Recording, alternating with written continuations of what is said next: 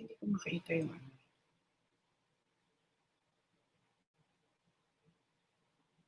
Yung kanina. Hindi. Yung Pero kailangan mo mag-print out nito yung Francis kaya Dennis.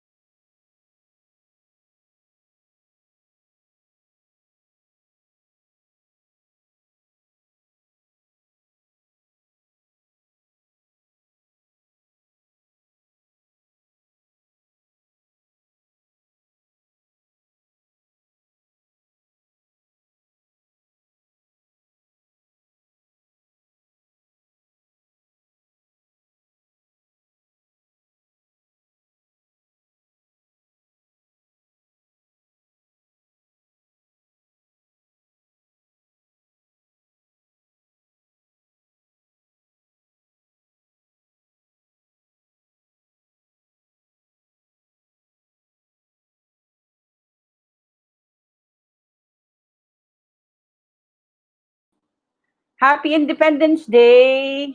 Hi there, everyone. Okay, Season 2 of Freedom Summit Global, and we would like to thank you for being with us all over the globe. And day one, it will be an exciting, full pack day of learning and let you know and teach you how to achieve time, location, and financial independence. So let's get started and let me introduce our co-founder, Fabio Aramatici. He's a former international executive gone rogue, and he's now the founder of Story Nights Manila, an international speaker, and he is one of our event hosts. So, Fabio, let me introduce Fabio. Okay, wait, sorry. Hello. Okay, wait, sorry, Fabio. You have to remove your. Okay, Fabio is one of our founders, and he will be co-hosting the Freedom Summit Global for 3 days. So, Fabio, take it away, and please, stay with us and learn from the more than 36 speakers all around the globe, teaching you the new lifestyle, how to kickstart your life again, get back to the new normal, and yeah, bounce back. So, Fabio, uh, the floor is yours. Okay. Okay. Sorry. Here I am. Yeah. And thank you very much, Celia, for your kind presentation. I am not quite sure I fully deserve it, but I definitely appreciate it. So please keep them coming my way whenever you have the chance. Good morning, everyone, or at least good morning to those of you who are in the Manila time zone from where I am broadcasting live right now. My name is Fabio Romatic, and I'm one of the co-founders of our event. And also, good afternoon or good evening and even good night. I've seen before that somebody in Europe is following us already. It's 3 o'clock in the morning. This is truly a global, worldwide event, not only because of you who are following us, but also because in the next 3 full packed days, we will be bringing to you 36 speakers, 36 digital entrepreneurs, literally from all over the world. Some of them are from Europe, like me, I'm from Italy. Others are from the Americas, many countries in Asia, and also many from the Philippines, where Freedom Summit Global is located. And also, I would like to take the opportunity to wish to all the Filipinos a happy Independence Day. This is a very special day for them, but also a special day for all of us because we will be talking about freedom. Last year, in the first season, we organized 2 events in the Philippines, 2 actual conventions, one in Manila and the other one in Cebu. And then we went on tour in Southeast Asia in 4 different countries. It was a great time because at Freedom Summit Global, we value the professional, but also the person behind it. We like those who talk the talk and walk the walk, that are genuine.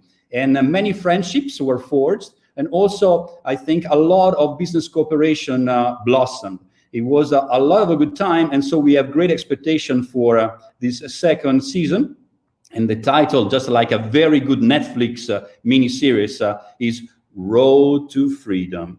And the reason why we have this title is because we don't think you can achieve freedom and success and wealth overnight. You might have been promised by some, but usually it's a long, windy road with curves, ups and downs and stops, and sometimes you have to make your way through the jump. But it is probably the most entertaining element in your life because work is how we express ourselves. So in this second edition, in this second season, we will be bringing to you people from all over the place, but also from very different walks of life.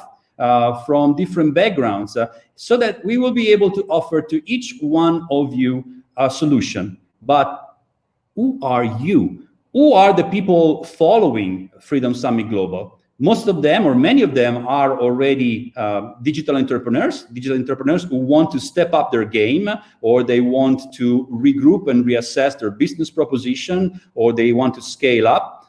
Others have probably a more common traditional brick and mortar business, and they would like to connect it to the digital world. Many of you working on a family business that your parents started, and now you need to bring that business to a second level, to the internet level. Or there are people working from 9 to 5, already have something going on the side that they never wanted to give it a try. So maybe we will be able to convince you to finally go for it and flying solo. Or beginners working 9 to 5 that they would like to start their own business. For each of them, we will have something interesting, and for each of them, we hopefully are here to inspire.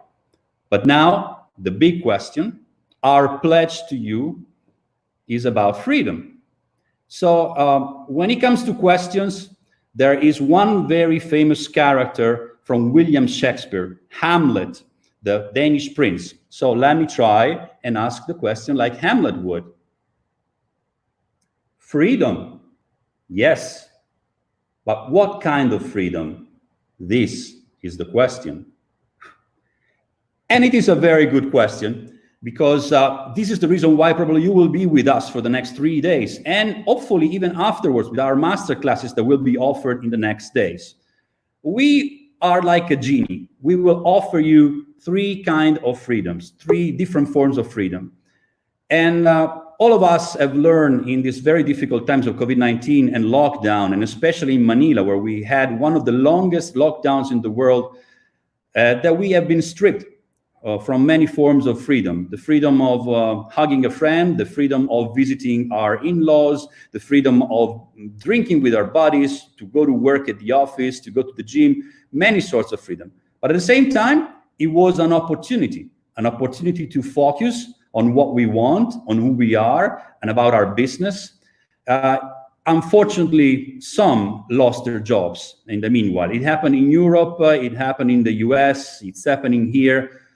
We would like to take this as an opportunity to rethink, restructure, and together with our expert to find your way in what everybody calls the new normal. Obviously, there will be differences from country to country, but we all are facing a new scenario, a new challenge. But we are confident, we are very confident that together we can work, we can find solutions, because the 36 speakers will be providing you with very down-to-earth suggestions, with scenarios, inspiration, experience from many different angles, and we are confident and you might be finding your answer. So, what freedoms are we offering during our summit? Freedom number 1, time. Time is of essence, and time is the essence of life. So, just for a moment, for one moment, imagine living a life where never again you will have to say, I am late for work. Yes, there will be deadlines, and yes, there will be meetings to attend, and yes, there will be many times when you will be willing to have 2 more hours to finish your project. But at the same time, it will be up to you to make up your own schedule. It will be up to you to decide. It won't be anybody else. It won't be an angry boss to put pressure on you. And speaking of pressure, imagine to work without the pressure of punching in and punching out. Maybe you'll be working longer hours, but you won't even recognize the fact. So this is very important. Also, in many large cities, not just in Manila, where traffic is usually a nightmare, but in other cities around the world, commuting is also challenging. And imagine to free those hours, those 2-3 hours of commuting, and giving them value, giving them the value you want. Maybe more work to become more productive, or maybe more time with your loved ones, more time to yourself to go to the gym, and God knows if I need some of that. More value you choose to give to those hours. Also, time can be a commodity. You can sell time, you can buy time, and some of our speakers today, we will teach you how. How many of us have said, I wish I had more time. I wish my day would be made of 48 hours. Well, we will teach you that trick. This is possible. Freedom number 2, location. This is also very important, because during the lockdown, the only place that we've been told that we can work, and probably that was even true, it was working from home, which is a very good solution. But in the future, even in the new normal, we will have many more options.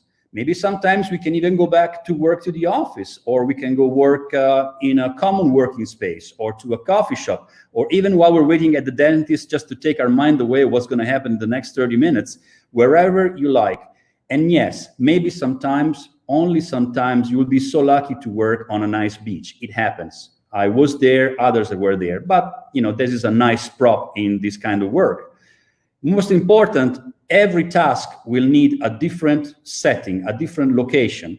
Sometimes you need to be solo, you need to concentrate, and you need peace and quiet. So working from home when you have your kids, your pets, maybe there's a noise in the street, that's not the best solution. Other times you will have to meet people in real life, so you need a different place. Or sometimes you need to meet them online, and then you need a reliable, keyword here is reliable, Wi-Fi line. And so all of these elements together, put together, they will create the need for different locations in different moments. Plus, you will be able to work from different geographical areas. It will become meaningless, either you are in one place or another. I worked and live in the last 5 years in Milano, Italy, in Vienna, Austria, and now here in the Philippines. By the way, happy Independence Day, Filipinos. And therefore, I think this is also a very good experience, and it's a great freedom that you can experience if you follow this line of work. And then we have freedom number 3, of course, financial independence, money. This is important because if you work long hours and you don't make enough money, that's not a job, that's not work, that's a hobby, which is nice, but it doesn't pay your bills, and it doesn't let you provide for your family, or it doesn't let you invest in your business to grow and upscale it. So you need to make enough money. But that's the key point, enough money. You don't need to become rich, wealthy if you don't want to. You just can decide to what level you can become financially independent, and then maybe save some extra time for other things to do. This is also another solution. We will be talking about passive income. There are so many ways out there in the world of the internet to make money from. It is up to you, and this is option, this to decide what to do. Where is your level? Freedom in general is just a word, is an empty concept if you want to. It's just like an empty glass. It depends on you what you pour in.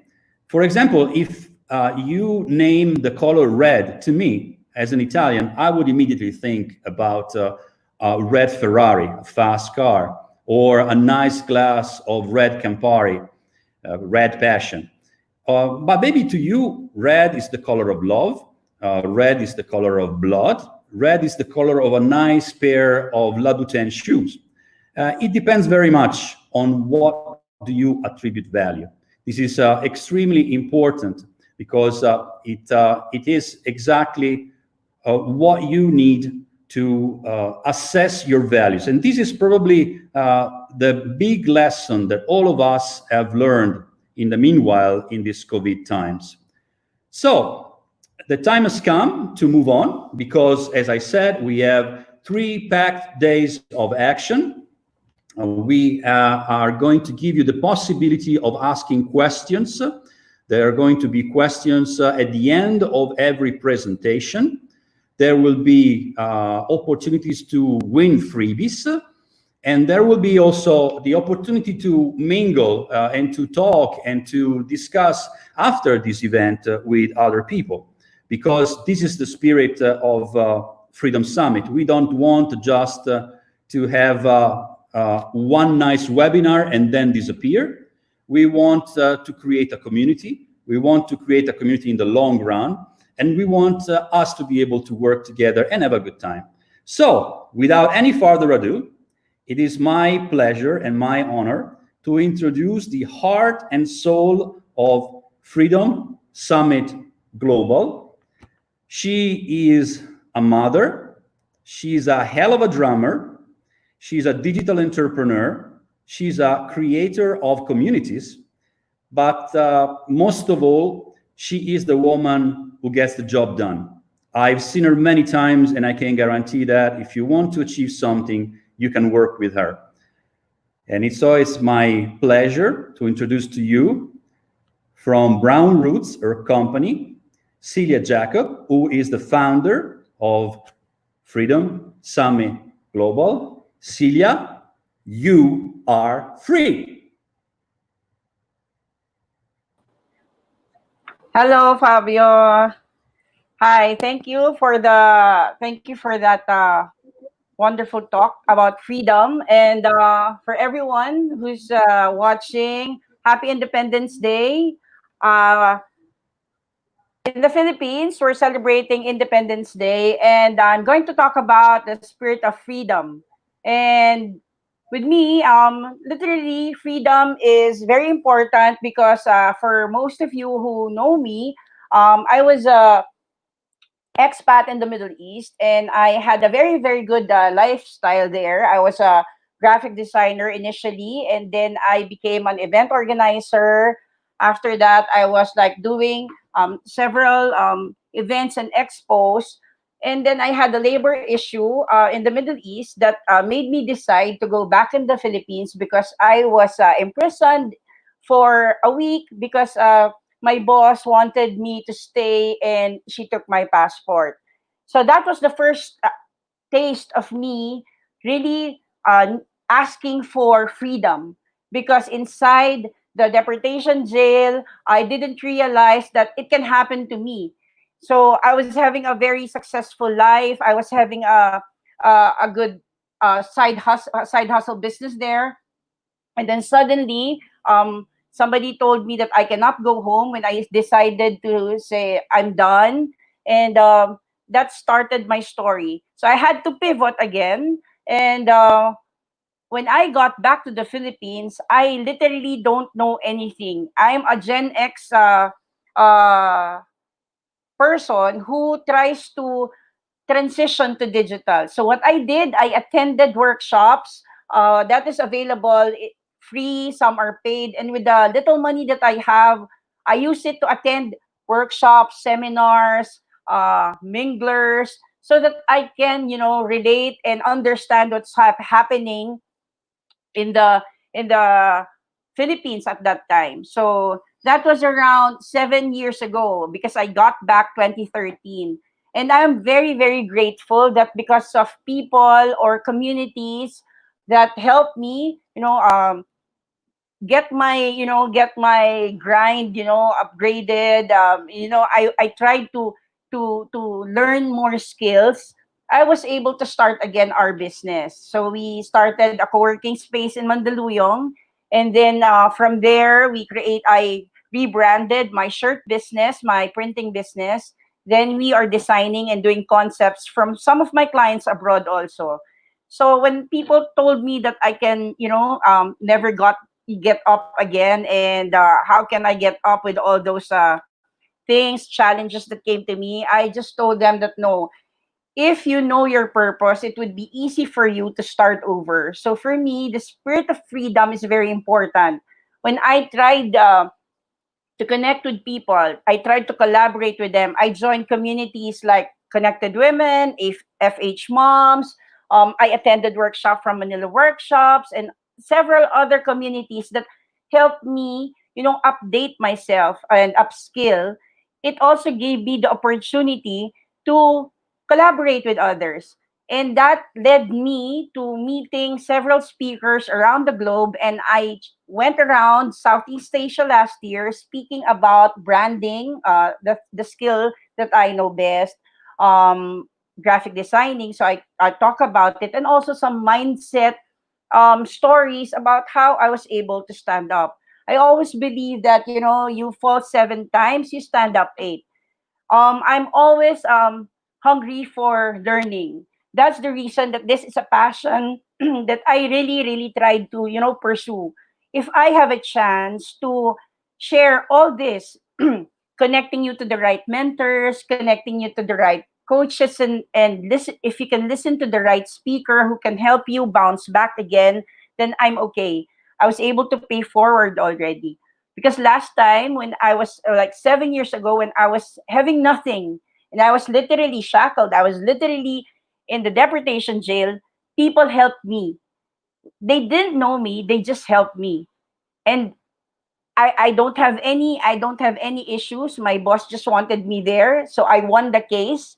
I got out. I proved that I was not um I was not doing something in their company, because she said that I was trying to transfer to another company to even if I'm still under her visa. I was able to prove that. And all of those things, people that I didn't know helped me. They vouched for my credibility, and they told people around, especially in the government, that I am really having a labor case with my boss. So after I got back, I told myself that I will pay forward by sharing also opportunities, sharing the power of connection, how I can help connect you to the right people who can um, give you the much needed push and kickstart to do your business or to pursue your passion. So for me, the spirit of freedom is very important.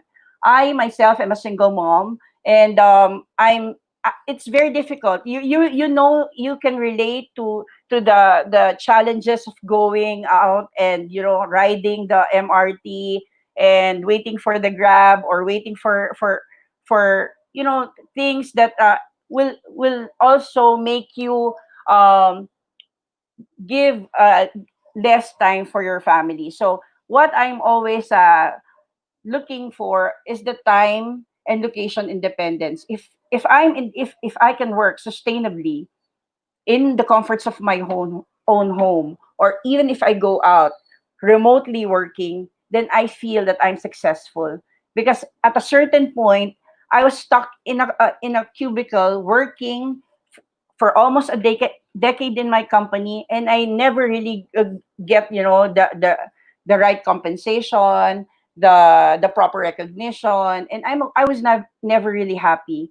And now I can say that I'm successful even if I have a very very simple life, because I'm with my family, I'm in my country, and I can enjoy freedom here. So this is what I really want to share to everyone, that even if this is happening, what's happening in the in our country, in different countries around the globe, we can still bounce back. We can still pivot to the new normal, and whatever business that we're in, we just have to try to adapt, cope up with what's happening, learn from the right mentors, and just be there, show up. And whenever somebody's inviting you for a webinar, for a talk, especially if it's something that is connected to your passion, find the time to do so, to attend, because that might spark something from whatever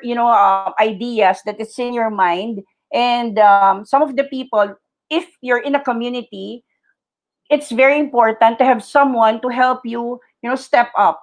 I'm in several communities that help me thrive. So I'm very lucky, and I'm very lucky to have collaborating partners, Fabio, Charles Gregory of Malaysia, and so many people who are with the same vision, trying to help others, start over, and try to navigate, especially now, to the new normal.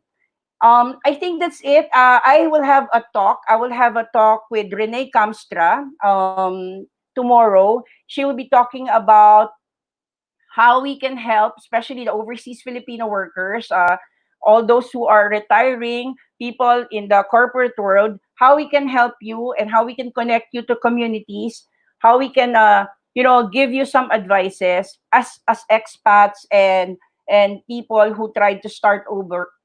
We will help you next tomorrow on our talk with Rene Kamstra. For now, I'm giving the floor back to Fabio, and I'm just happy to be here, happy to serve everyone. It's been a crazy like a month for us, because even if it's quarantine, we with our pocket offices in the comforts of our own home in Malaysia, in Makati, Fabio, me in Mandaluyong, others in it, some are even from Mindanao. They are all helping me in this vision, trying to make sure that everyone gets help and gets connected with the right people. So thank you everyone for watching. And if you need to connect with us, um, you can send a message in my email address. It's there in the ticker. And yeah, please listen. This is free. Please listen to some of the speakers. We have a very uh, awesome lineup. The following speaker would also be giving you some, very insightful um, ideas and so many practical tips and strategies that can help you bounce back and thrive again. So I'm giving the floor back to Fabio, and again, thank you very much, and happy Independence Day, Philippines. Proud to be Filipino in this place where everybody helps one another. So before I cry, Fabio, you take it away. Thank you very much, Celia. And I would like to thank you also because you have a one rare quality, which is grace under fire.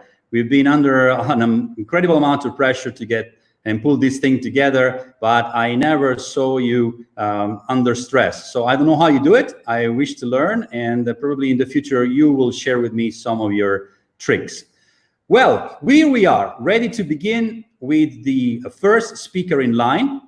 He is an engineer, an electronics engineer in terms of training, and also he's been working for 7 years in a very large corporation for semiconductors, if I'm not wrong. But I can see him already. His name is Mark Bertulfo, of course, and I can see already in the back of his, he has guitars. So I was thinking that Celia plays the drums, I like to play the bass, he's the guitarist, we just need somebody the keyboard and we can have our own band. But Mark had a very interesting development in his career. After 7 years, he decided to leave and he joined and he fell in love, like every engineer would obviously fall in love with chatbots, Facebook ads and chatbots. And he started offering this as a service to many clients. He grew up a very large base of clients, from business owners to coaches, Amazon sellers, that increase their sales and profits. So if you're one of them, listen to him, because he will be able to provide you with lots of information through Messenger, Facebook ad campaigns, and so on. But he also is a teacher. He's teaching the community of PH dads, a very difficult step that I lived through by myself. The step from a transition from a corporate job to being a freelancer. The name of this company is very creative and I like it very much. It's Awesome Sauce Digital. And being Italian, I love a good awesome sauce.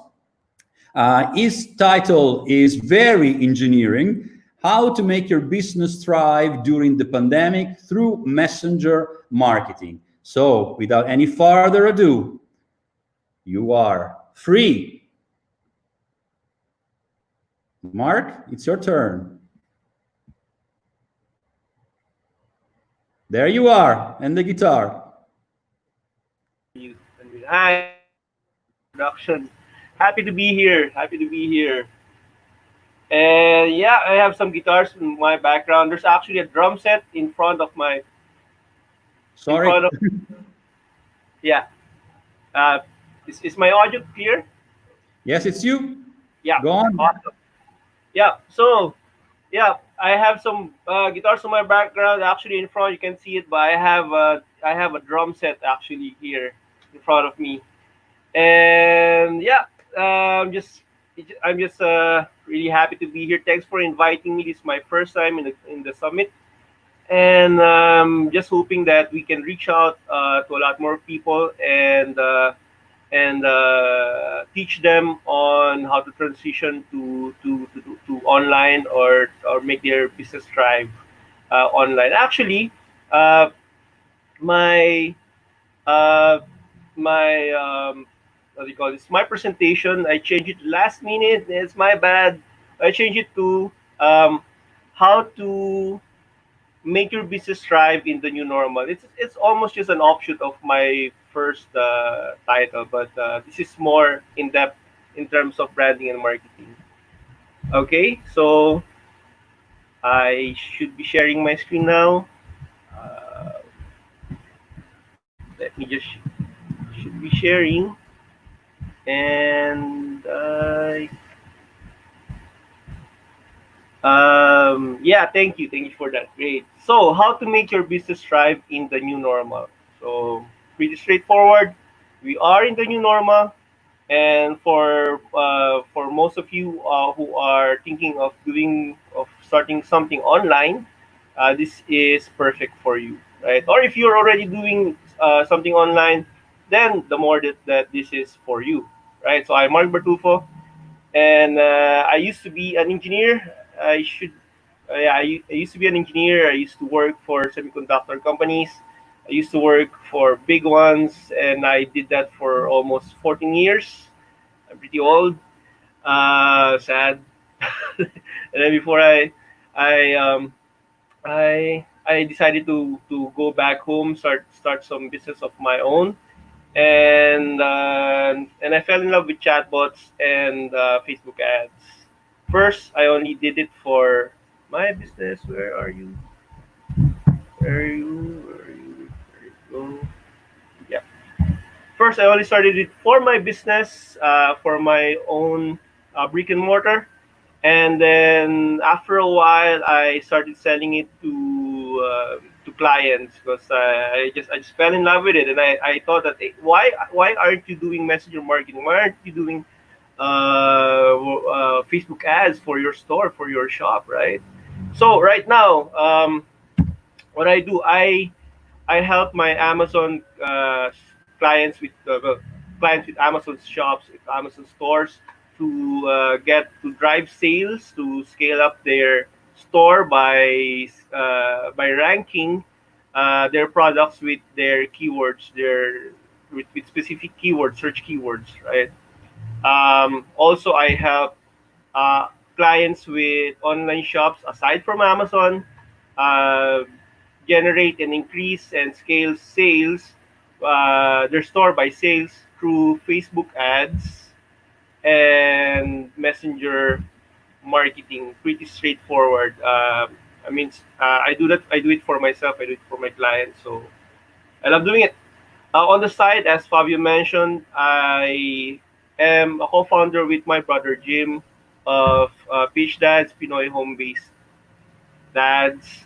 Uh, we are a community of dads helping dads shift from being corporate or whatever their jobs right are right now to having an online lifestyle or earning from online freelancing gigs, right? So we are 12,000 strong right now and steadily growing, right? So that's what I do on the side. Proud of my group.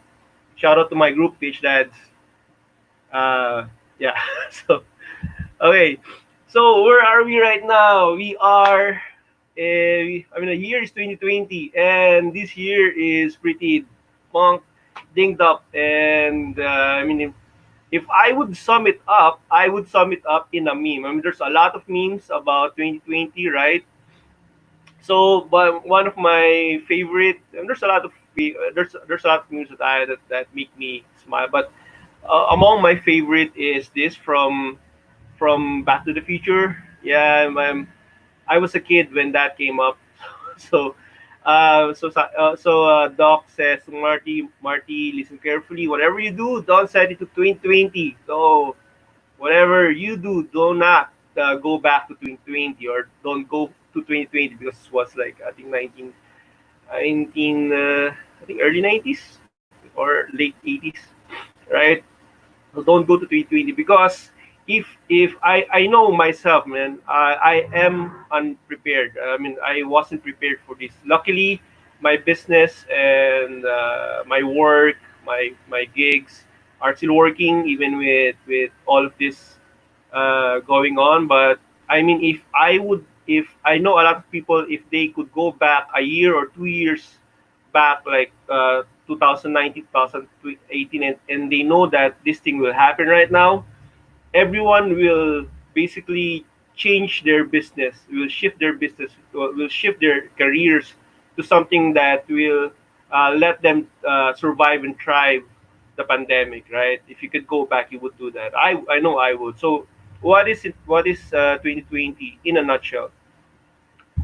First off, this is the year where toilet paper ran out, or at least like a lot of commodities ran out because people are just hoarding and stocking because we are afraid of running out of stuff, right? In the Philippines, it was hand sanitizers and face masks, right? You remember that? Um, like 2 3 months ago, like people are just hoarding it, and this is also the year where a lot of people died, and I don't really want to go into that, but that's that. I mean, like that's what's happening, right? And for all of us that are still here, a lot of us got got laid off, got jobless. I mean, we were let go because well, businesses are closing because of there are no customers coming in, especially if it's a brick and mortar shop, because of health reasons, because of safety concerns. There's a lot of because, but bottom line is that businesses are closing, and if you have a business, I feel you. I mean, I have a brick and mortar business, and we had, I mean, it really hit us, so we had to improvise.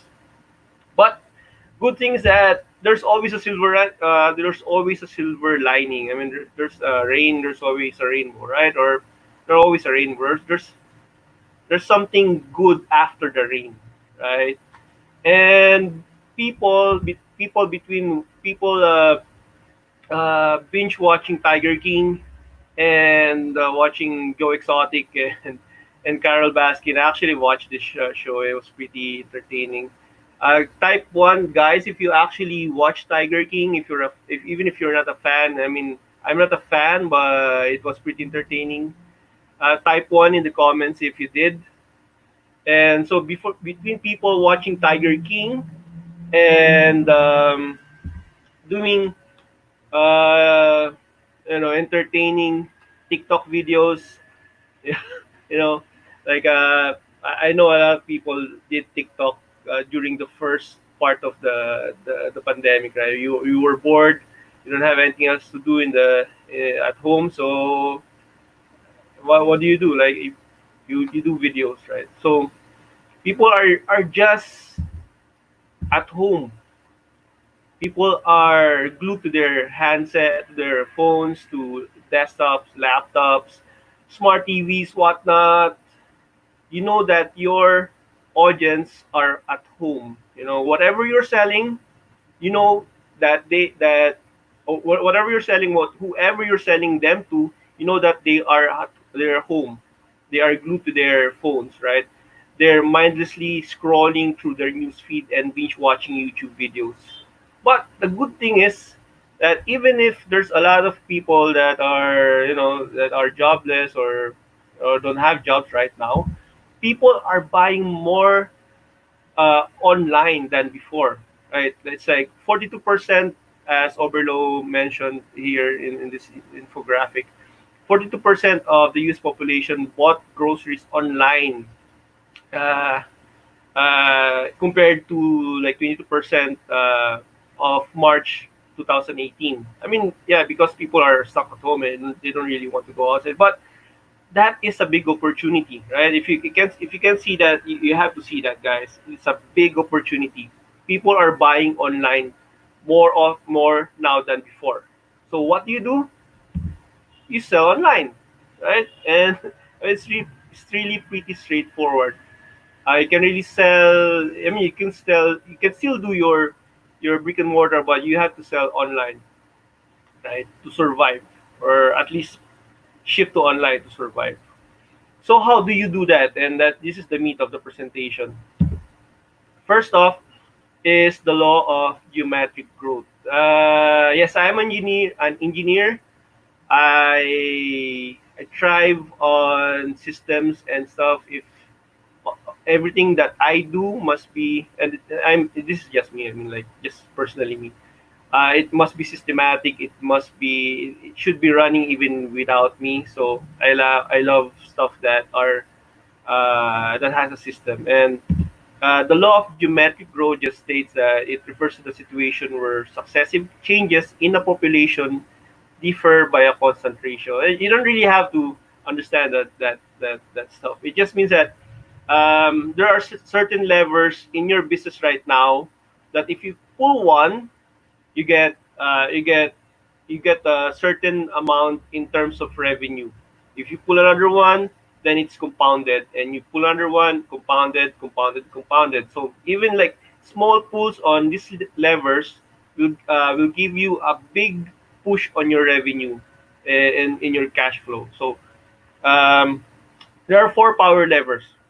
First is leads. So leads are basically people that are slightly or remotely interested. I'd say slightly interested in what you're offering, even if you're offering services or if you're offering products. So if someone clicks on your ad, so that's a lead. Right? So that person is slightly interested in what you're offering, or might be interested on what he or she saw in your ad. If someone left an email address in your website, on your website, or in your opt-in, so they might be interested on what you're offering or what you're trying to sell, or they just want the free stuff that you're giving away. Right? Those are leads, and um, I can stress enough. I can stress it enough, but you have to start building your list of leads, because these leads will be the people that you'll be selling to again and again, and you'll see that at the end, towards the end of the presentation, with or without the pandemic. So you will use this list of leads for your business regardless of how the world ends. That's the thing, right? Next power lever is customers. Customers are basically, leads that already paid for your services or products. Right, straightforward. Again, guys, before I move on, this presentation is applicable for businesses that sells uh, physical products, digital products, services, and it's also applicable for freelancers actually having their freelance business or doing their freelance business. So it's almost applicable to anything that sells anything, right? Okay, online. Next power lever is average order value. And in short, how much are your customers buying from your store or from your services on average? That's it. And last, power lever is the frequency of purchase. How frequent are your customers buying from you? Right? You just need to increase a little bit of this, a little bit of any of this, and your revenue will follow suit. And let's see how it goes, how it works. Okay. So you see the four levers on the left. There's leads, customers, AOV, frequency, and then there's the last column is revenue. So how much you're earning. So let's say we have like 1,000 leads, right? 1,000 leads per month. Let's say this is per month, right? And let's say 5% of your leads are buying from you. So you convert 5% of 1,000, that's 50. And let's say they buy on average like $50, and they add, and it's like sum it up, average it. They buy like $50 from your store. And the frequency of their purchase is 1.3. So you multiply customers AOV frequency, you get like $3,250 in revenue. Now let's see how the geometric growth works. Let's increase the leads by 10%. Just not 20, not 25, just 10%, right? You get 1,100 leads. Okay. Now let's increase the customer conversion rate into by 10% again. So 5%. So of 10% increase in 5% is 5.5. Yes, 5.5%. multiply that by 1100, so that's around 60 leads. It's actually 60.5, but let's just round it off to 60, right?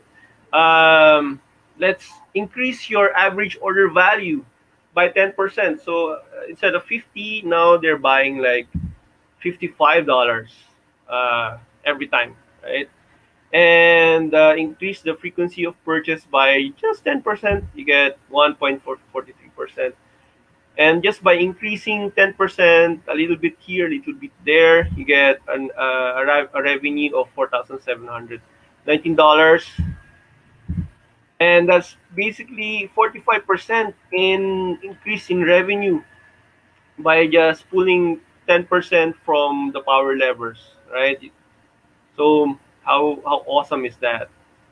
Okay, so before I continue, guys, this is pretty important. If you have to learn something in about your business, this is one of the most powerful stuff that you need to learn. You say no to fluff. This is the real deal. You need to learn how to increase your leads, um, customer average order value, and frequency of purchase.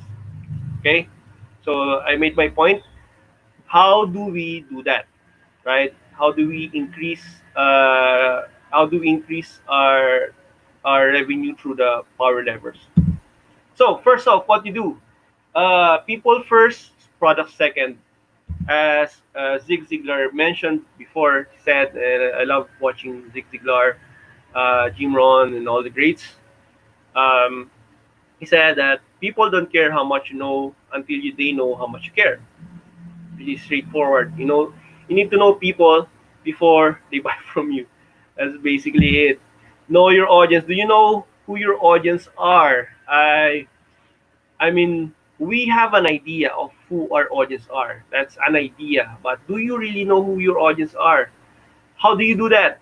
Well, you ask fundamental questions. You ask them what keeps them awake at night. What are their fears, what their goals are, what do they want, how do they object to sales, what are their values. You ask them stuff. And because if you know them, you know how they talk, right? I mean, if you know someone, if someone knows how you talk, then they can sell to you easily, right?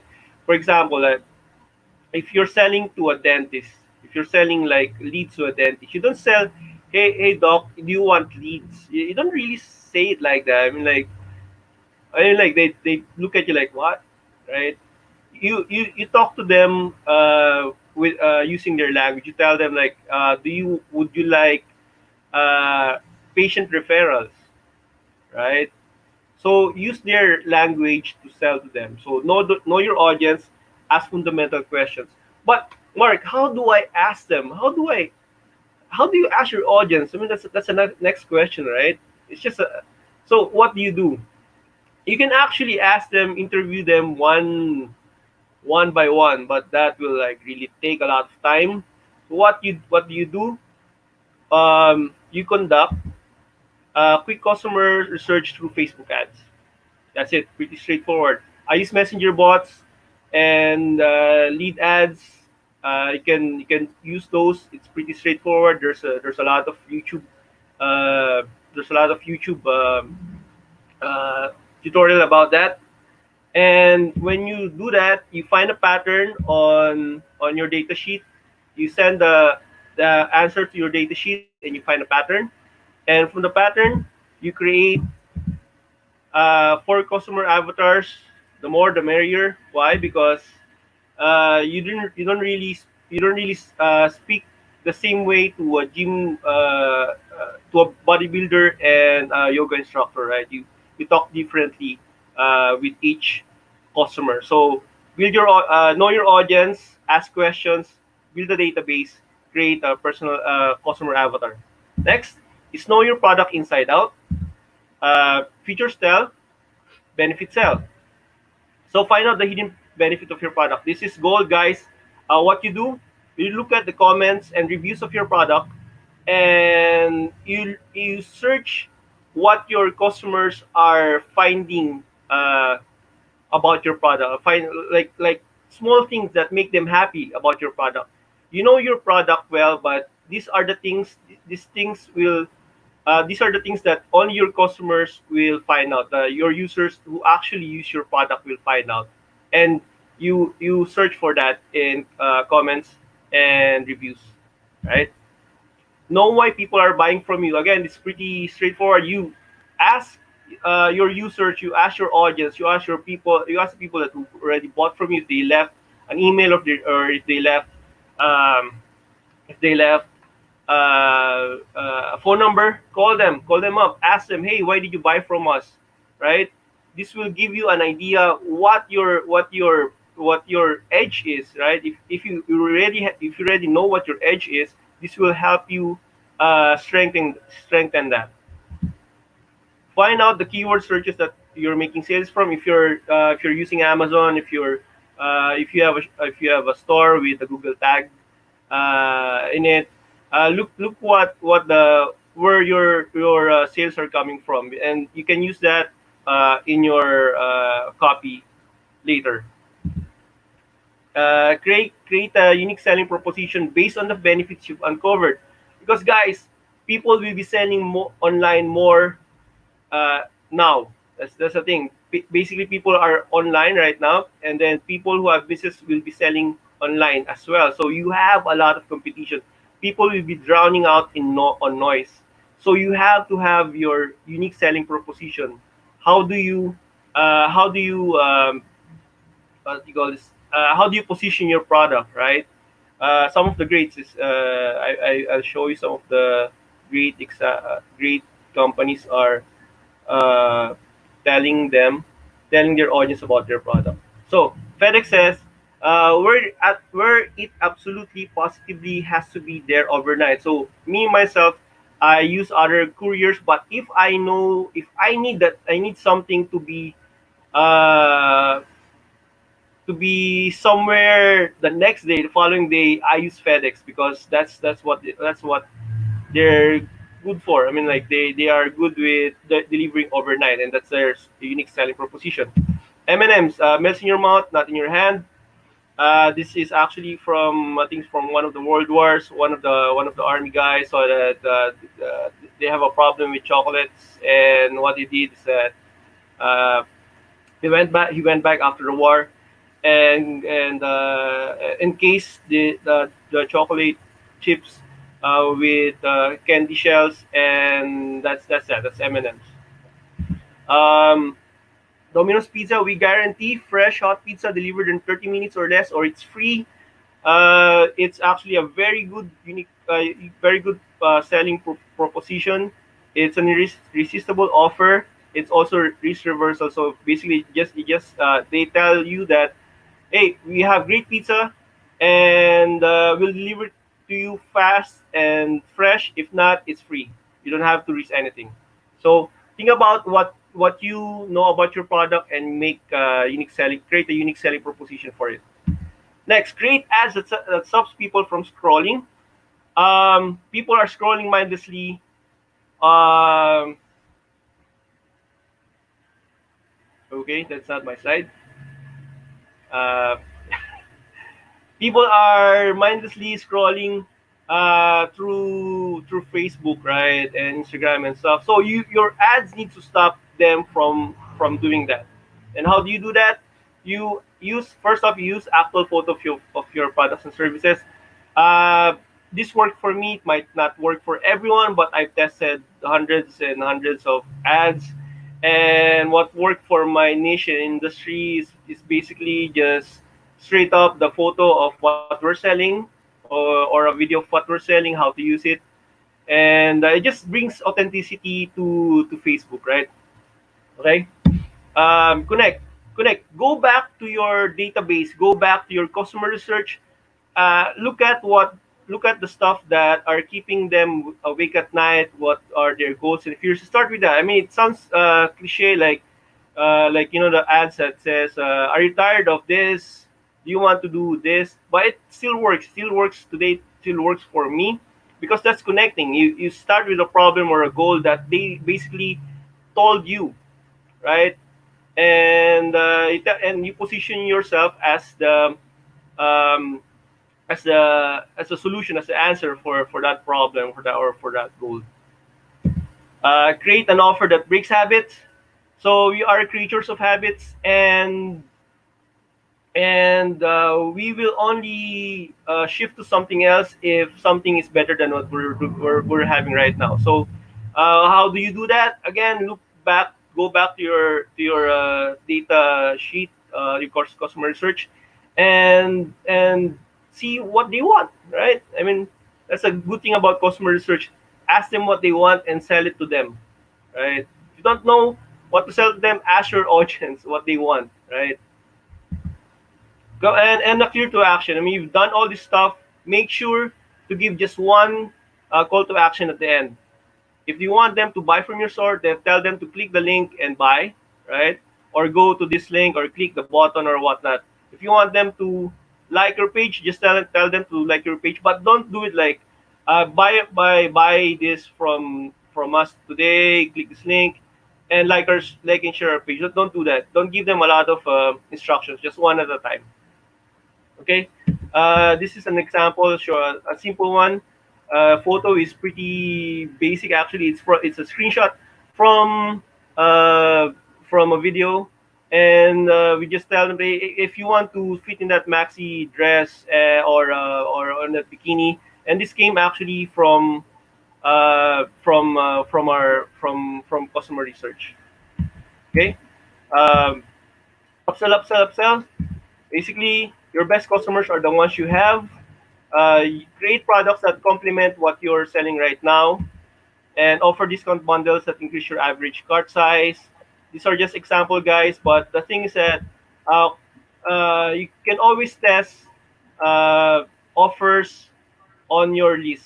And last is that be omnipresent, be everywhere for your audience, right? Retarget users that did not complete purchases with retargeting or catalog ads. These are just from Facebook ads. If you already have a list, create an email campaign that nurture your leads and convert them. You know that your leads will not be buying from you first touch point of sales. So you need several touch points, and you need an email campaign for that, or at least, or you can do like a messenger campaign. There's this feature right now that's a one-time notification. It's inside Facebook. You can use that and create exclusive offers to those who already purchased. You know, it doesn't mean that they already purchased. That's the end of the road. You can always ask them to purchase back more, and always test new offers on your list. That's a good thing about marketing. You can always test new stuff, and if it bombs, then test another one, and same thing over and over again. Last is that yeah, focus on the four power levers, and your business will thrive. Right? Say no to everything else for now. Just focus on leads, customers, average order value, and frequency of purchase. And I want to leave you a quote from Randy Bosch. He's a professor from Carnegie Mellon, and he said that it's not about the cards you're dealt, but how you play the game, play the hand. We are all on the same boat right now. We are all suffering the same pain, but it's up to you if you want to go into the corner, cry about it, and wait for things to go back, or you want to grab the bulls by the horn, but grab the bulls by the horn um, and make your business thrive. And that's my presentation. Thank you very much. As Doc would say, Mark McFly, you're out of time. Well, you were Yeah. perfectly on spot at 10:30. We love to hear an engineer quoting our favorite movies. So thank you very much for your presentation. Just a very quick question. Somebody from the audience is asking, if I don't have a website, can I sell online? 30 seconds. Awesome. Yes, you can sell online. You just need everyone is on Facebook. Create a page, create a fan page or a community page or brand page, and you can sell online because Facebook right now already has Facebook Shop. So yes, you can sell online without even without a website.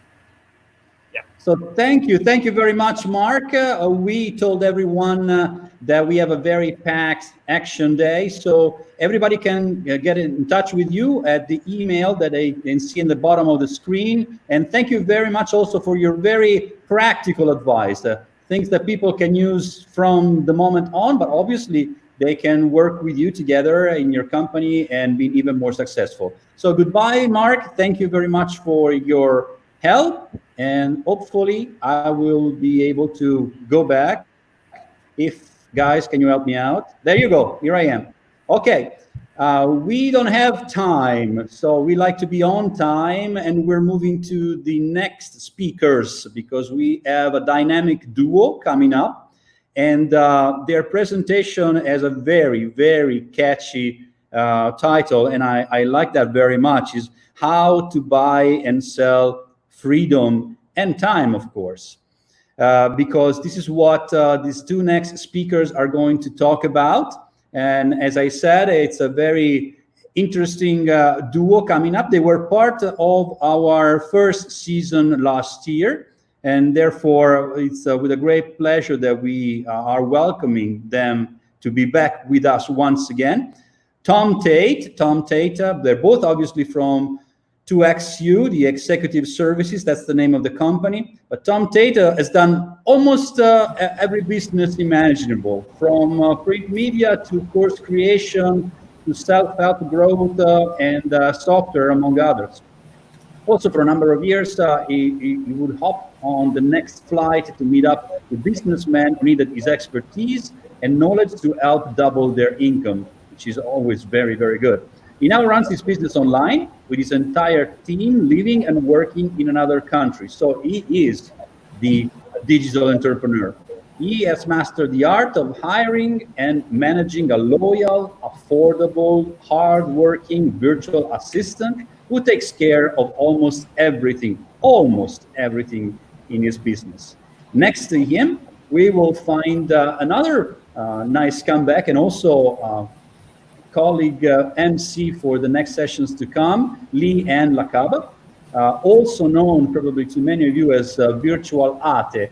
For those of you who are not Filipinos, Ate is the big sister, the female of responsibility in the house that everybody's looking up to.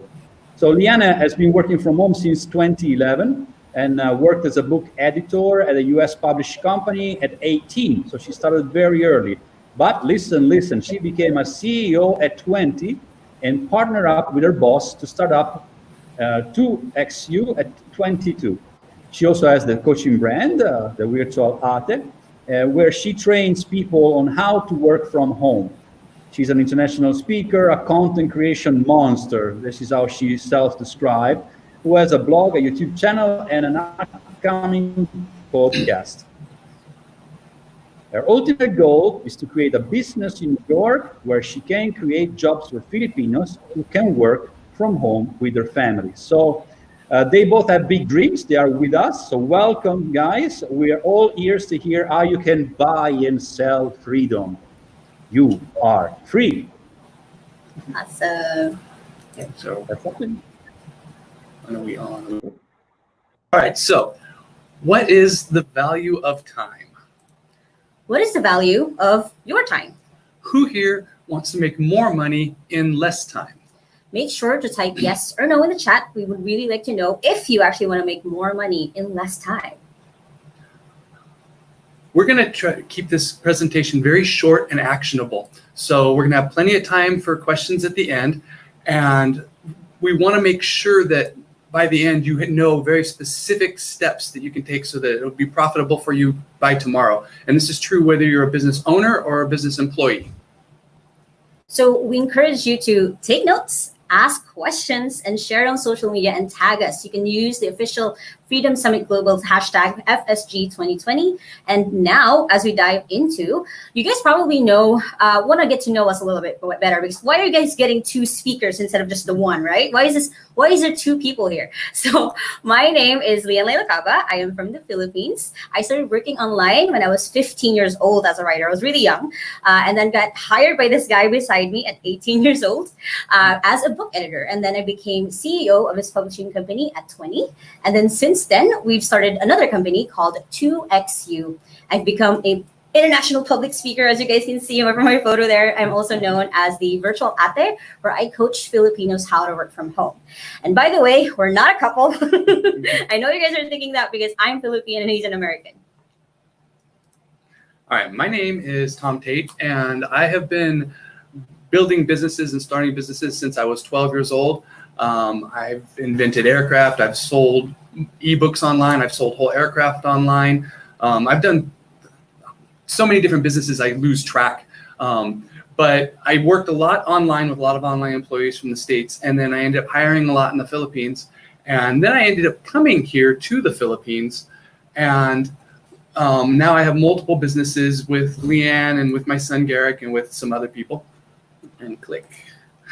So right now we have a really awesome team who works entirely remotely, even though I am here in the Philippines. But like I said, the systems were developed when I was in the States. And Leanne has actually taken those systems that I had originally developed and massively improved them and developed them far beyond what I had originally created.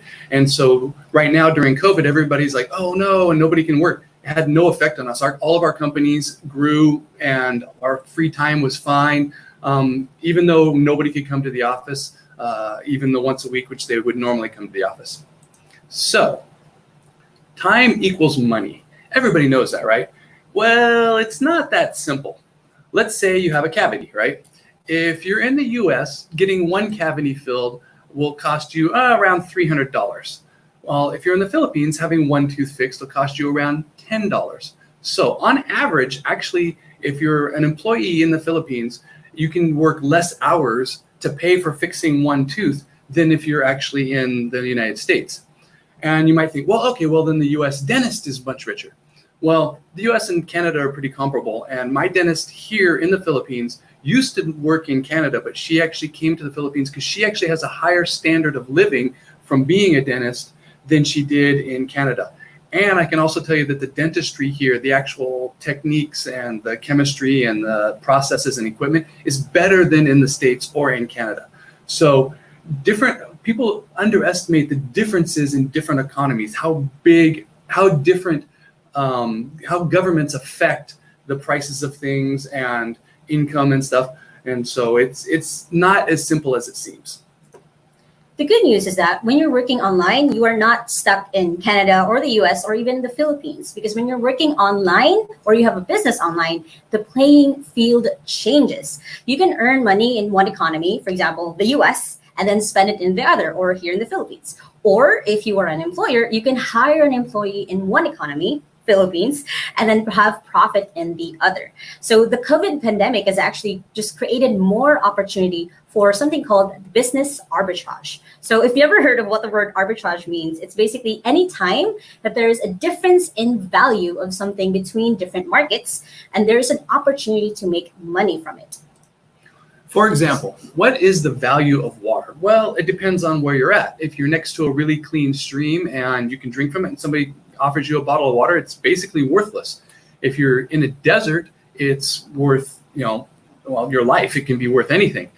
And so arbitrage is any time when you take advantage of moving something from where it's not valuable to where it's valuable. Actually, another tiny example of this is that they used to drag icebergs from the north down to warm areas and then sell ice to people who had never had it before. And for a while, there were the iceberg barons who became super rich doing this. Now, when you're working online, you can live in a cheap, inexpensive place, and then you can get your profits or your money from an expensive place. So it seems like, woohoo, we've got it solved. It's a magic button. Well, it's not actually a magic button, because with any kind of arbitrage, competition always follows. Your time is worth a lot more when you're working online, but when you start sending out job applications, you're actually competing against everybody else who's also living in cheaper, poorer countries. Not always poor, just cheaper. But don't worry, because there's two tiny factors that can help you to rise above all of the competition instantly. So how do you compete with millions of people who are in poorer countries and instantly rise to the top to be the most valuable person? Easy. You raise your value. I say that easy, but you become more valuable to your boss or your customers and your clients when you invest in yourself. And becoming more valuable is a lot easier than you think. That's why I said it was easy earlier. But before you can build your value, you have to know your current value, right? So what do you think is your current value? We are not asking what you think you can charge. We're not asking, what you can give, what you can ask from a boss or a client right now. We are asking how much value can you give when you are working online. Now, think about that number, whatever number that is. How much is your value when you're working, when you are serving a person, or when you're helping someone else? Write it down or chat it if you're brave enough to share with others what that value is. Now, how do you know if that number is accurate? What are the other people charging for your same service? Are they actually getting paid that? How good are they at the service that you want to provide? Are they freelancers or full-time employees or someone who's doing it output-based?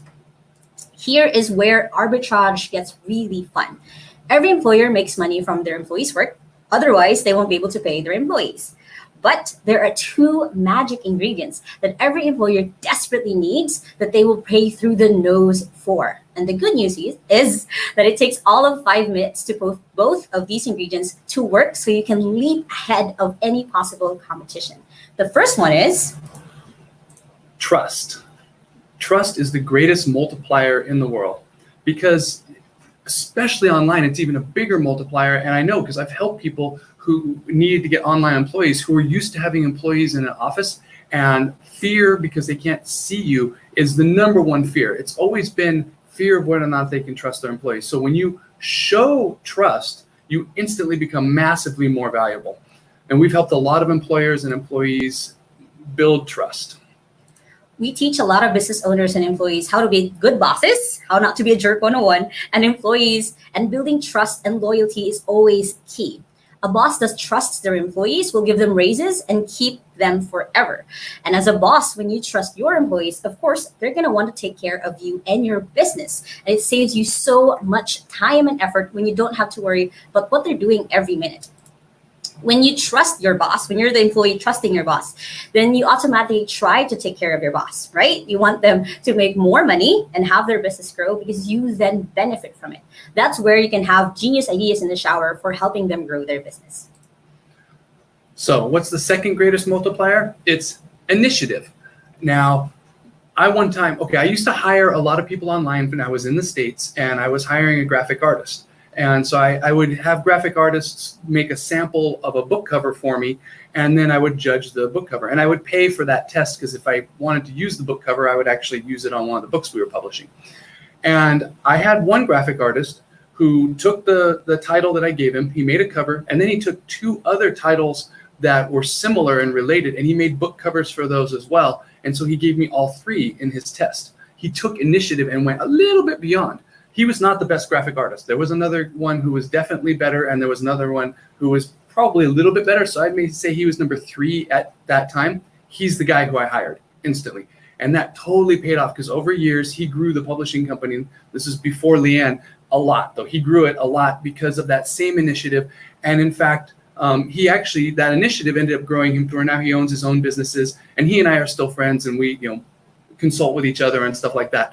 But that initiative was so valuable to me that it was above skills. It was above anything else. He was the guy who I hired, and it paid off for me big time and for him. And I was able to give him benefit and teachings as well. So how do you show initiative and how do you build trust? Well, initiative is really easy, and you should start before you're even hired. 1, you can research the company that you're applying with. If you drop even 1 or 2 little pieces of information about the company in the interview, you will leap ahead of all the other interviewees. 2, you can research the interviewer themselves if you know who they are. And when you're working for like a small business owner, this is really easy on social media. And if you know anything about them personally, they'll be blown away. And again, you'll leap ahead. You can do 3, you can do more than you're asked for. In my example with my graphic artist, I only asked for 1 cover. He just made 3. He also often gave ideas on would this be profitable and stuff. So he just did a little bit more. And 4, you can just always look at the website of your employers or your potential employers and then make a guess about what would help their business. even if you guess wrong and say something that would be dumb, they still appreciate that initiative, and they understand that you're not in the business yet, and so you don't know. So they'll still take that as initiative, and that will leap you ahead of all the other people, even people who technically have higher skills. Another way that you can show initiative is what I call, and I love this term, niche hacking. So what is niche hacking? It's basically when you break down someone's businesses to see what are the actual steps that need to be done to be able to produce their product or their service. And then you want to look at where does your skill or your specific talent play into that. So there's a lot of different examples, but one that I picked for today is basically on creating YouTube videos. So let's say you want to work for a vlogger, you want to work for a YouTuber. There's a lot of specific things that you don't know goes behind the scenes to creating a YouTube video. So one is research possible video topics. Of course, we can't put out a video that no one wants to see. Next is then we want to plan out the video outline. What will this look like? What will I say next? What are the different points that I need to make sure that I follow? Next is film the video. Once I have my outline that I'm talking to myself on a camera for about 20 minutes, and then it's editing the video, it's adding the effects in the video, making it pretty. It's researching keywords and the right tags and possible title. That way the video is actually searchable and can be found on YouTube. Writing up the description to make sure that it matches the keywords. It matches what you're going to be talking about in the video so people want to keep watching. You then upload the video, and that's a monstrosity altogether because it's a lot of work to upload a video. Promoting it in social media, and of course, collaborating with other people, like engaging with other videos and making sure that you are seen by other people. So out of all of this list, out of this 10, where does your skill play into that? If you're someone who wants to be an editor, a video editor, then you can easily right there. Or if you're someone who is really good at social media, then you know how to position them to make sure that they get more and more viewers for each video. So that's another way that you can possibly see. You're basically kind of reverse engineering what their business does so you can see where you can play out, where you can go with it. So what does niche hacking have to do when you want to show initiative? So you want to pick a niche or industry before you even apply for a job, because it's easier for you to narrow down who you want to work for. It's easier for you to say, I'm only going to work with female coaches, as one of my friends is. So she knows that this is the niche that she can play with, that she can know and learn and actually know what their recipe is of what needs to be done for them. So then it's easier for you to brainstorm 2 to 3 ideas of how you can help them. If you're applying specifically for a specific niche, it's easier for you to find these clients and tell them like, hey, I've seen this other work for other people, which brings me to the third one. Look at their competition and see where they can improve. See what might be missing from their business, what they could do better, what's the new thing that they can do. And don't worry about sounding stupid. If you're going to give a really bad idea, then they see still that you're someone who wants to give ideas, who wants to help. If you give an idea that they thought before, but they didn't have anyone else to do it, then they're going to like, oh, this person knows what I need. So it really makes a really good impression when you're able to do that with your possible employers. So trust is slower to build, but it's actually even more valuable. So how do you build trust before you've ever even been hired? Well, number one is always be on time. Like always be on time, no matter what. If you're going to a physical meeting, show up an hour early, or if you have traffic, and then wait at a coffee shop. If you're doing an online meeting, check everything, set up your computer, make sure your internet's running, and always be on time. Next is be honest, even when it's embarrassing. I know this is one of the things that as Filipinos we struggle at, but if you don't know something, so for example, you don't know something, you don't know a new software, something that your boss wants you to learn, you can say, I actually don't know how to do it, but I will learn. Do you mind if I research this and I'll get back tomorrow? And then actually go research it and give them a report the next day. Believe me, this will impress the heck out of them because you're someone who's willing to try. You're someone who's willing to get into it and not be shy if you don't know something. You're actually going to speak out. Another way for that is, let's say you have intermittent internet. It happens here in the Philippines, especially when there's a storm coming and our internet goes really bad. Well, tell your employer before your internet goes out. because then they can know like, oh, okay, I know that I shouldn't, I know that this person is probably not going to be online because their internet's bad, rather than you kind of ghosting them just because you didn't have internet. So it's better to tell them ahead that, oh, I might not have good internet today, but tomorrow I'll try with my mobile. I have different backups, or I'll go to a coffee shop or a co-working space to be able to get internet. So tell them ahead, being honest already of what's coming, or what you know is coming, is something that will really like, oh, I know that I can trust this person. Another one is learn to say no. This is a bit another one that's a bit weird with the honesty thing, where we're afraid to say no because they might like, oh, okay, I don't need you anymore, right? You can't work for me anymore. But chances are, when you say no, when you create boundaries, then your boss knows that, okay, this person, if it's something is hurting them, if I am overdoing, if I'm giving them too many tasks, they will actually say no. Because for a lot of employers, that's important, because they want to make sure that their employees are safe. They want to make sure that the things get done. So they want to make sure that the person themselves are good, are healthy, and again, are able to say no. Okay, so we've been talking to online employees, and now I want to switch and talk a little bit to online bosses. You know how valuable it is when you can trust an employee, and you know that having them trust you is part of what creates that trust, and you know how valuable initiative is. So I want to give you guys just one tip. I mean, we do hold big trainings on this, and a lot of our company does this, so there's a lot more than this, but this is one tip that will help you instantly develop better rapport with your employees and will have them trusting you and taking more initiative. And it boils down to really simply money. But it's when, for example, when I would have those graphics tests, when people would make a cover, I would pay a few pesos for that. It was really cheap. It cost me like $1 or $2. I mean, it was very little. And I would pay instantly for the test. So before they were even hired, they had received a little bit of money from me. And why is this important? Well, what's their biggest fear? Okay, their fear is that they'll do the work and somebody who's far away, halfway around the world, will not pay them. And that happens a lot, actually. And it's not that even the bosses are bad people who do that. It's that out of sight, out of mind, and they don't connect that it's a real person. So the employee does the work and then they starve. So that's a major real fear. Even if you give them just tiny money, then, oh, they know that they don't have to be afraid. And then each time, like at first you pay them like weekly, and then gradually you can morph. And I used to always morph over to paying everybody monthly when I was online, but it was like paying in the week, paying 2 weeks. And so money up front, always on time and always consistent. And another way you can build initiative, the second one is the same thing, just small amounts of money. Just when you say, oh, thank you for doing that, okay, they feel that, and that's good. But even if you send a few pesos, if you and you can put it to somebody, oh, here's so you can go out to dinner tonight. Here's something, I really appreciate that, and you give just a tiny bit of money, then that okay, it's kind of like Pavlov's dog. You get the goodie and then you drool. It's like, okay, they get the goodie, and it helps them to overcome the fear of taking initiative, which is, I got into yours a little bit. So now it's Leanne's part.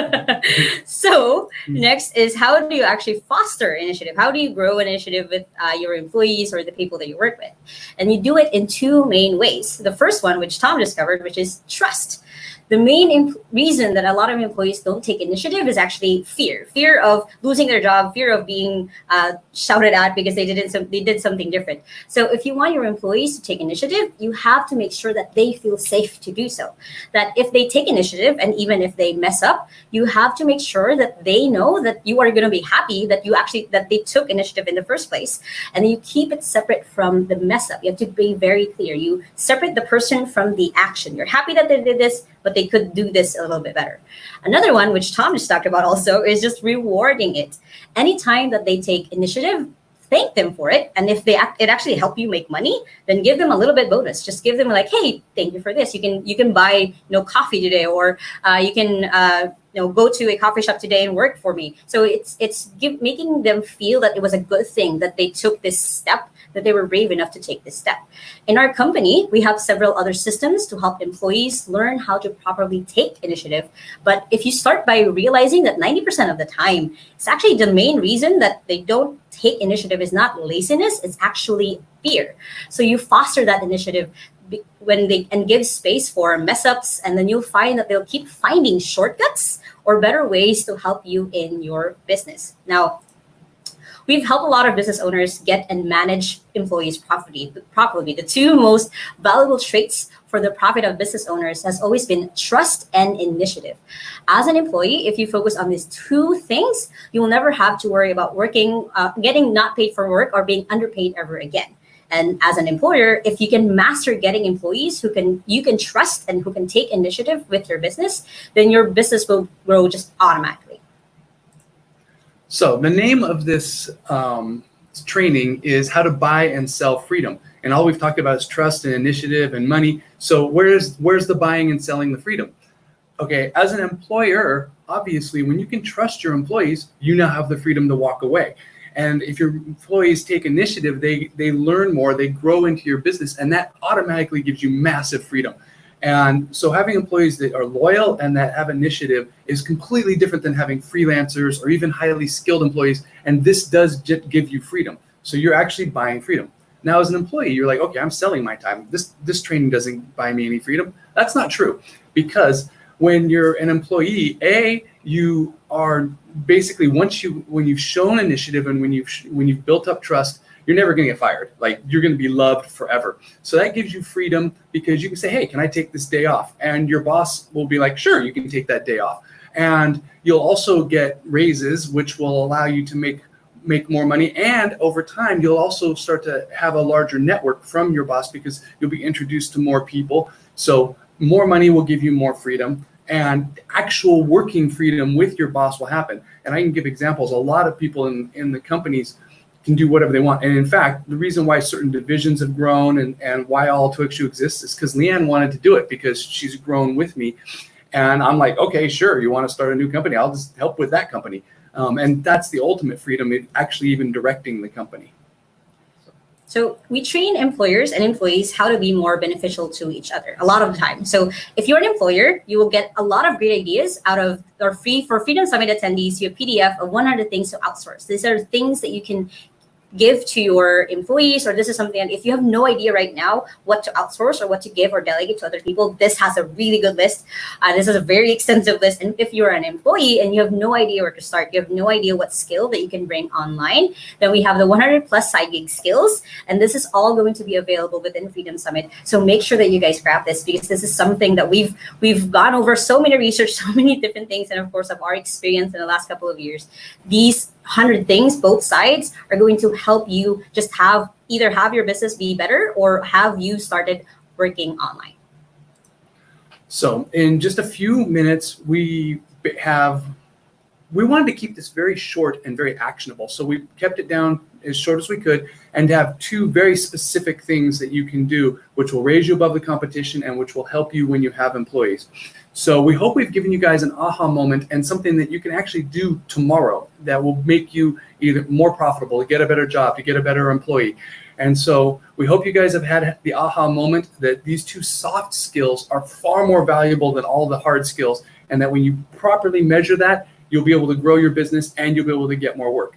So at this point, we would like to go ahead and answer questions so that we can make sure that you're not mentally stuck on an action step. So, oh, that's a great idea, but how do I do this? So we purposely kept it short, and we're ready for questions because we want to help you guys out. Any questions? Yes, there are questions coming from the different groups where we are going live, and you guys have lots of compliments as well. They liked your style, so I'd like to extend that. There's a question from Jennifer, and in the opening, my opening statement, Jennifer appreciated the fact that she needs more time in her work. And the question that comes from her is, what if I am too busy as an entrepreneur, as a digital entrepreneur, to hire somebody to help me out? What do I do? We get that question a lot. And actually, that's a common thing, because you're making more money and you're busier and busier and busier, and then you have no space left to hire anybody. You have two major options. One is you can hire our company and we can do it for you. And if you're making enough money, that's valuable. Two, below that, if you're not quite that profitable, you have to basically do a little bit of priority juggling, because this is what will buy you freedom. But let's say you're at 100% capacity. Well, you just need to reduce to 10% and then use that extra 10% to start taking the steps. So right off the bat, you create a file, and then you can walk away because it only takes, like this is my hiring employee file. And you just make notes. It could be paper or anything. And then, oh yeah, you have another day or another time off during coffee, and you write down a couple more notes. And you just slowly build it. I had a really good mentor of mine. His name's Ed Dale. He told me, listen, you should always hire before you're ready, because otherwise you'll always run into that problem of being overwhelmed. And it's a common problem, and it is a dead end road. You can't grow to being a true business owner because you're still working in it. It's like E-Myth. You're actually essentially a locked in employee in your own business forever, and you don't actually have freedom. So this is the only way of getting freedom, but it's important and not urgent. So you have to go ahead and just cut a little bit out and make room to start taking steps, or hire us. Either way. Yeah, there is a direct question to Leanne from Diane. Diane must be very young, and she was very impressed by the fact that you started very young, but she is afraid that she has not the skills, or she's uncertain of what to do on how to start to work online. So how do I start working online if I'm unsure about myself? Okay, so I have a full 10-step process with this because I do coach Filipinos how to do this. But basically, the way that you start is look at what you like. Look at the things that you are enjoying right now. If you're someone who's binging a lot of YouTube content for games, or you're someone who's already reading a lot of really good books, then that's something you can get started when it comes to working online. You can check out the PDF, the 100 Skills PDF, or you can already see what are things that you like doing even for fun. If you're someone who, and my awesome assistant is probably watching this, when I asked her this question, what do you like to do for fun? She said, video editing. I'm like, awesome, I need that. So you start already with what are things that you're naturally kind of inclined to do, what are things that you already are addicted to doing. So for example, with the if you like reading books, you might be someone who could be a book editor. That's how I got started when I started working with Tom. I became a professional bookworm. So start with what you like already, like make a list of what are your hobbies, what are the skills that you have. If you're someone in school who automatically gets become a group leader, you're automatically, oh, this is our group leader. Then that's a skill that you can bring into. That's something that you can harness. That's something you can work on. If you're someone who is creative, you're the one who creates the posters for the group, or you're someone who likes to write, that's where you can get started. You can keep honing that skill and to the point where you're a little bit just enough confident to start applying and getting a job online. All right, there is a question from Jim, who is an entrepreneur, and I guess it's a question for Tom. And what if an online employee of mine isn't skilled but has a good personality? Should I keep working with this person or not? Absolutely. In the long run, you'll only get freedom from growing people. So you should completely focus on growing and keeping that person. We have within our company, where we try to have everybody is studying, and they're paid to study for about 10 out of the 40 hours that a person would normally work per week. And they're always growing and always studying. And in my example with the graphic artist who I hired, he ended up running and growing the company, and he didn't have those skills to start with. Leanne started as a book editor and now runs multiple companies. It's always about growing the people who take initiative, who you can trust. So absolutely give the people time, work with them slow. You find one or two things that have a positive ROI, and then you know that they're profitable enough, and then you grow them on everything else. And you be very patient with growth. It took, we go to school for years and years and years to learn simple skills. So let them have time to learn and let them iterate and keep trying and learning and trying and learning, and they'll grow, and then they'll grow your business automatically. So yeah, those are definitely people to keep. Yeah. All right. Christina has a small digital company, and she really appreciated your talk about trust, but she would like to get more into detail. How can you assess the knowledge of somebody from a distance? Because we are so used as human beings to meet people and to see them and to realize what's going on in their lives. And what if you never meet in person an employee? How do you assess the knowledge, and therefore how do you build trust? Either one of us can do that? You can do it. Okay, so in our company, what we've done is we've developed a whole bunch of tests to start with. And like I mentioned, the graphic artist test, well, we have English tests, we have skills tests, software tests, we have tons of tests. And depending upon the position, we actually have them take a test. Now, if the test takes a lot of time and work, we pay a tiny bit for that test, which then, of course, as I said earlier in the training, helps to start building loyalty and building a good attitude. But we definitely have tests. So that's one thing. The other thing is we have a lot of communication at first. Like over time, you don't have to manage your people very much, and they take care of things. But at first, you spend the time to have a touch with them every day, ask them how they're doing, stuff like that. So that's how you develop the personal side of the trust, is just touches or digital touches, and asking them how they're doing. And in some Western countries like the United States, you're not supposed to ask somebody about their family if they're an employee. I think it's even illegal. And here in the Philippines, if you don't ask somebody about their family, you're kind of a dick. So it's a completely different culture. So you really want to do that for the personal side. You want to ask those questions. How's your family? And get to know them, and that will build the trust. The Philippines is very tribally cultured, and they have very big families, and they want to get to know the boss. They want to become friends with them, and you want to do that too, because then you can build the personal trust. And the technical trust, since you've never met them, tests. You can make tests for anything. You can design your own tests. You can get them online.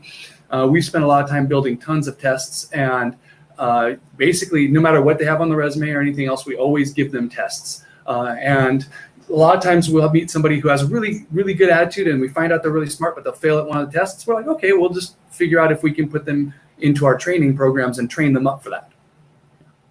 Okay, there's another very interesting question from Andrew. Andrew is an online consultant, and his client base is growing very rapidly, but he always worked by himself. So as a boss now, is his first step to hire somebody else, and he has trust issues. He has the problem of leaving some part of the levers to other people. So you, Tom, went through this phase, I guess, in many options, and probably Leanne from the other side. How do you beat that fear of letting go? Well, Either one. I've done two, so you can. We both can. Okay, so for that one, if you're because the fear is very understandable, and you have to also understand that on the other side, the employee is also scared, because it just it's all virtual. You're both kind of giving up a little bit of your control when it comes to working online or having a job at all. So to make sure that give them a little bit of a task. So it could be as easy as probably not as big as your LinkedIn profile, but maybe as little as connecting with someone on LinkedIn, like doing a very routine task, a very already systematized task for you that you don't have to think about it. You just know that one look at it, like, oh, you did this wrong. Or you don't have to really deep dive. Give them something small, then you can start already assessing, like, okay, I can give this then to them, I can give this to them.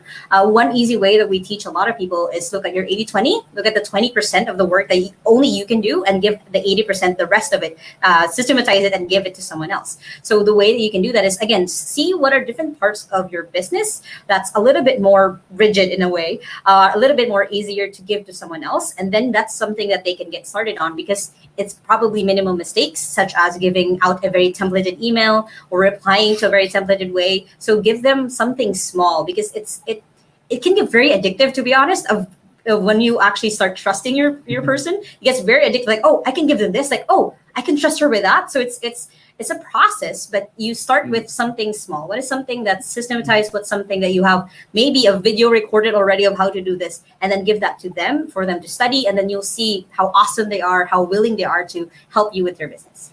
And since Leanne talked about the soft side, I'll talk about the technical side a little tiny bit. There is screen capture software that will take randomized pictures of their screen that they can control, so it doesn't do anything private. And in fact, if a randomized picture happens when a pop-up comes from like their mate or something they don't want, they can delete that, and it deletes the time. So you can see what they're doing, and then you can go in and check with them. So also we have people do it like a daily report, and they put details in that daily report, so I can actually see what they're doing and see what they're thinking. And in our daily reports, we have them standardized to where there's certain questions in there, like what challenges did you have? What new ideas for the business? There's different factors which will help build that trust a lot. So the software and the daily reports are systematized ways of building that connection even better. All right. I guess this is a direct question for Leanne, because Kimberly, who is starting to follow you as Virtual Ate, would say can you sum it up, the 3 top advice that you can give about working home? Because she's moving from the corporate ladder back to home. So she has to start a whole new world, and she has kids as well. So she's a bit concerned about it. What advice can you give to her? Well, one is you're not ever really starting from scratch. Even if you're a student or someone from the corporate world, you're never actually starting from scratch. You already have skills that you've learned. You already have things that you know that you are probably an expert in that you can transform into working online. So that's the first thing that you need to realize is you're never actually really starting from scratch. One of the things that I have my students and clients do when they're shifting, when they're doing that shift, is actually create like a whole list of the things that you were able to do in school or at work. What are the things, like for example, you are an HR manager. That is a skill that you can do online. It doesn't have to be that you have to really start from whatever is quote unquote popular, because a lot of the time the skill that you have working in a physical office, it's easily transportable into a digital office. So keep that in mind. You're never really starting from scratch. 2 is practice, and practice a lot, or study. That's the same way, practice or study. So look at other mentors, find mentors on YouTube or on LinkedIn. You can follow different people and see what works or who's successful in that space that you want to go into. So study a lot and practice a lot. So if you are creative, then start writing a lot of articles, start making a lot of different graphics. Just experiment and see what works for you, because another way that you can know if working online is for you is actually seeing what's out there and seeing what's possible. And the third thing is just start. Start applying for a job. Don't be scared of taking that next step. I've trained so many people who have never had an experience before, and then I send them, here's a template that you can send. Here's like 3 people that you can send this to, and then they can easily get jobs that way. So just start. Don't wait until you're ready, because you're never going to be ready. You're going to keep probably buying another new laptop because you need this. You really, really need this before you start working. Or you're probably going to think, no, I need to get this certification before I get started. Probably not. You can probably just get started with the skills and the personality that you have, as long as you're willing to keep growing. And I'll make a couple comments on certifications. We ignore all of that. Like, we don't care about any of that. We care much more about attitude and skills. Like, we don't even care if they've been to college or not or anything else. Also, because we're trying to make things specific. I know there's delays in the questions and there's a little delay on the video.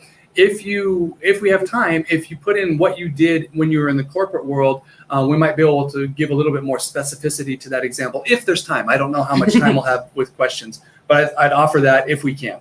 Or just contact me too. Yeah, or just we have two more minutes to go, and we have another question. Never mind, we don't have time. Yeah.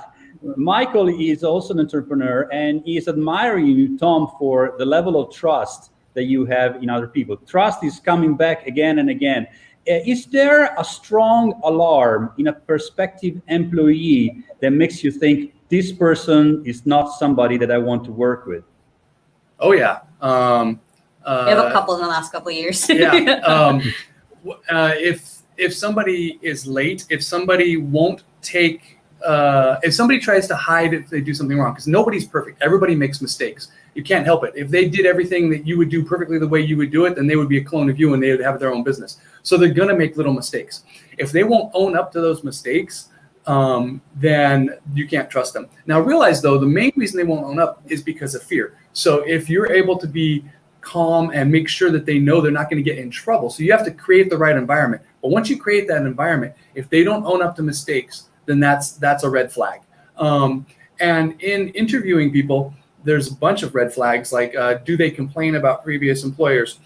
Do they take self-responsibility? Mm-hmm. Self-responsibility is pretty much the biggest factor that they have internally to whether or not you can trust them.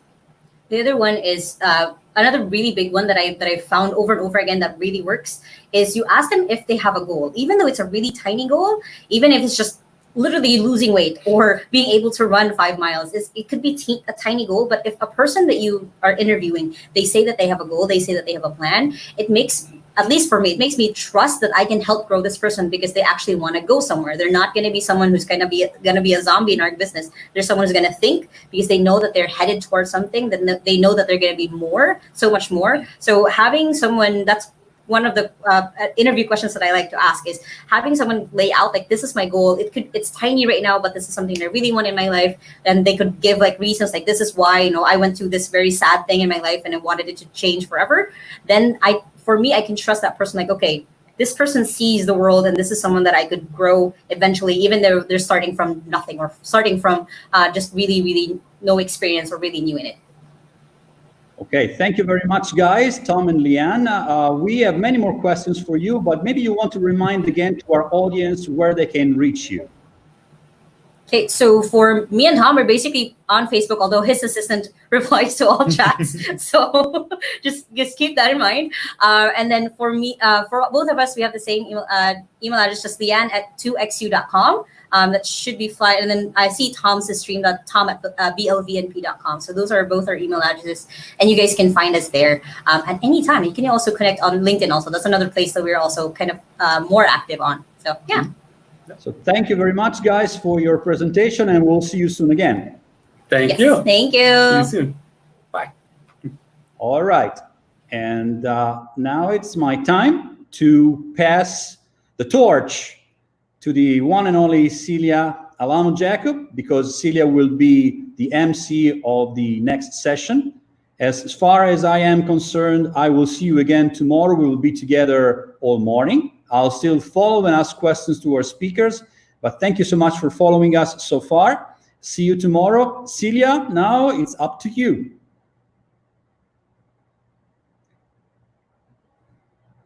I hope you're there.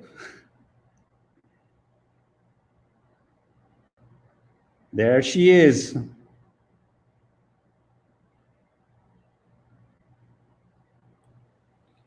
There you go, Celia. Okay. Okay, hello everyone. Thank you, Fabio. The sound. Thank you, Fabio, for that first part of the interview. And this is something that I'm really excited to do, because the next guest is one of my mentor when I was starting. So I would like to. It is my pleasure. Really, it's my pleasure. From the first Freedom Summit, I've been wanting to guest him, because but he's outside the country, and it's a live event. And for me, he's one of the best speaker and mentor that I have met. So it is my privilege to introduce the next speaker.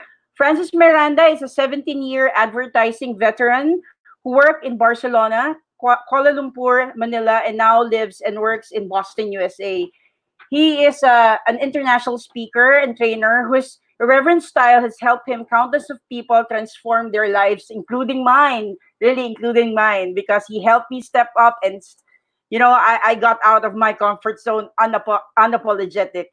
So he is the CEO and co-founder of Skills Simplified, an e-learning company. Francis loves innovation and creativity and speaks extensively about this.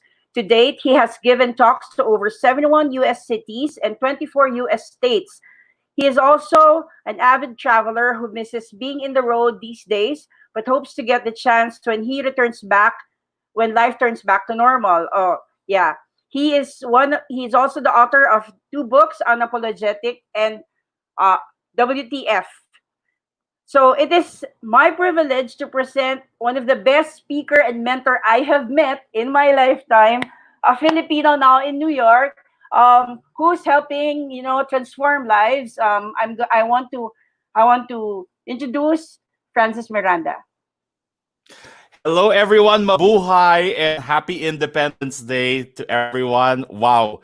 It's been a very, very long day for me. So, just to give you an idea, I have been up at 7 a.m. I had a talk there in Manila at 7 p.m. last night. And I have been speaking nonstop until 5 p.m. today. So, I had a little break in the afternoon, but I rested a little bit because I wanted to give you guys my full energy. It's 11 p.m. here. I'm actually in Pennsylvania right now on summer vacation, but I'm still working at the same time. I guess that's one of the benefits of this pandemic, right? You can actually work anywhere you want. So thank you very much, Celia, for that amazing introduction. I'm so honored. I hope I can do justice to how you introduced me, okay? So that's it. Let's get the ball rolling, okay? So because we have a lot of things to cover today, okay? So let me just pull up my slides right now. Okay, so for today, I was asked to talk about business innovation in a post-COVID world. And this COVID pandemic, it's really crazy. It really caused a major worldwide upheaval. And one of the things I do a lot here is I do a lot of training, and part of the training that I do is I do trainings on creativity and business innovation. I've been in advertising for 17 years, so creativity is such an important part of what I want to do. And a lot of companies here in the United States and there in the Philippines, they're consulting me on where to bring their business. And there's one thing that I discovered right now, that we are actually living in times of what I call business unusual. We're living in truly unusual times. And regardless of whether you're MECQ, GCQ, lockdown, like how we are right now, COVID has disrupted businesses in a totally unprecedented way. If I had $1 for every time I heard the word unprecedented, I'd be a multimillionaire right now. And really, this idea of how COVID has disrupted our businesses, it's something that has troubled so many people. Whether you're a big scale entrepreneur who takes care of thousands and thousands of employees, or you're a starting entrepreneur, this entire COVID situation has totally disrupted things. And currently, the outlook of the world is this: 77% of companies, they're considering serious cost reductions. 17% of global CFOs have expressed fear. So it's kind of like a scary time. And here's a sobering truth for all of us. The truth is this, that businesses will continue, but not all businesses will. So we have a choice. Whatever type of business we have, whether we're big entrepreneurs, whether we are freelancers, we have a choice. This COVID pandemic is giving us a choice. Our choice is either to evolve or to be extinct. We're looking at evolution or extinction. So if we want to transform our businesses, part of this entire talk is going to be just about that. And I wanted to give you a couple of areas where you can take a look into your business so that you can be armed on the best way to transform it. Now, what's the first part that we're going to look into? We're going to take a look into, which for me, one of the most important things we have to understand, the consumer. Remember, regardless of our business, each and every one of us we have a purpose to serve a particular type of consumer. So even during this pandemic, the consumer is still where the battle starts. Our understanding of how the consumer will evolve is actually the first step of the battle. Let's face it, consumers right now have changed in the way that they behave. They've changed from the time prior to the pandemic to right now to after the pandemic. There will be certain things that will change. And they did a study of what was going to be the consumer what will be the consumer's post-COVID behavior. So the source is EY, the EY Future Consumer Index made the study. So 27.3% of consumers will say they're going to cut their expenses. They're really going to do a major deep cut of their expenses. 26.2% will stay calm and carry on. They're going to continue spending the way that they used to spend. 35.1% will save and stockpile, meaning they're going to hoard their money. They're going to stockpile like it's the end of the world. And 11.4% of them will just hibernate, meaning they're just going to take a step back and see how things are going.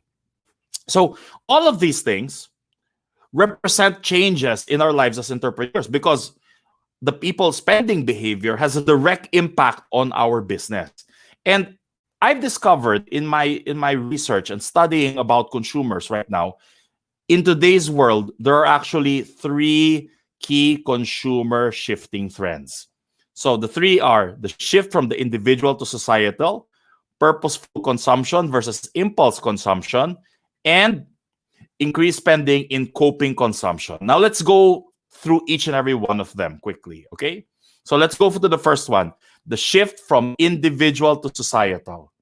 This pandemic has actually opened the consumer's eyes to a greater awareness of how our spending choices affect society as a whole. It's kind of funny because prior to the pandemic, we were living actually in a highly individualistic world. People were just looking out for themselves. I'm going to do it. I'm going to pursue my dreams. I don't really care about what's happening around me. But the pandemic kind of opened our eyes that we're all in this together. We've got to help one another. So we are now shifting from a highly individualistic society to a society that actually cares for one another, a society that's based on solidarity. And this behavior also affects the brands that consumers support, which means gone are the days that consumers are going to support brands that don't take care of the environment, brands that don't take care of their people. So what does this mean for us as companies? This means that we have got to demonstrate to the consumer how our company is looking out for other people. It cannot just be about the profit. It must always be how our company is designed to serve society as a whole. Now, that's the first major shift. The second shift I've observed is there is a shift from purposeful consumption versus there's a shift to purposeful consumption from impulse consumption.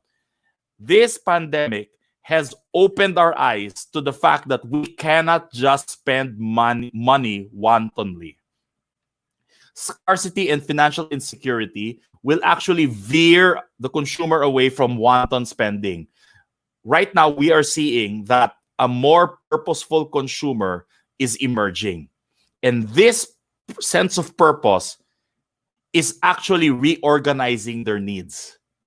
Before, it would be so easy to spend stuff on anything. But right now, consumers are now very, very cautious about their spending behavior. And I'm going to share with you something because I've also been affected by this. You know, I'm a speaker, right? So I'm a speaker. Since I moved here to the United States in December 2018, I've given talks here in 71 cities and 25 states. So I've really been around. I've been traveling. It's like every week I'm in the airport. And whenever I travel, I like eating out. Since I'm in a new city, I'm going to look for a nice, expensive restaurant. I'm going to eat out. And then I'm going to enjoy Starbucks. I'm going to go to Starbucks and just buy coffee there because for me, my mindset was that, you know what? I'm tired. I just want my the thing that I'm enjoying right now. And then March came. March was supposed to be my fullest month. It's like I had a gig every day in March. There was not a single day where I did not have a gig. Then the pandemic struck. All of a sudden, all those gigs gone. So immediately after March, my first reaction was I had to curtail my spending. I don't eat out too much, stop going to Starbucks. And a lot of our consumers are behaving in that same way as well. People are now more purposeful. Before I buy something, what is the purpose this purchase is going to make in my life, as opposed to it just being impulsive? Because people are not sure about what their financial situation is going to be after the pandemic. Many people have already lost their jobs. So as business people, we've got to keep this in mind. However, people are still spending as well because we've also noticed there was an increase in what's known as coping spending. So consumers are allocating budget towards spending that helps them cope with their current situation. So these are the areas that they're spending on: home fitness, educational content, at-home dining, recreation entertainment, personal self-care, retail therapy, which means these are potential areas for us as entrepreneurs that we can look into that can help us out. For example, if you have a restaurant, maybe part of the important pivot in the post-COVID world is to really push for at-home dining. Maybe if you're a person who sells, let's say, toiletries, maybe part of it will be to come up with a series of relaxing lotions to remove the stress from this pandemic. So these are the things that are happening to our consumer. And in fact, right now, there are 5 major changes that we are seeing in consumers. And we've got to identify and look at these changes. The very first change that affects our business is what's known as the circumstantial change. So circumstantial changes are there changes in the circumstances of our consumers that could affect how they deal with their business? Let's face it, many people have either lost their jobs, reduced their hours. So a lot of consumers, we have to take into consideration these changes in their circumstances. Is it possible for us to lower our cost, for example, so that we can lower the price that we give them? Because we know that many people will be struggling after the pandemic. There are many changes that will happen in their day-to-day lives. The second thing that will change will be priority changes. Are there changes in their hierarchy of needs? And if you look at our product or service, let's say we're selling a particular product, let's say we're a restaurant, right? In the pyramid of needs of the consumer, will the restaurant go up or down? Because we've got to adjust to that. Like for me, one of my passions is really eating out. My friends know this. So I really find great pleasure in looking for a nice restaurant and eating out in a restaurant. But since the pandemic started, the restaurants went down in my spending pyramid. What went up were groceries. What went up were groceries and safety stuff like face masks, because those are now my new priorities. Hand sanitizer, that's a new priority for me. So we need to anticipate what are the changes in the priority of our consumers. We've also got to look into the mindset changes. Are there changes in the mindset of our consumer that has an impact on our business and their spending? If before the consumer considered your product or service as fundamental and important, what has changed? How is the consumer's mindset with regards to money? How has that changed? Are people now going to be holding on to their money closely? Are people going to be more open to installment because they don't want to give out a big chunk of cash? As a business owner, we've got to look into this so that we can create changes around that. Next, behavioral changes. Has the consumer's behavior changed pre to post COVID? And maybe 90% of the time, the answer to this question is yes. I've looked at a variety of consumers. People's behavior have changed. Right now, people are not too comfortable to go out in crowds. That little thing has a big impact on how businesses are going to be run. Restaurants now have to think about not cramming people together. Okay, one of the things that I'm still part of an ad agency there in the Philippines. So I'm the creative director of this ad agency called Niche Play, right? We're an event agency. We did the SEA Games opening ceremony, right? But right now there are no events because consumers don't want to gather. So we need to think of how can we pivot our business to reflect this behavioral change in our consumers. Next, problem changes. Has the consumer's problem changed? And how are we posed to help solve this problem? Before, the only problem of a consumer, if they got hungry, was to choose the restaurant that they wanted to eat in. Now, the problem of the consumer has actually shifted. People are now looking into how can I bring the restaurant home? I'll share with you this very, very nice story. So, in Boston, where I currently live, there's a barbecue place that we love. And the reason why we love going to this barbecue place is they have these 4 special sauces that were on their table, right?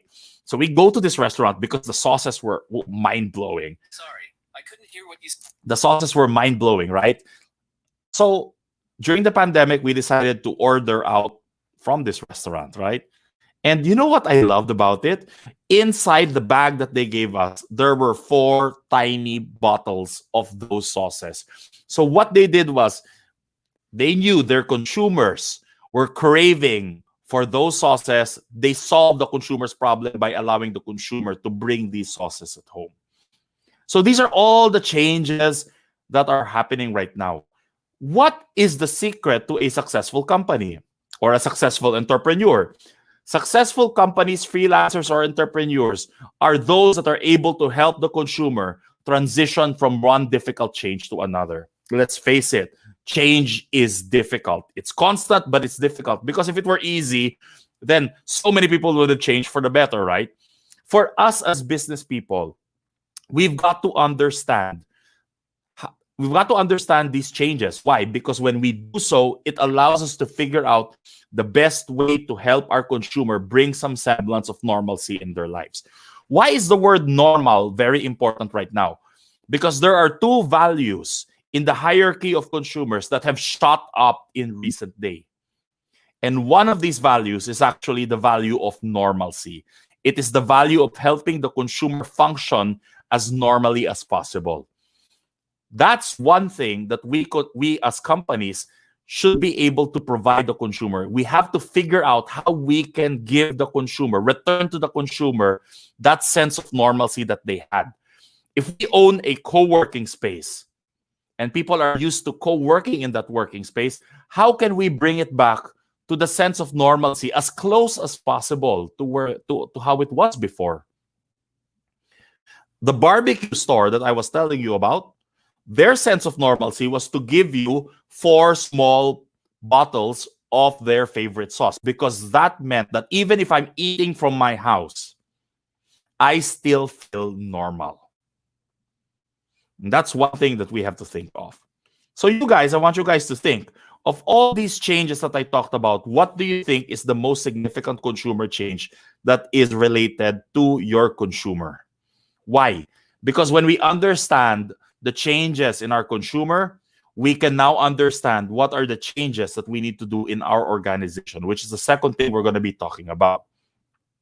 Remember, organizational evolution is driven by consumer evolution. How they change will also affect how we service them. Why? What is the service or product that our business gives to our consumer? And when we look at it, our success will be contingent on how we are able to meet the new consumer need and provide this new consumer with a new business offering. Our service goes in the middle of that. And companies, amidst this pandemic, they're probably struggling to identify, okay, what are the changes that we need to implement? And the advice I give companies is I give them 3 stages of changes, okay? So there are going to be 3 organizational evolutionary waves. Think of it like the pandemic wave. So it's going to come in waves, right? The first wave is the most important one. So what is our immediate goal? As a company, your immediate goal is to activate. So in the middle of this pandemic, what are the things that you should do immediately? Activate. What do you mean by activate? You need to secure the safety of your workers and customers. Figure out how can your business operate while keeping them safe. You've got to assess the situation. You've got to establish important immediate responses. After this immediate thing, we need to now be the moderate wave is to stabilize now. When you've activated this, now is the time to stabilize. We've got to develop responses and processes for the current challenges we're facing in the current COVID world. Identify what evolutions will you do for your business. And the last part, when we think of long-term, let's now strategize. What will our long-term business plan be in a post-COVID world? What will we change? Because it's so easy to panic, this is a roadmap that you can use. Keep it simple. Activate, stabilize, and then strategize. Now, part of this, what needs to change in our organization? Because the change of our consumer will also trigger evolutions in the things that we're doing. So what are evolutions that will happen in our organization? Maybe it's as simple as a product evolution. Do we need to change anything in our product to address a new consumer need? Is there a new product that we can introduce? So one of the persons I was taking care of in terms of helping them is a company that sells a lot of toiletries, right? They sell perfumes, they sell scents. And who needs scents right now? So the pivot that we did was to actually create alcohol gels or hand sanitizers that were infused with the scents that she already had. So she wasn't in the hand sanitizing business, she was just in the perfume business. But this pandemic forced her to do an evolution in her product. Maybe we're looking at a pricing evolution. Do we need to adjust our pricing to address the new consumer need? Because maybe consumer money is going to be tight. Companies that are able to lower their costs are the ones that are able to take care of their customers in a very effective way, which means maybe that's part of the evolution that we need to take. Next, maybe it's a service evolution. Is there a change in the way that we serve our consumers? Is there a new service we can include to help them? Laundromats, for example, here are now offering no contact laundry, whereas before you had to go into the laundromat, put your laundry in the washing machine, and then wait for it. Now they're offering a no contact laundry service. That's a service evolution that has happened as a result of the COVID pandemic. Why? Because amidst this pandemic, we're going to see the rise of what's known as hero versus villain businesses. And consumer loyalty will be given to hero companies that put their consumers and employees' health above their businesses. So my question for you, are you a hero or a villain company? Because if your company endangers the lives of your employees for the sake of profit, people are going to turn their backs against your company. Remember, people are now more societal than individual. So they will support companies that they perceive to be hero companies, companies that take care of other people. Remember what I talked to you about earlier? One of the most important values that is emerging right now is the value of normalcy. What's the second one? The second one is safety. Businesses thrive when they examine how their business and operations can improve upon the safety of their customers and their employees. At the end of the day, you have a choice. Are you going to be, excuse me, are you going to be a hero or a villain company? You have a choice. So in the face of this, what are opportunities that we can look into? You know, the Chinese say that crisis is the same world as opportunity, and I really believe that. What are opportunities available there for brands right now, or consumers, right, or companies right now? Here's the first opportunity. We are seeing a rise of relational brands. The brands that will survive this post-pandemic world are what we call relational brands. And relational brands have to have the first mover advantage, and it has to be relationships based on mutual understanding. Brands that demonstrate that they understand their consumers' needs and are positioning themselves to help the consumer, even if it is inconvenient for the brand, even if it will make the brand less profitable, these are the ones that consumers are going to follow. And amidst this, what are we called to do? If we're a business owner, if we're a freelancer, are we supposed to cut down on our marketing? No. Now is the time for us to actually go on the marketing offensive. Now is the time for us to ramp up our social and digital channels. You know what's amazing? You guys are watching the Freedom Summit right now. There's going to be a ton of speakers who are going to talk to you about different social and digital channels. Listen to them, because now is the time to really go on the offensive. Create virtual consultations, for example. Increase your capability to accept clients on the digital sphere. Now is the time for you to highlight new products and services during this pandemic, because people are looking for those. And now is also the time for you to start to hype yourselves up for the reopening. Okay? So, in terms of opportunity, now is also a good time to reconnect to your business, to your stakeholders. And how can you reconnect? What's a basic roadmap? The first one is check up on your consumers. Ask your consumers, the ones that you know, how are you? Send them an email, send them a text message. How are you? How can I help? Because when you check up on them, you're creating opportunities for them to interact with your business. Maybe you're not ready to serve them right now, but you are reminding them of your presence. At the same time, one important thing that we can do as business owners is that we can give back to our community. And I love it. I see my social media feeds. It's filled with so much bad news, let's face it. But I also see a lot of good news. I see a lot of companies, private enterprises that are giving back to the community. And again, this goes back to hero versus villain. Is your company a hero villain, or a hero? Is your company a hero company or a villain company? And the next opportunity that I wanted to share with you is it's important for us to be a part of the consumer circles of trust. Before, consumers were expanding their networks. Right now, as a result of the pandemic, one of the important changes that happened is that people's circles of trust suddenly shrank.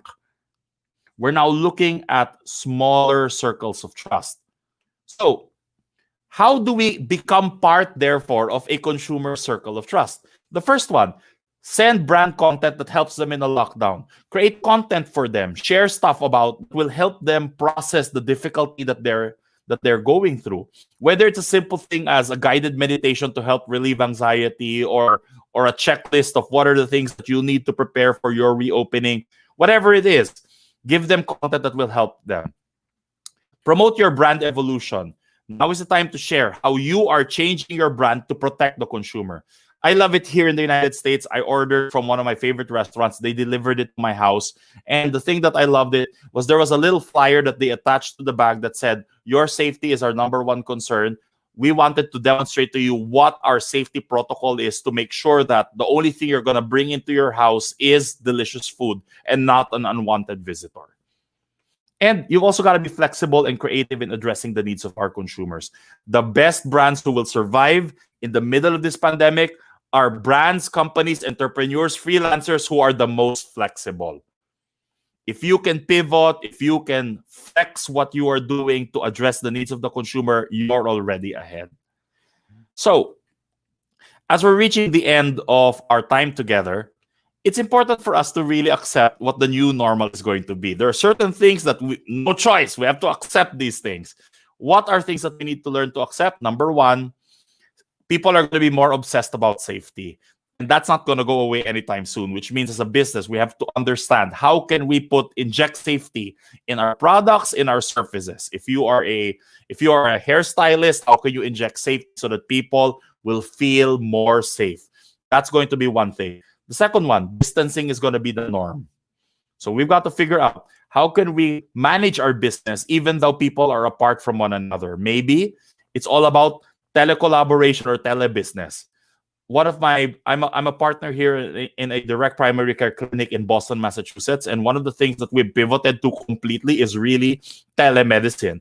Our doctors see our patients exclusively through video calls. In fact, we're thinking on investing on new technologies that we can give to our patients so that they can get their readings.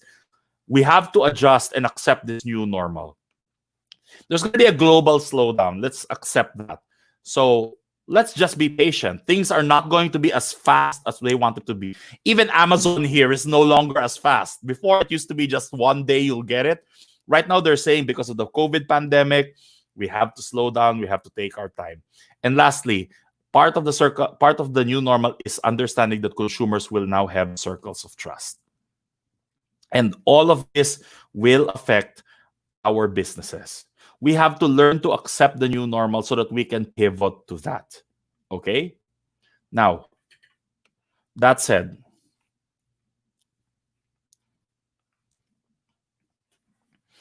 oops, sorry, something happened. Okay, now that said, let me go back to my share screen. My apologies.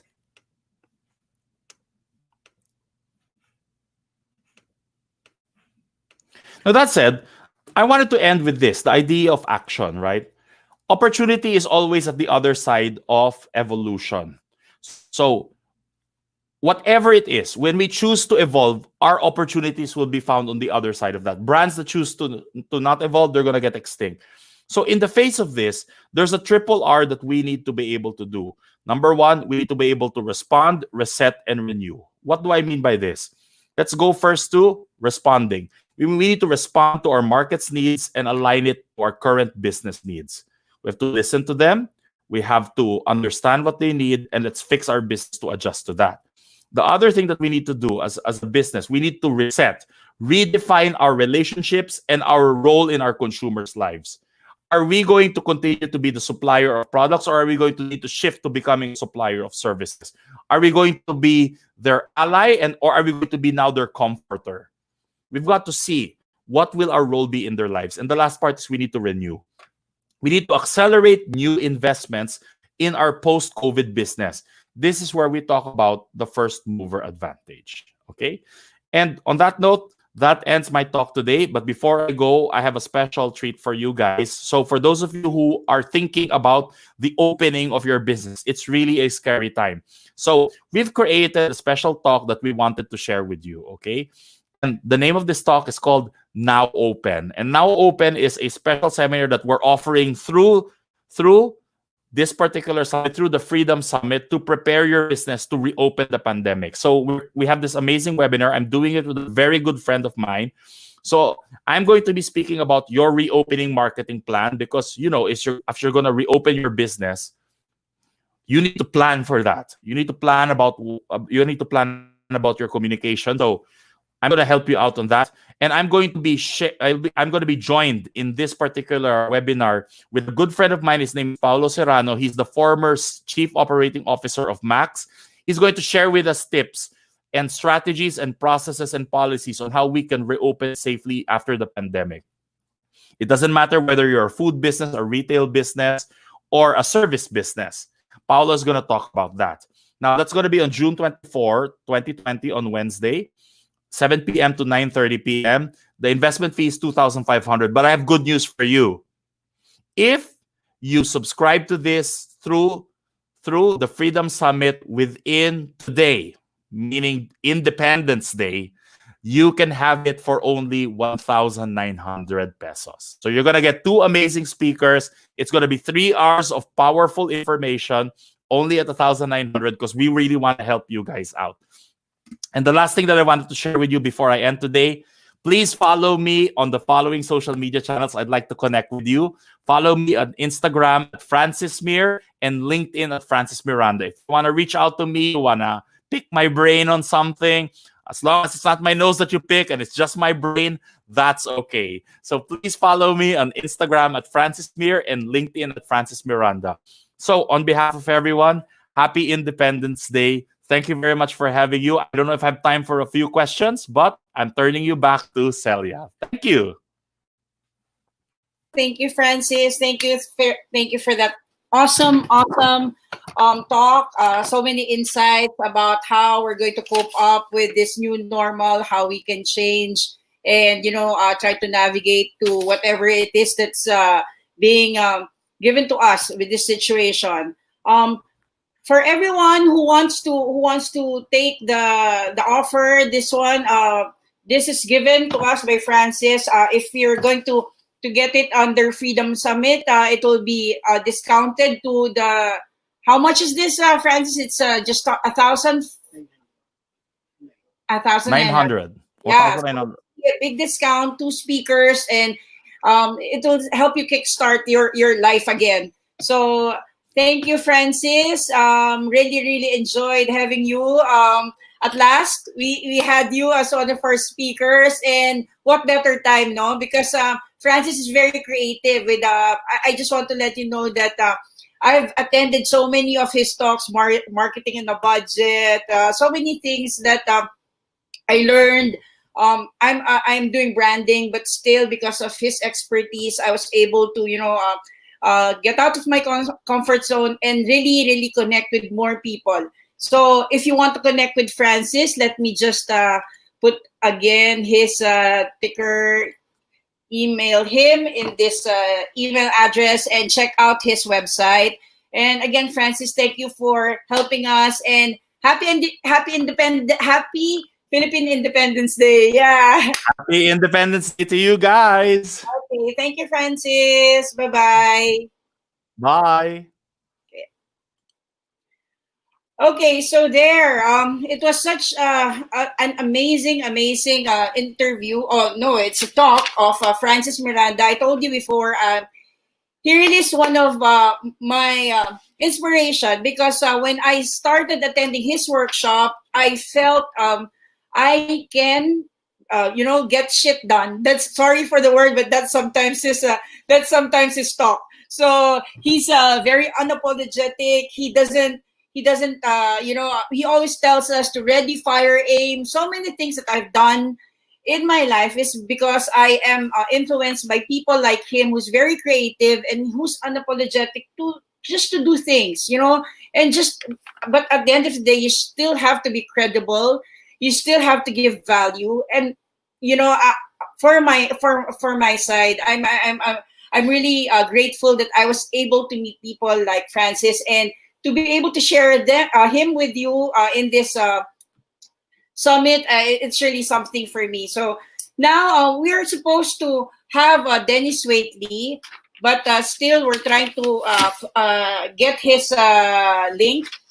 Maybe some technical problems, but let me have Fabio again, my co-founder for Freedom Summit, because we want to talk about community building. And community building is very important for us who are part of a group that really is really striving to help one another and making us, be more open to collaborate. Because if you're in a community, there's like what Franz said, you have to be trusted. There's a circle of trust already that you have to create. So let me get back Fabio, because he's the founder of Story Nights Manila, Secrets of Manila. He will tell you about that. even in different countries in Europe and here in the Philippines, when he goes around, he loves to create communities. And for that reason, I was drawn to him. There was a certain level of like, I get this guy. He tries to add value to someone's life. So, yeah. So please, wait. Let me just okay. So let me just introduce you again to Fabio, one of our co-founders and the founder of Starry Nights Manila and Secrets of Manila. Fabio, can you tell us something more about community building while we're waiting for Dennis and the rest of our guests? I think it's essential to what we're doing, and I think it's extremely important always to have people connected to you.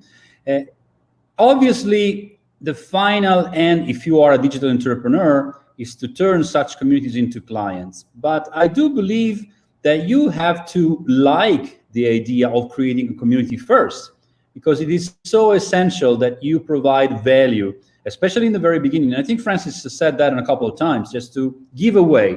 The concept of giving away for free is extremely important in creating a community, because communities have always been around, even before the internet was on. You know, there was the bowling club, or in my case, in Italy, the soccer club, the chess club, and people getting together to go fishing. So it's a natural instinct of humankind from the beginning of time. But I think when it comes to digital entrepreneurs, it's always the first step. And I had an experience which is probably a bit different from the people that spoke before me today. I like very much history, and I like very much cities, because when I was working as an entrepreneur as an executive in the corporate world, I have been not focusing on the city I was living in. I was traveling a lot, I was going all over the place, but I never had the time to spend to actually get to know the city. So when 5 years ago I left my corporate world, my career, I moved to Vienna, and finally I had the time to get to know a new city and to connect with people and talk to people. And I created my first blog. It was only a blog. I wasn't even thinking about becoming a digital entrepreneur. And it was called Secret Vienna. The idea was to show to people living in Vienna and tourists alike secret angles, lesser known stories and facts about the city. And before I knew it, in 3 months, I have 50,000 people following me. I mean, really engaged. A YouTube channel, a website, and people in the community who are truly interested and providing contents. So some of the stories and some of the backgrounds were coming from them. So one other good benefit of having a very engaged community, that on your service, on your product, if you listen to them, you get better. Yes, it's not easy, because sometimes they provide comments that maybe you have a hard time processing, because your service is your baby. But it's very interesting to listen to them. And I think Francis was saying this before, so that you can create contents and services which go along with their needs. And so Secret Vienna was born. They asked me to start with real life tours of the city. And this is how I started to become a digital entrepreneur. So a community first, giving away for free some contents, listening to them, and then turning them, converting them into clients.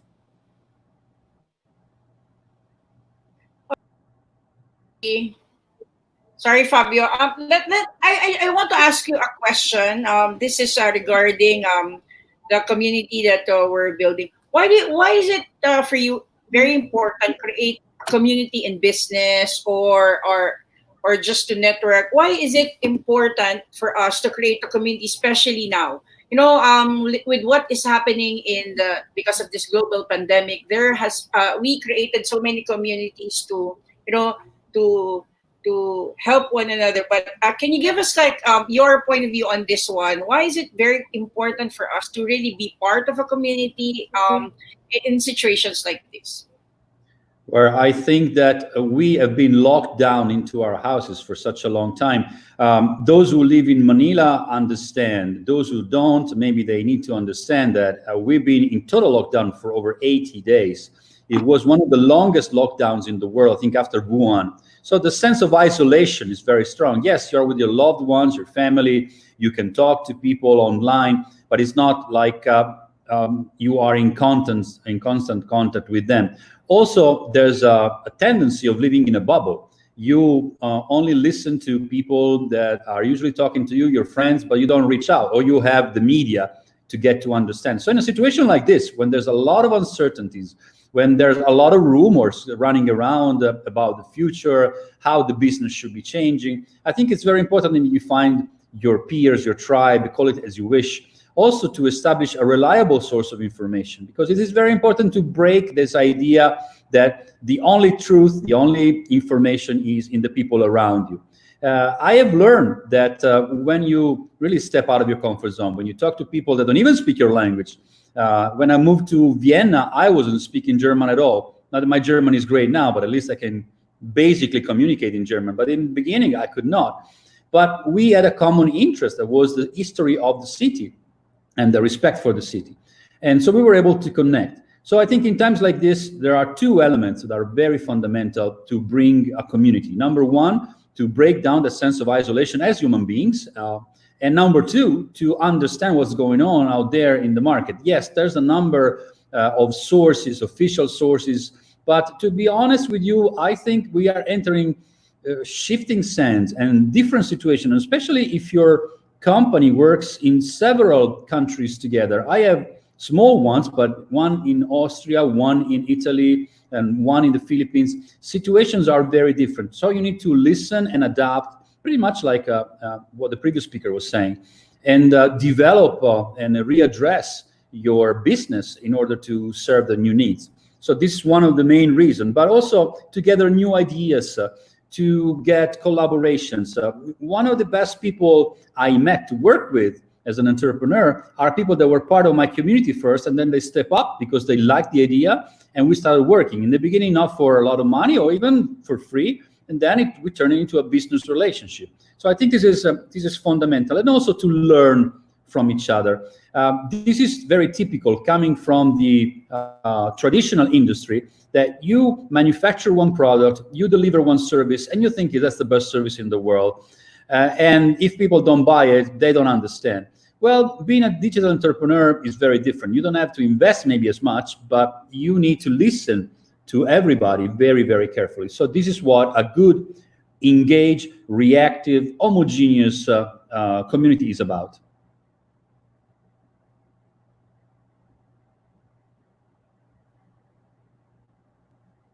I can hear you. Thank you, Fabio. We have created several communities here in the Philippines. One is Agora Speakers International, Story Nights Manila, Secret of Manila, and I'm also part of a very, very good community which helps us, thrive. The FH Moms, Connected Women, and more communities are sprouting. And what do you suggest? What is the reason why community when you build it, it becomes stronger as it grows? Because like for us, Connected Women Mandaluyong, we just started with 6, and then we I think we have 300 or something now in our small city, but in the country we were at 60,000 more. So what do you think is since you're ahead of a community, what do you think is the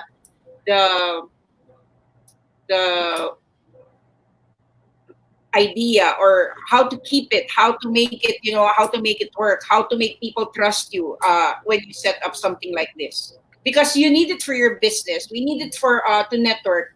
Can you give us some tips why you were able to create communities all around the globe, especially even if you're not Filipino, but almost all the communities here loves you and is familiar with the great Fabio Jones. Can you give us some tips?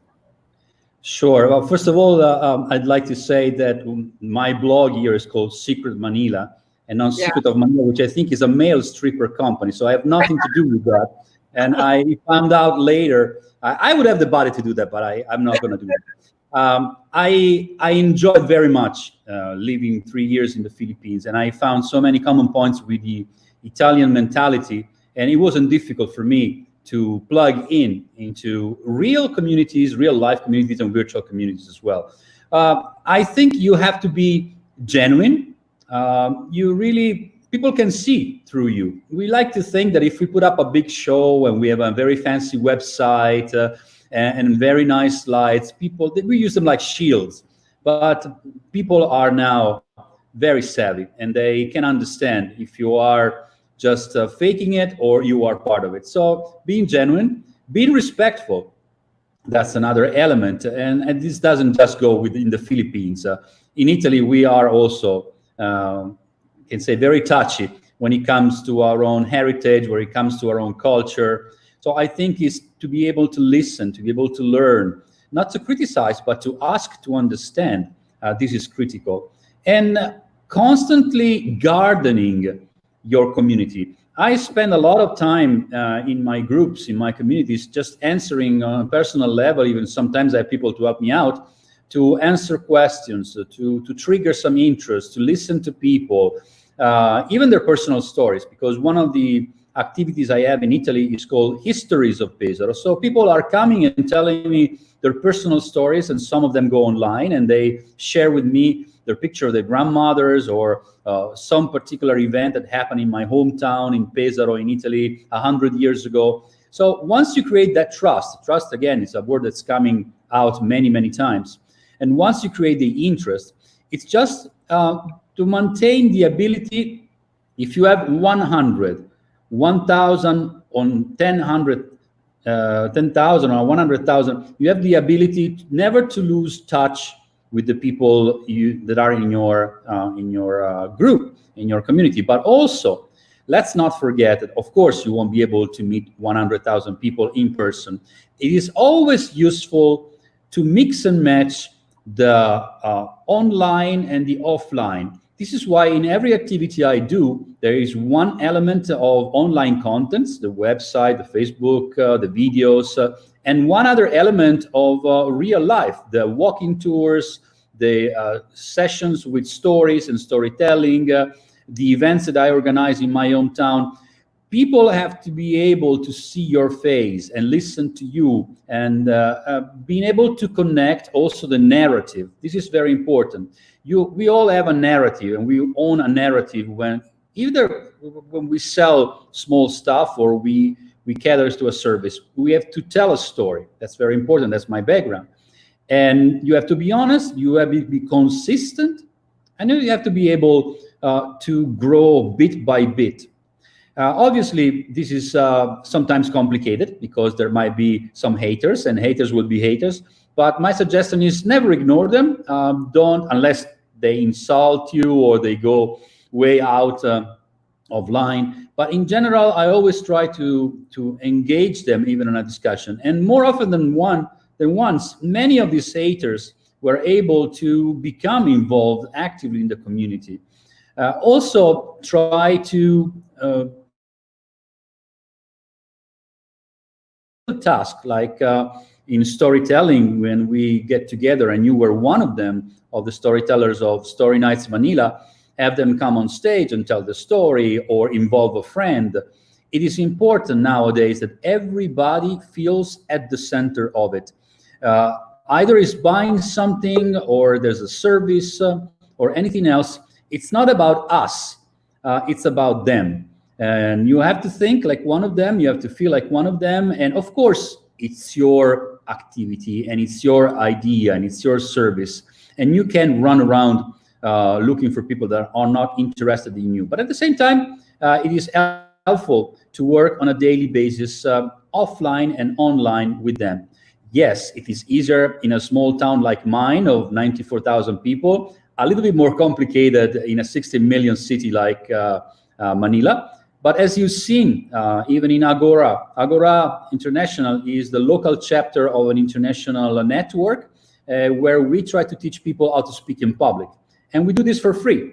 And I think we got a lot of people engaged. They were curious.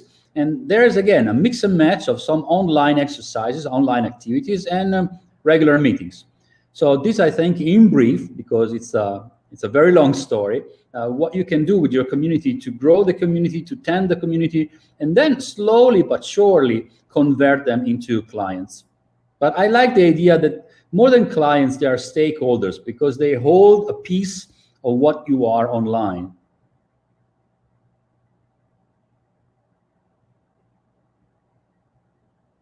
Celia? Yeah, that's a good point. Like, when we create communities and we have the chance to convert some of them as our clients because of the trust factor, with what you said, you have the whole community to back up your venture. And if you engage enough, then they would really see that you're there. You can be trusted. And another good thing about having a community, I think, from what you said, is you can gathering ideas that turns into services or a business venture like what we had. And another thing is, in my mind, if you have a community like what we tried to do before, we were hoping that when we go out before the pandemic, to go out in different cities to find good mentors, good speakers, identifying champions, and getting people to have their voice be heard. And sometimes in a small community, you have that. You can express whatever it is that you want to say because there's already a circle of trust within that group. But yeah, having said that, we are also into having something in online and offline world. What do you think is the most effective? Is it okay to you? Because now we have no choice. But how about you? Where do you most participate in the online or offline communities that you're in? Of course, we have entered, as you call it, the new normal. So it is very difficult right now to develop activities, at least here in Manila or in the Philippines, where you have social contact with people. So I think right now is the moment when we have to rely mostly about the internet, but you can make it personal, with live sessions. So we are thinking of organizing a live storytelling evening in Story Nights Manila. I try to go online more with my community in the other ventures that I have in Italy and in Vienna. But in the end, when the new normal hopefully will change a little bit and will make it possible to meet people again, I think something that Francis said as well, there are smaller and smaller groups. We like to think that the bigger the number, the better it is.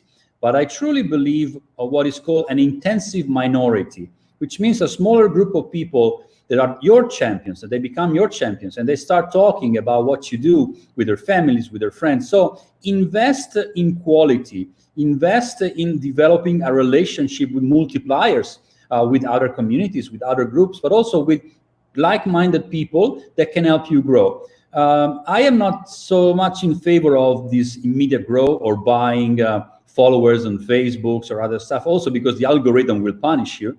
I believe in steady growth. And I believe also in a mix and match of the online and offline where it comes on growing. So get to meet the people, like our plan that sooner or later with Freedom Summit Global will start again, of creating local communities here in the Philippines. We had, before the COVID-19, a long plan of going to Baguio and going to Iloilo and going to all the other regions, Mindanao, of the Philippines, so that we could create local communities that can discover hidden champions, but also there can make them feel less isolated. It's not a mystery that in the Philippines, Manila dominates the scene. Everything happens in Manila. So people have to come to Manila physically to experiment and experience something. We will also like to bring a smaller version and let's say a cappella version of Freedom Summit Global to smaller communities and create their chief of tribes, of local tribes that can help us to better understand what are the needs of these people and what are the voices of them. Because we haven't said that before, but although this is a very global activity that we have both undertaken, our ultimate goal is to bring the world to the Philippines and the Filipinos to the world. We believe the Filipinos can play a major role in digital entrepreneurship, and there are some fantastic ideas and great communities. Also, this is very Filipino. The large number of people gathering around an idea or a group is typically of this country, and personally, I love it. But at the same time, makes it very competitive, because in a city of 60 million people, where there are communities of 100,000, 200,000, you can only be able to find a niche to compete with them. And therefore, it is very, very important that you find your spot, your group, your tribe, your interest that you truly believe in. Thank you, Fabio. I'm sorry, I'm enjoying checking out the comments. Let's read some of the comments that was here a while ago. Prior to our community building talk, we have several people who said thank you to Francis because of his talk. So let's recognize the people who watch Francis here in the Philippines and abroad. So there, I'm just putting together some of the, you can see some of the comments. And there. Now, in line with what we're talking about, we would like to invite one community also. She's a head community volunteer for, because of what's happening. We try to create like some group that could help us bounce back.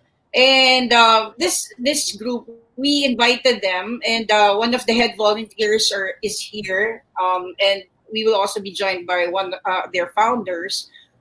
Bounceback PH is a community that helps Filipinos during these times. It was, I think, something that was created initially in Facebook, but it got so many connections and engagement because it gave so people, you know, the access, because we're all locked up, we're all in quarantine. And Fabio, let's try to have a talk with one of the head volunteers. I'm putting on the screen Rach David. Yes, Rach David. Rach, I will put you in.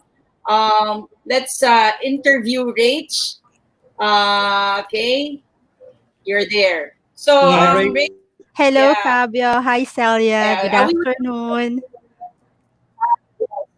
Good afternoon. Rach is a part of our Connected Women community. I met her in one of our She Means business meetup with Connected Women, and yeah, see, this is what I'm saying about having a community. You don't know someone, or you just see them online, and then there's a face already offline. You meet them, you create connection. And at the end of the day, you see that there's a similar vision or a similar like heart for helping.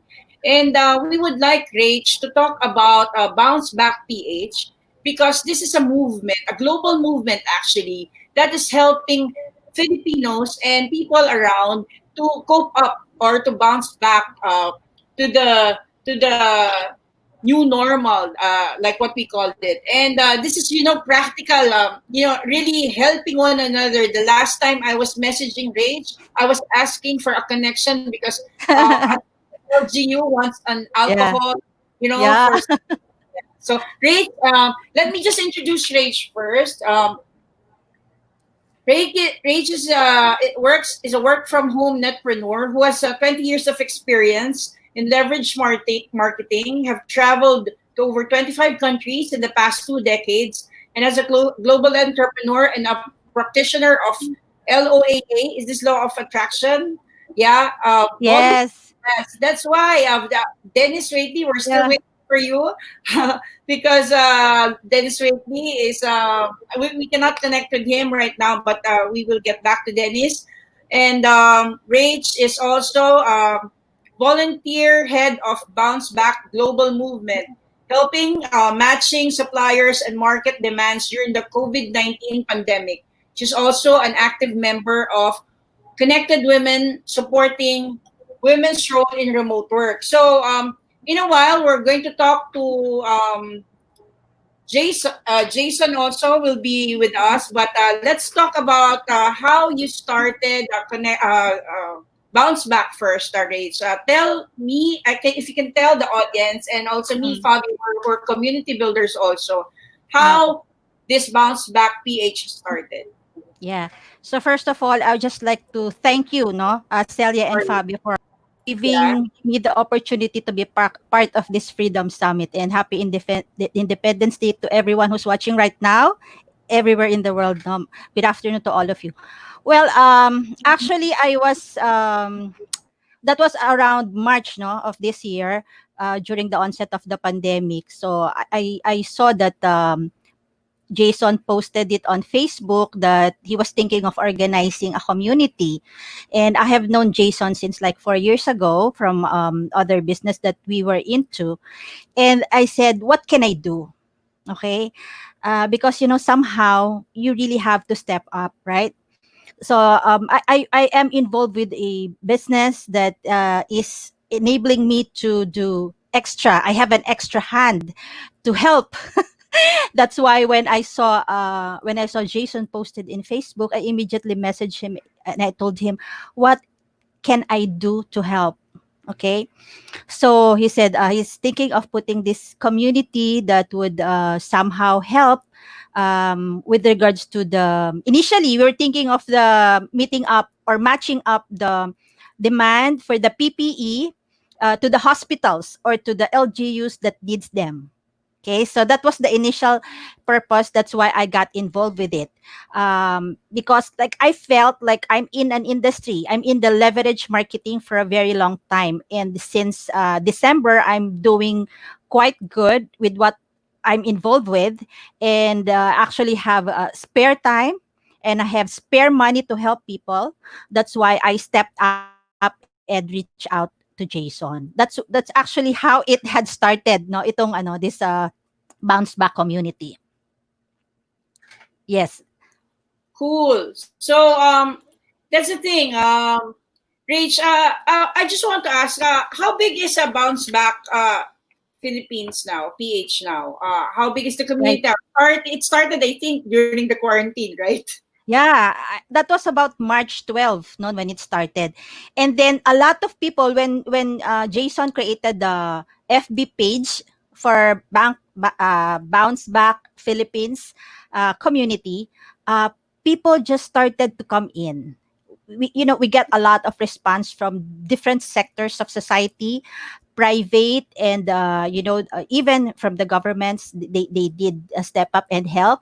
So I think right now we have more than 140,000, if I'm not mistaken. Maybe Jason can address that later, but as far as I know, we have grown that big already. And it's not just the Philippines. We have expanded even to Asia and abroad. What started just as a small, as a small drive, it already exploded. Wow, that's great. So now I want to introduce Jason already because he's already here. And let me just introduce Jason because really this bounce back PH is a proof that a community, even if you started it small, but because of your purpose, you have a vision to help. It really will lead you to so many good opportunities to help people. So let me introduce Jason. Jason De La Rosa has been an entrepreneur more than 20 years, for more than 20 years, and lived a life cultivating innovation and developing ventures. He's the founder of Bounce Back Global Movement, a group of now 120,000 entrepreneurs, I think more, business owners and professionals, and it is intensified effort to fight COVID-19 crisis. He is also the author of the book The Practical Entrepreneur and the ebook of the Entrepreneur in Crisis. He's an angel investor, founder of several technology and traditional ventures, including health tech, e-commerce, food and beverage, media and technology as well. He is also a mentor of several startups to make sure that they increase their chances of success in entrepreneurship using practical, hard-hitting concepts. Wow, we need some tips from Jason. Other than the fact that we want to thank Kim and Rach and everyone because of the tremendous service that you've been giving to the Philippines. Let me welcome Jason on the floor. Hi, Jason. Hi guys. How are you? Hello. Can you help us with how Bounce Back started? Rach already told us a bit of the background, and but what kept you going? And this community is growing really with tons of people trying to help. You know, they want to maximize the potential of this group, and they're trying to put in so many suppliers, so many inquiries. Can Yes. you please, Jason? Okay, so actually, I didn't expect this movement to grow like this. It started around March 12th, and just wanted to pull a group of people together to help with the crisis because I was already starting to see a lot of businesses struggling, especially in my own network. So I decided to put it up, but now it has grown to 150,000 members. Wow. Actually, that profile was a bit updated because it's Updated. really growing every day, and I think it grew that ways because of compassion. I think the kindness and people helping fellow entrepreneurs. That's what made it really grow. So the growth of Bounce Back PH in a way was effortless because really the people were the ones really helping each other during the crisis. We just facilitated everything and gave them resources, gave them learning webinars and everything, so that they could use this knowledge in order to bounce back from the crisis. Yeah. And the fact that you use that word bounce back, it's very apt though.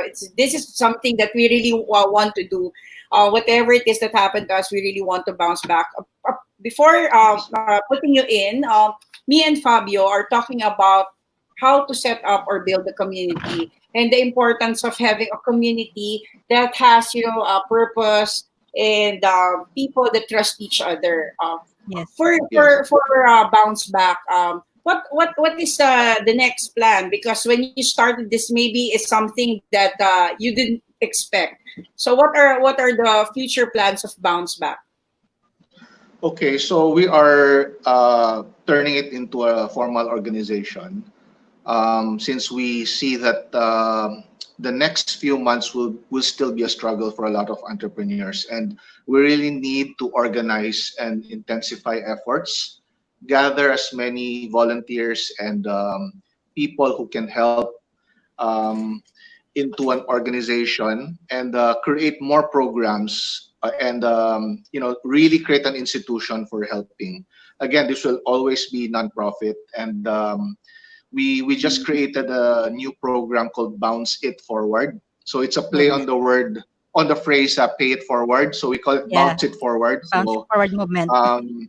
you just go to bounceitforward.org. So it's our way of organizing and sort of create analytics out of people helping each other. So when you log into bounceitforward.org, you can either ask for help. So you can click on ask for help and list down the things you need, or you can help. So if you have the means to help other entrepreneurs bounce back, Yeah. then you can just click on that link and then say, okay, I want to help you out. Okay.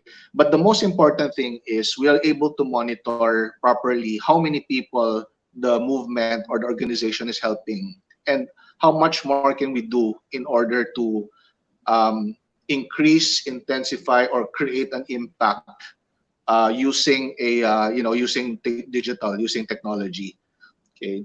So very important in a community is data analytics, because you want to know if you are really making an impact Mm. on society. Yeah. So that's what we're gonna do. That's cool. Also, the thing about our summit is for people to digitally transition, and I think having platforms like this, organizations that you can access through the internet without Mhm. leaving your house, and connecting people. That's very important, and also to be able Yeah. to monitor them without really, having the problems of logistics, but also making sure that everybody is taken care of, nobody gets left behind. So this is Right.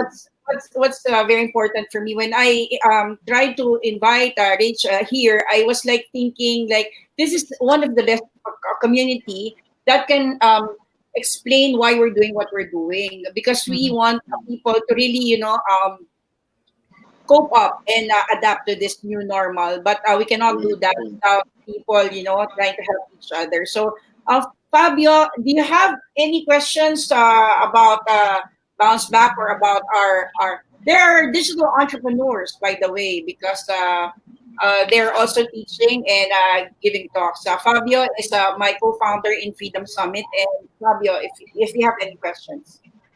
Yeah, I was listening with great interest to what they were saying. I think they found the perfect tool in unfortunate situation, because obviously we have to understand that, as Jason said, we don't exactly know what is going to happen in the months to come, and it will take a little while to recover. But I think that they found the perfect link to put together a cause, a very useful tool, and also to put people at the center. Because I think this is always very important when we try to create a community. It doesn't matter what kind of community. Theirs is very commendable because it's making the difference out there, but it can be applied also to other kinds of communities. When people feel that they are protagonists, that people feel, we have used this expression to make the difference so many times that maybe it makes people feel meaningful to them and to others. I think this is the real secret behind. I don't know, Jason, if you had something to add on it, but I think that the great immense response you had, it didn't only come out of need. Yes, of course, but I think it came out also the desire of not feeling for others. So I'd like to know what's your take on this. I'm sorry, I didn't hear the last question. Yeah. I The lost you question there. is, I think you found the perfect mix to make people feel at the center of it all, Yeah. with a cause and with a challenge at the same time. And maybe this is one of the reasons why your community grew so fast and so large. So people are at the center. Am I understanding correct? Yes. Yes. Yes. And it again, it boils down to the individual, because I feel that the COVID-19 crisis was a crisis of humanity rather just an ordinary pandemic. Because during this pandemic, this is where people realized, what have I been doing with my life? Why am I not prepared for this crisis? So, because of the lockdown and the quarantine, they had time to think, they had time to meditate on what they really want in this life, in their businesses, right? So we had a lot of shifts in terms of business, like a lot of their high-end dreams of traveling, pitching to investors abroad, all their travel plans, all of them have been stopped or postponed Halt. indefinitely. Yeah, Yeah. put to a halt. So they had to now think of short-term goals wherein they can protect or survive, protect their families, survive in the Yes. short term, forget first the long-term goals, because if they don't protect themselves individually and their family, then they won't be able to protect their businesses if they don't survive, if they're not able to endure the crisis. And 99% of the Philippine economy are SMEs, small businesses. Mhm. And if we don't protect the small, medium sized businesses, then it has a big, major impact on the Philippine economy. So we really have to protect the individuals, center in on the people, focus on compassion, and those who can help those who need assistance in bouncing back from the crisis. And that's the reason. That's the real reason why Bounce Back grew this big, is because I saw a lot of compassion, a lot of sacrifice made by people, and without that, a community cannot, this community wouldn't have grown this way. Yeah. I have a further question, and it happens in every community that there are some champions, some people that maybe you never met before, but they become so engaged that they feel that that community really is part of who they are. And so I was wondering if even in these hard times, you before they've taken upon their shoulders to be an engine of growth in your community and engagement. Yes. So we have a lot of we the reason also why Bounceback grew is because of the team that decided to take this on with me. So early on March, after March 12 when we started it, the week after, when it was growing, it was getting difficult for me to manage the community. It was, it's growing, and a lot of people. You have Rach David here, RJ Ledesma, Sam Hakoba. All of them were leaders of their industries in data privacy, in the food and beverage, in business consulting. Um, they decided, okay, I want to participate. How can I help? So we created the group. We made it bigger. Out of their own volunteering effort, they decided to put in some time and some effort. And I believe that beyond the skills, beyond the ability, beyond the network, it's really the you really need to want to help the community grow. And I believe the people who started this with me during the early March, they really had the compassion to really help out the community and help. So right now we were seeing the fruits of their labor. The community is growing, and we got a lot of testimonials about how the group has helped them. We have people right now bouncing back from their businesses because the community helped them by buying their stocks, buying their inventory, which before they had a problem, disposing of their inventory. Now all of their inventory have been sold because of the community. So those are the things we want to see. Those are the things we want to do moving forward with the community. Yeah, to add to that, Celia, no, the thing is with bounce back community, me being first in the front line before, it's really to exchange of. But going through the testimonies and the experiences that was shared to us, it was really heartwarming. Just to read all of those things, it will make you feel you've done a great job being part of the community. That's what makes it exciting. Yes, really, Rach. I think this is something that we should be proud of because the Bayanihan spirit is there. That's one thing that we saw in this community, and connecting it to the to the people going to the digital world. It makes life easier if you try to Yeah. upgrade yourself because some of the business owners right now who's in a still in traditional business are having difficulties now to really move forward because they didn't try to learn. Now they're only They trying to didn't learn. anticipate. Yeah, they didn't anticipate this. Most of us didn't anticipate this. Most of the people are really, looking for some guidance, and I think that's also the reason why we're here. We're giving mentors and knowing that both of you are also uh, giving advices to people, especially Jason has a book on how to really help people with practical tips. How a lean Yes. startup, like we said. This is the best time to learn and also help the community. So, is there any other thing that you want? Also, how can they be part of this group? And if you can also give us, like the two of you, some tips because we're talking about achieving location, time, and financial independence. And in this crisis, the situation is if you're stuck with your job or your job is needs you to be in a company or you need to travel, this will be a very, very, really a bad time True. for you.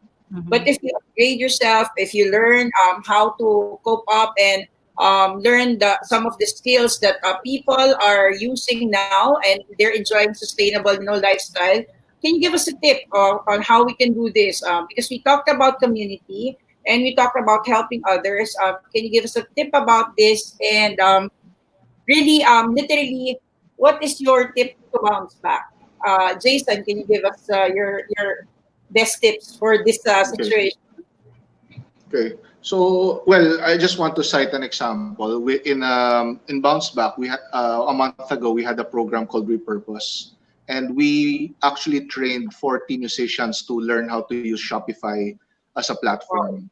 So repurposing yourself is very important moving forward from this crisis. It means that if you are not able to do your current job because of certain constraints, like no mass gatherings are allowed and everything, because musicians had to rely on gigs in bars and restaurants, but that's not possible, right?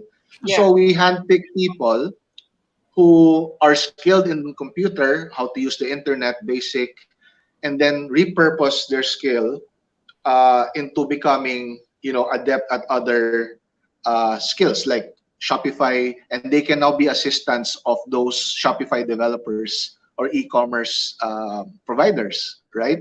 And Good idea. secondly, Very good idea. not just not just repurposing, but also finding another way of delivering your skills or your product. So going back to the same example, I actually booked one of the musicians to teach me guitar online. That means he can now leverage on digital to use the same skill he was using playing gigs in restaurants and in bars, and then deliver it in another way by doing music lessons online. Okay, so two things you can do to fight this crisis is: number one, repurpose, uh, try to do another learn another skill, uh, maybe a digital skill, so that you can get another job. And secondly is try to deliver your product in another way, so that you won't have the restrictions,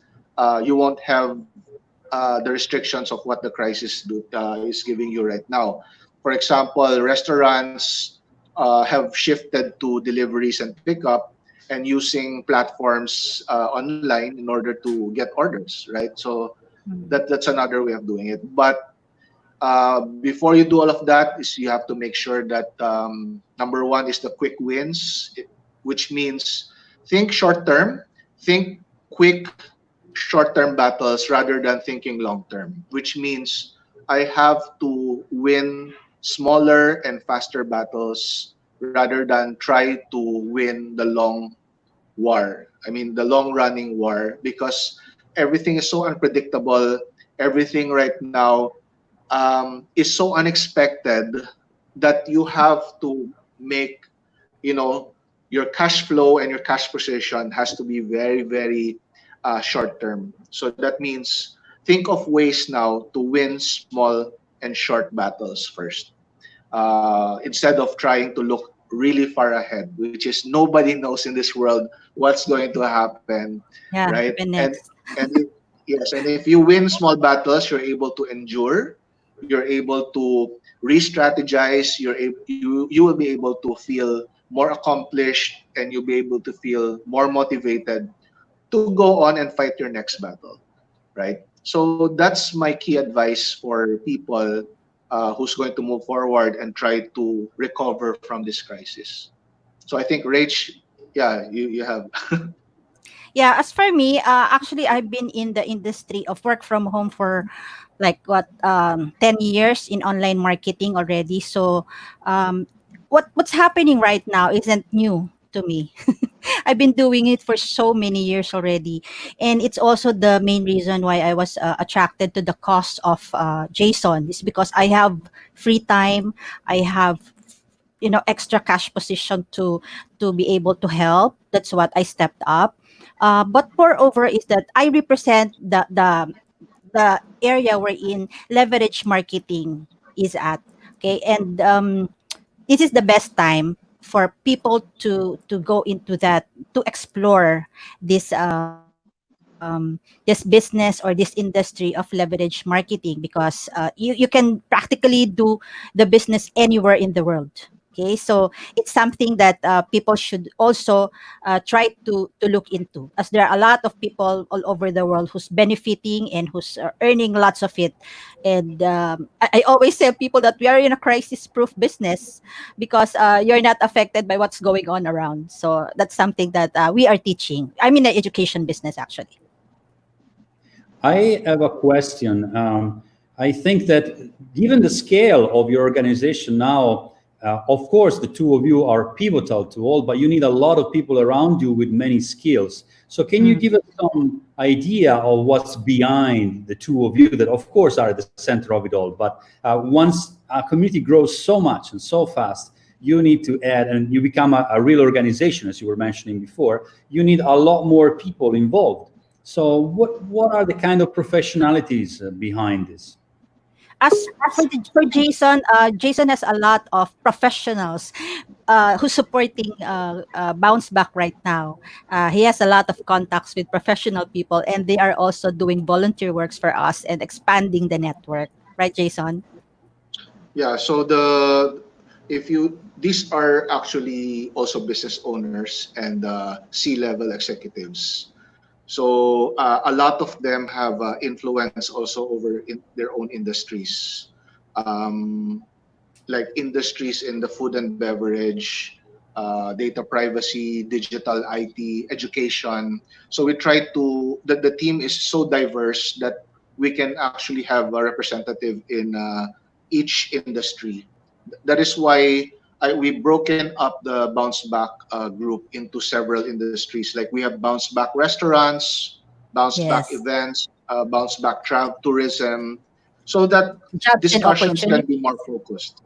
Yeah, Yeah. discussions can be focused, and industry leaders can lead these groups separately, because we believe we have to localize, we have to be more focused and strategic in helping these industries bounce back, because it's different. It Each industry has a different level of difficulty and struggle, and we don't want to mix them all in one platform. Yeah. So it was just recently we decided to break them all up, and if we even have a group called Bounce Back OFWs, W. which focus on Filipinos living abroad, who's also deeply affected by the pandemic. Yeah. So we have a very good team behind Bounce Back. Yeah. I have a non-technical question, and I understand that here we are always trying to give hints and tips to people, but you are doing something very important to a lot of people. How does that make you feel? Apart from all the headaches and organizational problems and the challenges, at the end of the day, when you go to bed, how do you feel? I feel fulfilled. I feel like this pandemic has been my most productive 2 months of my life. Uh, yeah, at the start, it felt like a full-time job. I'm not making money out of this. I'm not Yeah. generating any income from this. And actually, I'm spending money trying to, help people and, building programs and everything. And so the others as well, all the volunteers are also Mhm. spending their time as well. But at the end of the day, I've never felt so fulfilled. This is I think one of the biggest thing I've done in my life. That's what I feel, and I only hope that this movement will really expand and make bigger impact. And we are really talking about it in the back end. We are really creating programs now, not just in the hundreds of thousands, helping hundreds of thousands, but hopefully helping millions in the country. um, and it's a big task, but we're all fired up, and I think the motivation comes not from gaining financially Yeah. or gaining anything from this, but Giving to the really, community. yeah, but really to help everyone bounce back. What That's about true. you, Ray? To add anything to it about your personal Yeah. feelings on? Yes. Fabio, looking back now, when it was like first or second week remember, Jason, I only slept like 5 or 4 hours in a day, answering all of those inquiries and questions in the community group. But looking at it now, it was really fulfilling because you know that you will be able to be part of something, and during this pandemic you're able to do something out of the ordinary that not too many people can actually do, given in the situation. So it's really fulfilling. It's an aha moment.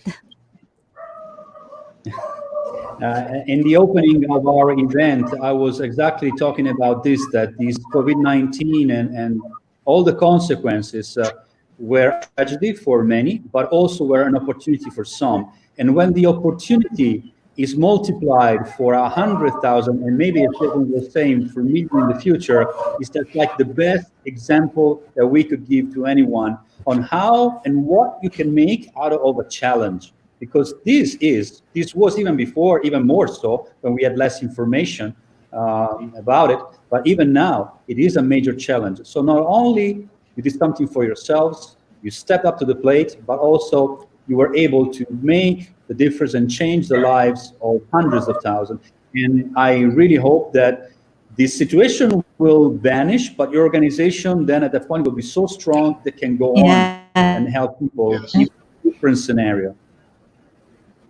Yeah, really, Thank you. Yeah. Yes, thank you. very inspiring to have the two of you here and to give us an idea of what bounce back is. One of our comments here as gave a link of bounce back PH Facebook group. So join this Yes. group and try to connect with people there. If you need something, if you can provide something, please try to support this group also.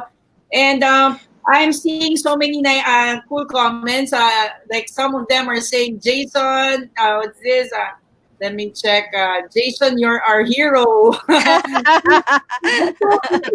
We have a fans club, Jason. That's so nice. How this challenge or trials, like what Fabio said, made us more, concerned, or we see what we can do and how we can help our community even more. And like people saying that you're their hero, it really, I feel it's so heartwarming because even if I'm not I'm really happy that someone is still calling me their hero. And so many Well, people, actually, yeah. yeah. Well, actually, when I announce the number of groups, number of members in our group, let's say we reach a milestone, I always say, let's say we've reached 100,000 heroes. That means, Yeah. well, I'm not the hero, only hero. Rach is not the only hero. Everyone really built the community. Everyone's a hero now, and we saw that during this pandemic. And people are gonna continue to become heroes. And I hope that everyone here joins Bounce Back, and then Yes, try be to part help of the everyone. community. Yeah. Yes. Okay, wait. Um, we would like to thank you for joining us and for also giving us a very concrete example of what community should be about. It should be about trust, and you have to have a purpose, a vision, or something that can help others also. Like what's happening right now, everyone is setting up something and having a tribe that helps you thrive and also just to survive. Yes. It's really Yes. something. It's really something, and we really thank you. And if we need to connect with you, how do we connect with Bounce Back? There's a link here. It's Bounce Back PH in Yep. Yeah, Facebook, that's right? right. Yes. Yeah, Yeah, That's and the there's official. join That's the the group. official Yeah. one. Official Facebook group. And you can Yeah. also go to bounceitforward.org. Yeah, that's the Yeah. latest project that we're doing. Yeah. yeah, Yeah. that's cool.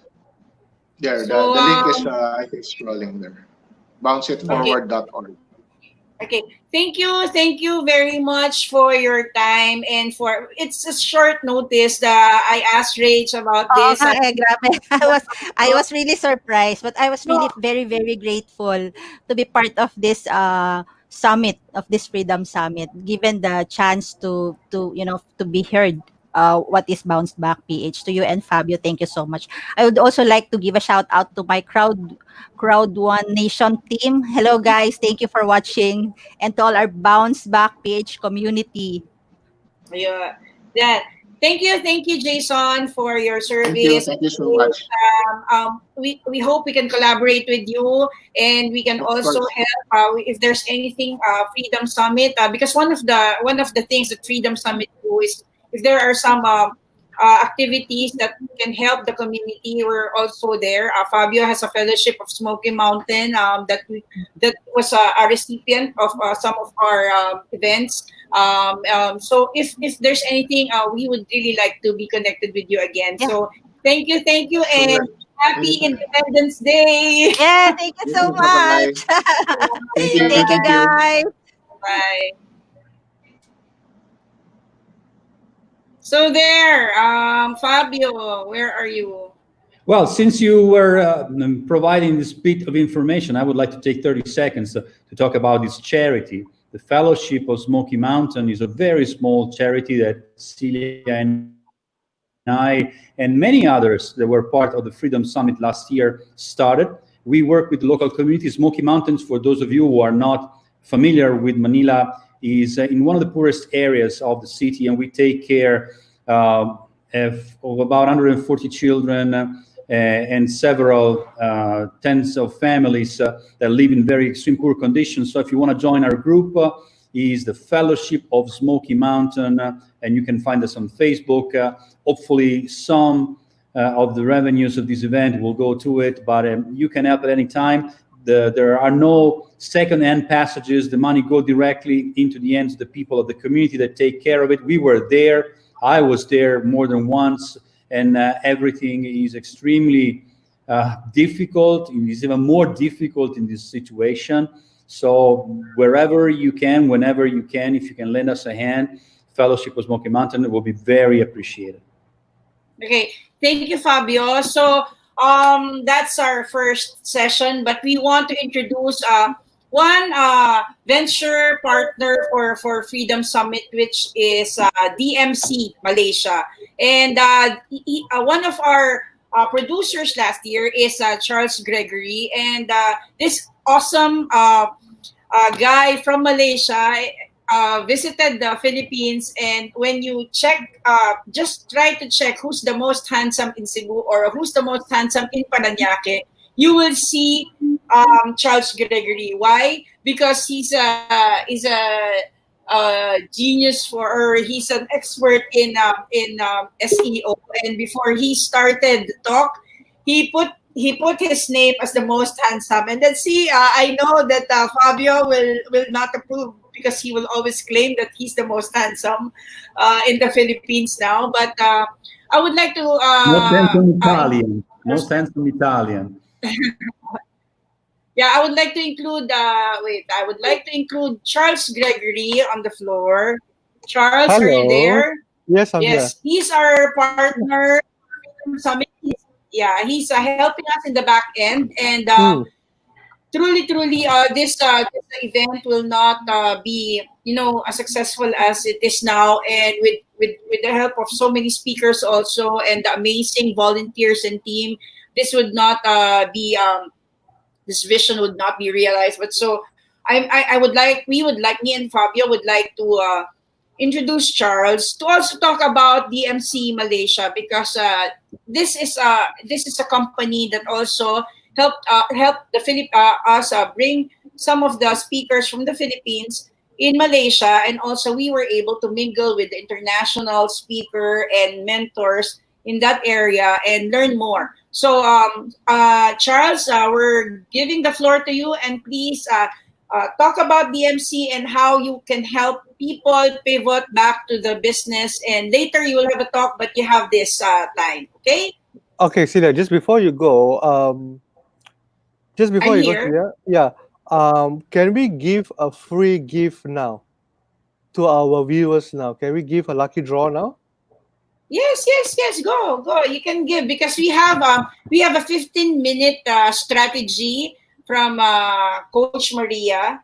Okay. You can give the link to whoever is the winner if you want to give a game. You can, yeah, we can give Okay. a raffle now or a gift. Yeah. So before you go, so we got a 15-minute strategy by a speaker, by Coach Maria, and an insurance. Am I correct? No, that's the link. That's the gift. Coach Maria will give a 15-minute strategy coaching to Okay. whoever wins the I, game.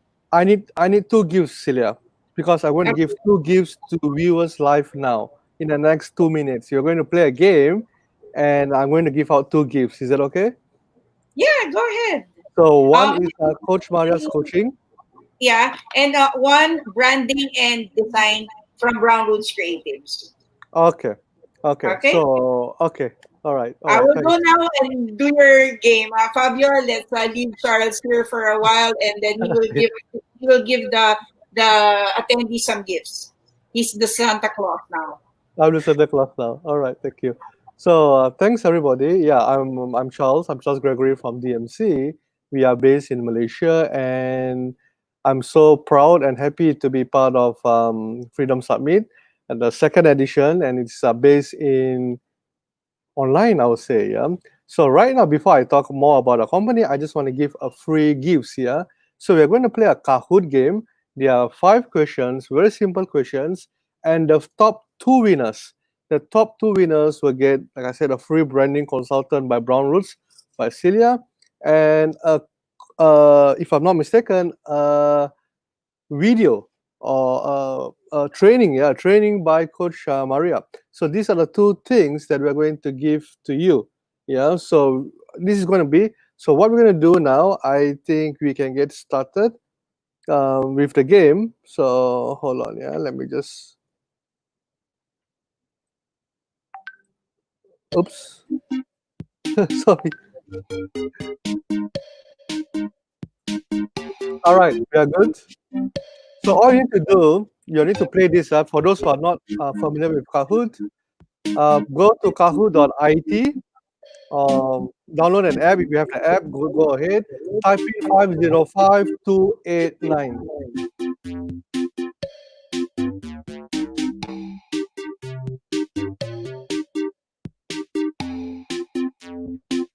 Can we pause the music a little bit? Yes, thank you. So this is what we're going to do. For those who are very new to Kahoot, we're going to play it live now. We're going to give out two prize for the top two winners. So you need to make sure that you participate and you make sure that you get the free gifts, which is a lot of value, I would say. So all you need to do is go to kahoot.it, type in 505289. Yeah. For those who are here, we are going to participate now. Just go into the website. For those who are very new, we will take some time. Like I said, we will take some time to make sure that everything is good. Yeah, because some of you listening, and suddenly there's a game and you get wondering what's happening. So it's okay. Yeah, go to kahoot.it, put in 505289. So you can see the players are coming in slowly, and we will start in approximately, give some time, yeah, because it's the first time that you are doing it. We'll probably start in about 3 minutes from now. Yeah. So 505289, just type into kahoot.it and we will go in now. Yeah. So we are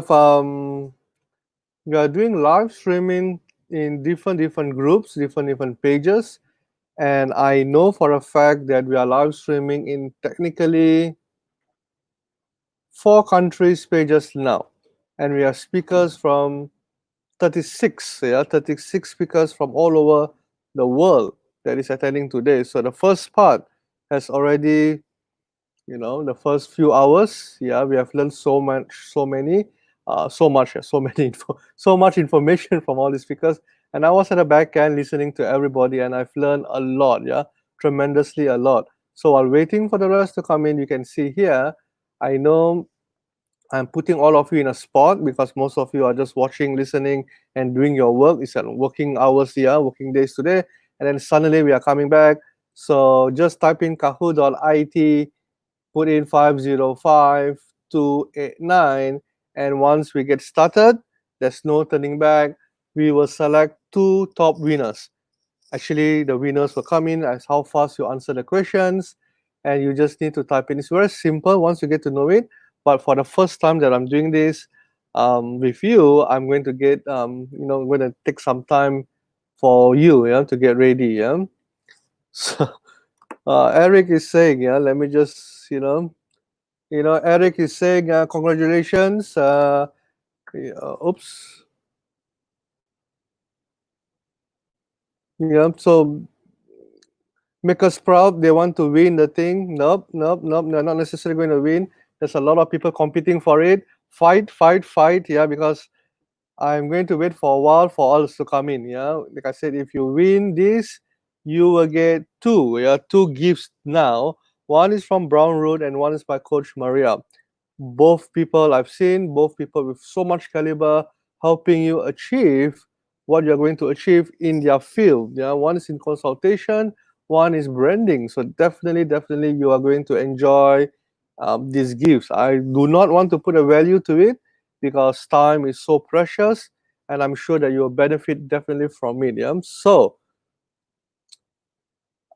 we have a lot more coming in, so we are just waiting for the rest. You can see live in the screen now how many players are there, and I'm in the back end, so I know how many people are here. But like I said, most of them are probably working, some are just listening. And right now, if you're interested, just go to kahoot.it, or you can download the app. For those who are very new, just type in 505-289. Don't worry, it's just a game. It will not steal your data or steal your credit card, as some of you tend to believe. Yeah. And also, yeah, when the game starts later in a short while, all you need to do is just answer the question and we will choose. Yes, you can see the group is picking up, but I cannot wait that long, and I will start in approximately 4 minutes. Is that fair enough? 4 minutes. I know I just now, as I mentioned, give some time, but I know more and more is coming in, and probably a lot of you are first timers playing this game. So yeah, let's do it. Yeah. Free gifts is one of my favorite. That's why I'm here. I'm the Santa Claus of the day. Yeah, so just wait for a while.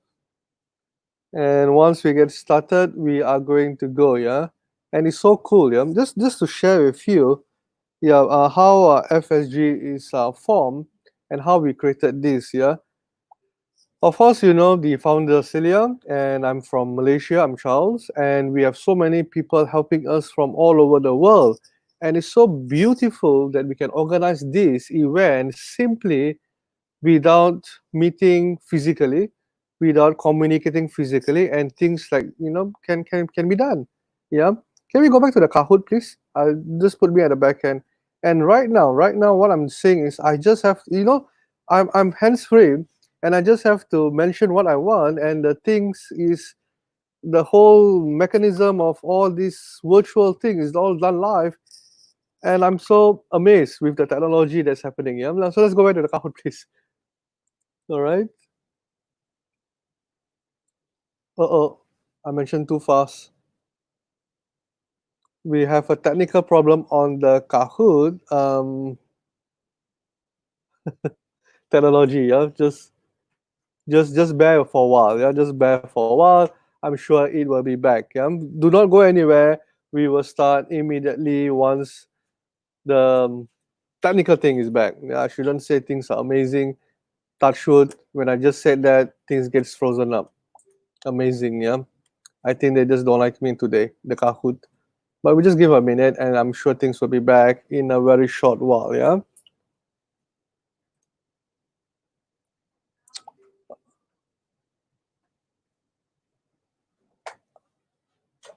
All right. So hold on. I'm just looking at my team. What's happening here? Please check. Okay. Technically, her screen froze. Yeah. So it was all good earlier, and the screen just froze. But we don't want to restart the whole thing simply because there's a lot of players are inside there already. So hopefully, just wait for a while. The screens will be unfroze. Isn't that a word, unfroze? I'm not sure. Yeah. Anyway, hold on. Yeah. Let me just see what I can do here on my side.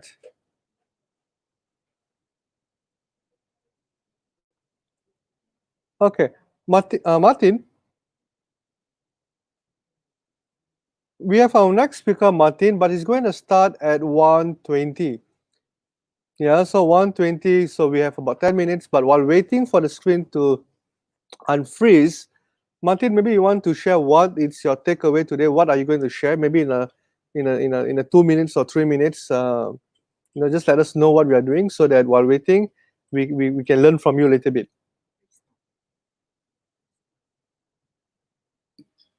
Yeah, hello guys. Uh, Originally, yeah, I've been living in Bali for the last 5 years, and before that, I was doing a round the world tour for 2 years. And the reason why I was able to do this is because I found a way to structure my business so that it will run completely with.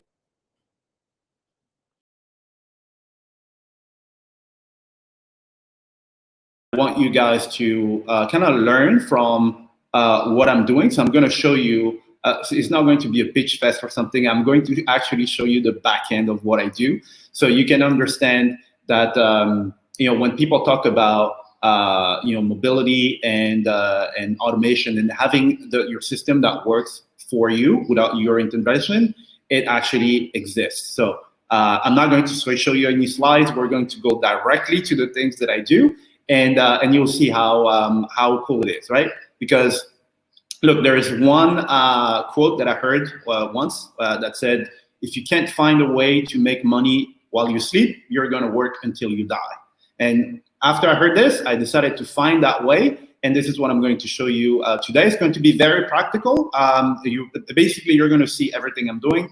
And then afterwards, I'll welcome your questions and try to answer it the best I can to point you in the right direction. Okay? That's all right, Martin, thank you. I'm so excited to learn from you. I just want to give some feedback on the game Kahoot. Yeah. So what happened was the screen froze when many of you tried to enter.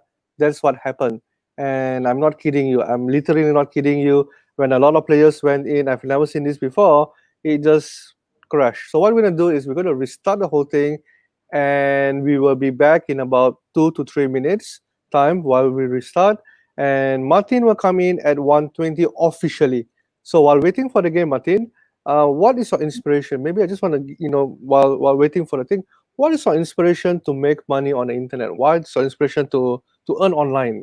I know you mentioned that you work until you die. Is it something that you mentioned? But who shared that with you? Maybe you want to. It's that quote is from Warren Buffett, who's the biggest investor on the planet, maybe of all times.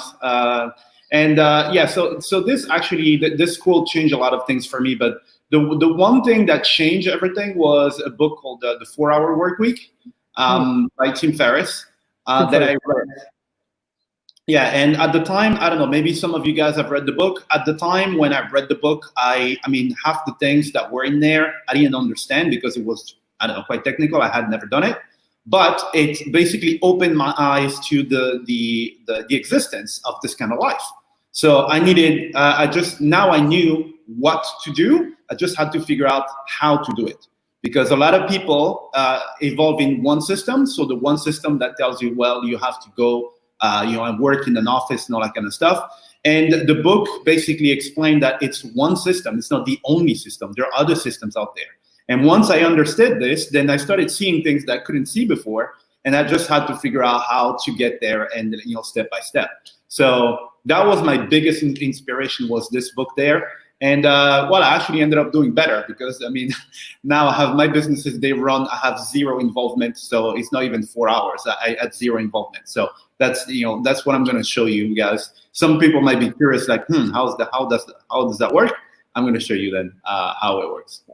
All right, Martin, I think we're going to do this. Yeah, we're going to start you early, and we're going to give you a little time. Yeah, because I think you're ready. And for those viewers here, I will still do the Kahoot game and still give out a free gift after Martin's event. So without wasting some time, just want to welcome Martin. Martin, are we good? Yes, we are. I'm just preparing it. You just preparing? Okay. Do you need more time? Yeah, I'm going to share. I'm going to share my screen. So I'm just mirroring a few things. But yeah, so I'm ready to start and ready to rock this. So hopefully everybody is doing great. Me, I'm very happy to be here. Hi, Celia. All right. So again, my name is Martin, as I said, and today I'm going to show you how you can actually start a business that works, that is completely without you. Okay. So I know why you guys are here. It's not going to Peach Fest to tell you, okay, so you're here because you want location independence and stuff. It's already established why you guys are here. Okay.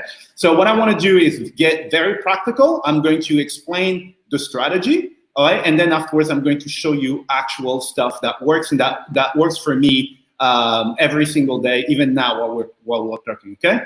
So first thing I'm going to do is I'm going to share my screen. I'm going to show you a few things. So we're going to see the strategy. Okay. All right, so you should be able to see my my screen here. So you have my iPad and my iPhone on that. All right, so just to explain the strategy, right? Here, what we're going to do. Okay, what you want to do is you want to be able to get some traffic that goes to whatever it is that you want to do, and then convert this traffic. Okay, so the first step is going to be the traffic. All right. So for the traffic side, what I do is I will use social media like Instagram, Facebook, Twitter, Pinterest, and all that kind of stuff. Okay. So I will automate these social media, and then I will use stuff like email as well and other methods. Okay. So this is step number one. You want to get traffic, and this is where a lot of people struggle as well. And I'm going to show you a little bit later how you can get the traffic and stuff. So the second step is where the magic happens. And this is one thing that I'm going to show you afterwards. So here I have something, a messenger bot. Okay. So instead of sending people directly to like an opt-in list, build landing pages and all that kind of stuff, what I do is I will send them to a messenger bot. Okay. And on that messenger bot, the good thing about the messenger bot is that there are a bunch of questions that you don't need to ask these people because you already have the information. So you have their first name, you have their last name, you have their country, and you have their gender. Okay? Straight away, just like that, you have all that information. And the barrier that you have here in terms of getting them there, having to put their email and click here and then go validate and blah, blah, blah, it's not there. It's very, very slick, very, very simple. Okay? So, people actually love this because it's super, super simple and you get all this information, okay? Now, the step 3 is going to be segmentation, right? And please understand that all these steps that I'm explaining here, they happen without me, okay? So I'm not doing this. It's Messenger that's actually doing this for me. Sorry, there's a small glitch. I'll bring my phone afterwards. So Messenger is actually going to do this for me. So basically what I'm going to say is, well, if it's a woman, then send them to this particular funnel. If it's a man, send them to this funnel there, okay? It's not me doing the selection, it's actually Messenger doing that for me, okay? And so here I'll be able to send something for women and here something for men. And in addition, one thing that I added that actually makes the whole thing even more powerful is that at this level, I am going to ask them inside of Messenger for their email, okay? So I got them into my world with very, very little friction. They only have to press a button. That's all they have to do. They don't have to enter their emails or anything. And then afterwards, I'm going to ask them for their email to send them a special gift that's of interest, okay? So once they enter their email, guess what? This email is then going to go to your autoresponder. So you guys, a lot of you guys know what an autoresponder is. It's basically a small machine, a computer, that will handle all your email communications for you. And normally, you have to get people to an opt-in page, you have to opt in and all that kind of stuff, but people don't like doing that. Whereas with the results that I'm getting in Messenger, it is absolutely insane. I mean, the click rates, for example, on Messenger, I have like 60% click rates, for example, instead of a 10% on an email. Okay. So once this is done, so that means that I now have them here inside of Messenger. I have them inside my emails. So now I can communicate with them on the other networks, and from there they will go to a funnel that basically will send them product A. So product 1, and this one will send them product number 2. Okay. So all this is happening right now while we're talking. My bot, which is basically consider it an assistant that never sleeps, never eats, never takes holiday, never gets sick, and works 24/7. So while we're talking right now, this is happening for me in the backend. Okay, so this is actually how I'm able. So I have a bunch of products. So this will be product number 1. This will be product number 2. I will have product number 3, and all these products are being promoted right now to all these people and making sales while I sleep. Okay, so all this, again, as I said, is fully automated, and this is something that I can show you how how to do. Okay, so this is for the concept. I want you guys to understand the strategy. The strategy in everything you do is the most important. Okay, and once you understand the strategy, then you just have to figure out the different steps. But you take people from the internet, so social media, for example, email, whatever the source is, and then you put them inside a messenger bot where you can qualify them without having to ask them too many questions, and then you send them the right product depending on their gender, their interest, and all that kind of stuff. Okay, that's the bird's eye view. All right. So now I'm going to show you very quickly examples of what I was telling you right here. Okay. So this here, I don't know if you guys can see it. Is an example of what I was saying. So I get people to come into my bot here, for example. That's one example that I started. I started this one yesterday. And so when people get here, I will ask them if they want to know how to travel and live anywhere in the world. Okay. Obviously, a lot of people will say yes, right? So once they say yes, then I'm able to tag those people, and then we'll know that they're interested. Okay. If they say no, and I use a sneaky trick where I say, well, look, before you go, please check this video here, right? And so they were ready to go, right? But here, I still should show them a video, and I still have 40% of people clicking on it, going on it, and buying, okay? But because they said no in the beginning, I'm going to remove them from my bot, okay? But from there, you can see here, I asked them for their email address, okay? So I already have them inside my bot, but now I will have them in my email list as well, okay? And then from there, I have a bunch of products that I can show them. So I show them some results here, and then here, these are different products that I have, and I can figure out which one is actually gaining the most traction, and when they click on it, they're going to be redirected to the right product, okay? So this is pretty much how it works. I'm not going to get into like all the details of how it works. So, and once they've done this, right? So if someone clicks on this product, I will tag them saying that they clicked here, all right? So that next time, if I need to send an automated message, I can target only the people who clicked on this particular message. And then I have an automation here that waits for 1 day after all this has happened automatically without my intervention, obviously. And then I'm going to add them to a new course, which is a free course that I've created where they can get to know me better. And then from that course, they can go and upgrade to something else, okay? So all this is fully automated. It's happening right now, okay? So this is how you can actually start making actual money online, passive income, what you actually call passive income. This is how you make it, okay? The good thing about this is once you know how to do this for yourself, then obviously you can actually do this for other people. And actually doing all this is really not complicated if you have the right guidance, okay? So for today, because I met Celia when I was in Philippines last time, I promised her that I will show something that I've actually never revealed before. So I'm going to show you some really advanced stuff that I do. And you'll see how cool this is, and you'll understand how you can actually make a living online without actually having to do it yourself. So this is one messenger automation that So this is another one. Just very quickly before I move on to the next step. So here, for example, I have a whole questionnaire in here to identify the hurdles, the roadblocks, what people are looking for from the course, and then I have all this information there. And based on what they answered, then I can actually direct them somewhere. Okay, so that's an example. And here, this one is a whole course that I've actually delivered right on Messenger without needing anything else, where I will wait one day before sending the next one to people who clicked and stuff. But this one's a little bit more advanced. This here is very, very easy to do. I mean, to set this up now, I mean, for me, it will take me 5 minutes, but with the right guidance, I can show you how that works.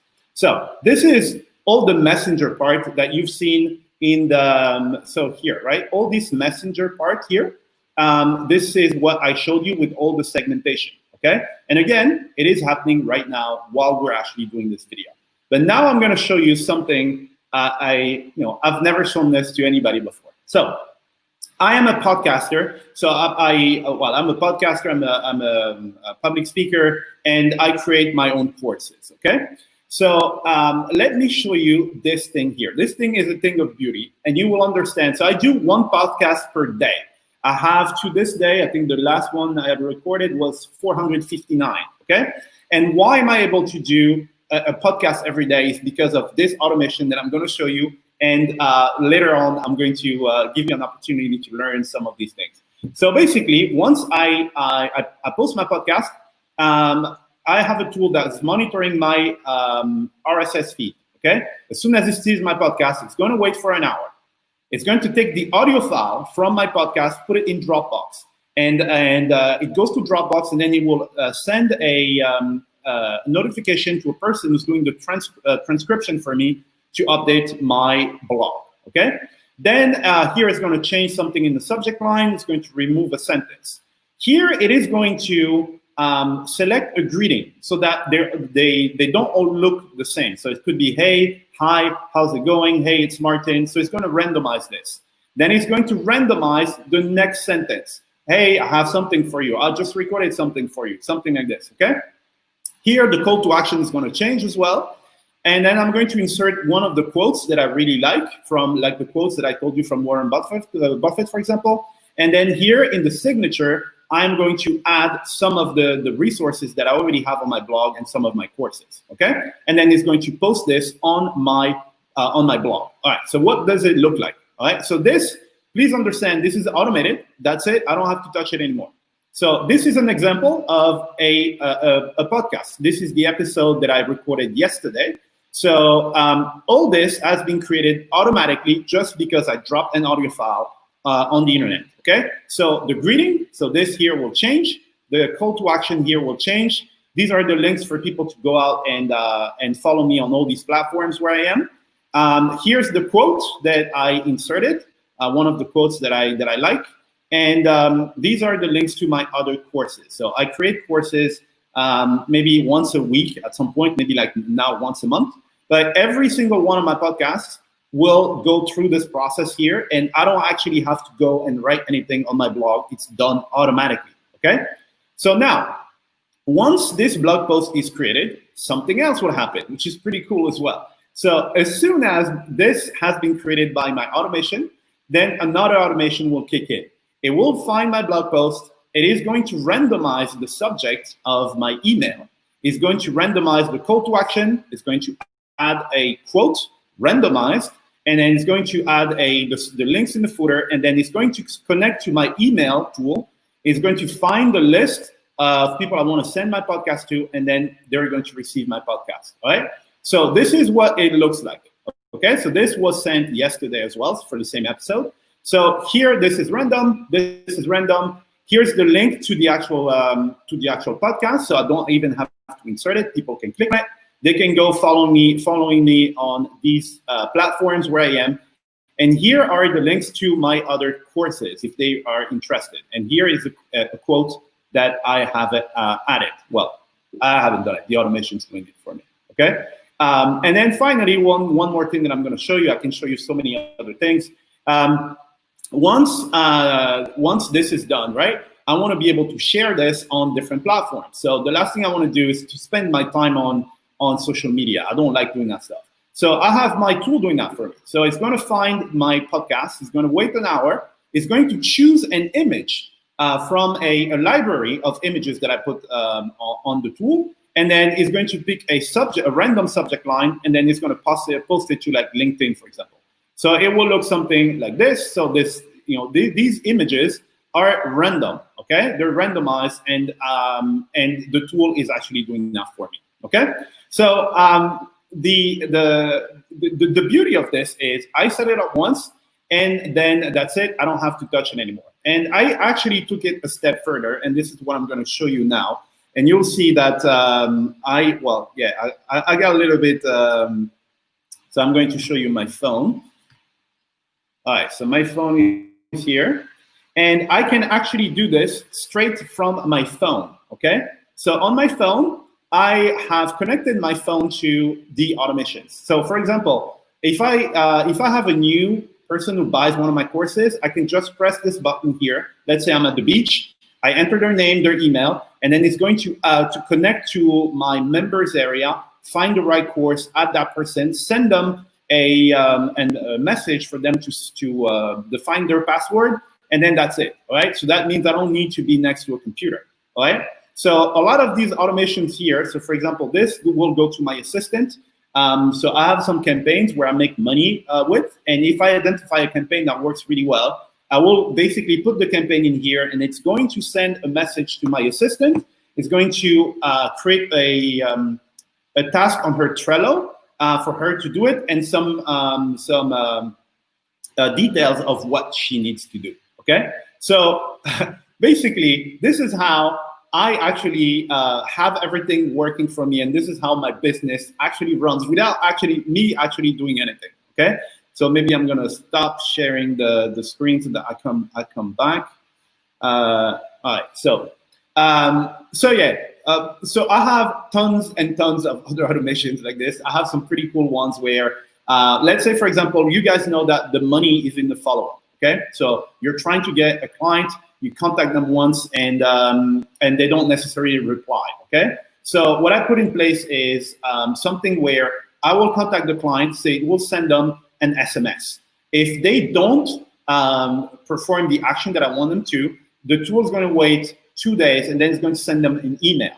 If on that email they don't click on the link that I want, then 3 days later it's going to send them a voice drop. So the voice drop is actually me dropping a voice message on their phone without ringing their phone. It's really cool stuff. And if they don't do anything for that, then I can do some other stuff. So you understand that all this, the follow-up, works without my intervention, makes sales every single day, and allows me to have this life where I told you I was doing my round the world tour just because I don't have to worry about the work being done. Everything is done for me, way better than if I did it myself. And yeah, that's pretty much it. So what I wanted to do was to show you actually how it works, not just give you some theory of, oh man, how does that work? And is it even possible? It is possible. And I'm not the living proof, but I've been living this life for the last 7 years. And I'm here to answer your questions. So whatever questions you guys have, please let me know. So what questions do you guys have for me?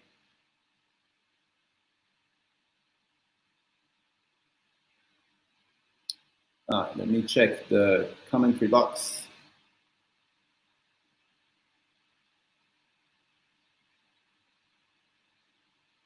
All right, so I'm going back to some of the questions, or maybe we have Celia going through the questions, and I can answer them. All right, so while we do this, so here's the thing. Here's what I have for you. So as I said, I go to the Philippines every year, right, for the last 5 years. And last time I was there, I met Celia. I went to her fantastic office and had a chat there. And she asked me to deliver some value to you guys and also help you guys, right? So what I've done is all that automation that I usually, people pay me quite a lot to do that for them. Or if you go to my blog, for example, I will sell it for like a really high price. I decided that I'm going to give it to you like for an insanely low price if you guys want to learn the stuff. And in addition to that, I'm actually going to throw in half an hour of consultation where you can get on the phone with me on Zoom. Actually, not the phone. I think Zoom is better. And I can help you figure out, okay, what it is that you want to do, okay? This is stuff that worked for me when I was trying to learn from other people who knew a little bit more than me in a specific area. And I really recommend you guys do this. Go to the experts, learn directly from them. And yeah, so that's what I'm going to do. So I have, there is a package that I created specifically for the summit. It's not available anywhere else. Even if you go to my my blog or something, you'll see the price is like 5 times more, and you don't get to speak to me. Okay, and so yeah, you'll have access to this. There'll be a link that will take you there. And let me put maybe the link in the chat here if you guys want to go and check it out. So someone is asking, what apps can we use to create these automations? All right, Michael. Look, the thing with automation is, as I was saying before with the 4-hour work week, is you only need to understand that it's possible. Because today, possibly 99% of the apps that you're using can be automated, all right?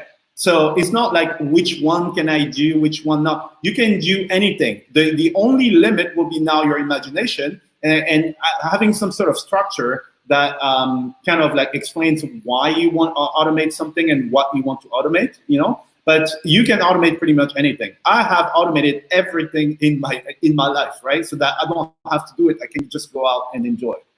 All right. Yeah, so is there apps, a software, format, procedures? Yes, it's the same question, you know. Yeah, there are tools that allow you to automate any app on the planet. So you could either go to one app at a time and try to automate it, but it will take a lot of time. There are places like Zapier, for example, where you have tons and tons, like thousands of apps that you can actually go and automate. So for example, I had an e-commerce store, okay? And on my e-commerce store, if someone bought something from me, automatically I was sending them a postcard, all right? Because I have their name, I have their address and all that kind of stuff. And I will send them, I was connecting to a tool that will create a really nice postcard and send it to them. So as the result, people were super faithful and they were buying again. And it's not like I have to go and print the postcard or something. I just connect my shop to that, and then that's pretty much it, okay? So let me see if there are other questions like that. So yeah, let me put in the chat. Celia, is there a chance you can put the link to the course in the chat? I don't actually know how to do it here. We're going to put it on the link on the chat box. Oh, okay. Yeah, let me just, we're just going to put it, while you're explaining, we're just going to write it on the ticker. And then we're also sending them, we will also be sending them the email of your upsell, of your offer. And just for now, there are questions asking how can they start this, and if it's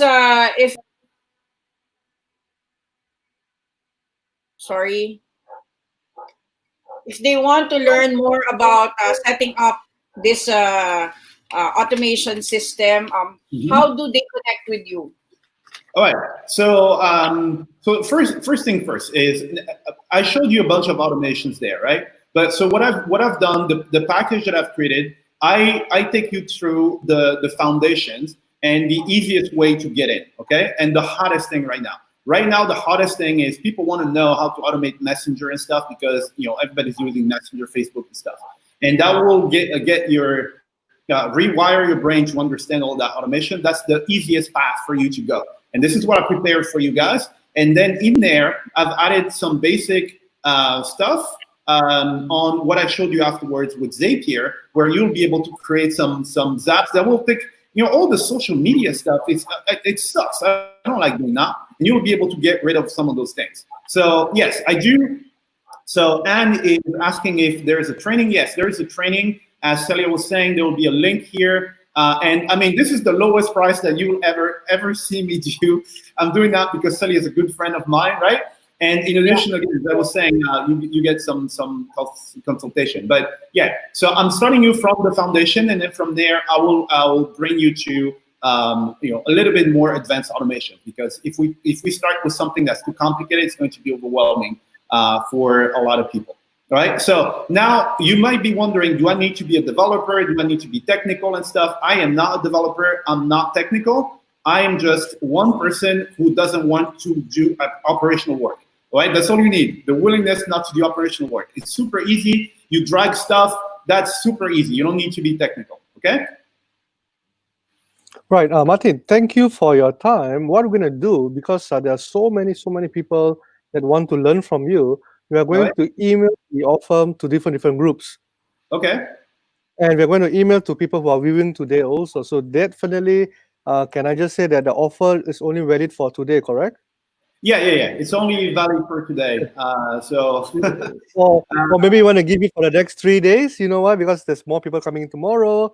And Sunday. Well, for the duration of the summit, I will say. But initially it was just only valid for today because again, when I consult on those things, I charge a lot of money for that.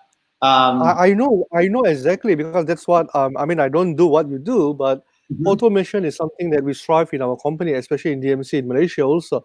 And because we have so many people, so many teammates, that the things that you do, I know it costs a lot, and I know what you're offering. And I just want to say that thank you on behalf of FSG or Freedom Summit Global that you're willing to do this so much for us. So I'm just going to blast it out. Yeah. No, it's really no problem. You guys have been awesome. I was a speaker last year as well. I had a blast, and I can see the purpose for me is actually helping people out. Because I traveled to Thailand. I was here in Bali giving a chat, and I interacted with people, and I see they have dreams and hopes and stuff, and I know I can bring a little bit to help them out and get to the next step. So that's why I accepted to be here, and that's why I'm doing this, because you guys are pretty awesome, and you put something really cool. And also, before you send that out, maybe I can I will send you my WhatsApp number as well that you can put in there, just in case people want to have some questions or something. Hopefully, I'm not going to be. Are you sure you want to give your WhatsApp number? I will try. This is something I started. Last week at an event where I spoke, and that's actually so yeah, let's try that. All right. So thank you so much, Martin. And I'm going to play the game with all of you now. Yeah. Thank you. So yeah, I'm back, and I'm for now the Santa Claus of Freedom Summit. What we're going to do is continue our Kahoot, because just now we had a small glitch. Technically, this is what happened, and I don't kid you. I'm not kidding you at all. Yeah, what happened was when people start joining it, my teammates. No, sorry, not this. My teammate. What do you call that? Laptop froze, and that's it. Destroyed, gone, burned. Now one laptop sacrifice for Freedom Summit. And this is something that I just want to share with you, that it's amazing. Just give me a minute. Let me just set things up. Right now, I'm handling it. I hope my laptop don't freeze. Just give me a minute.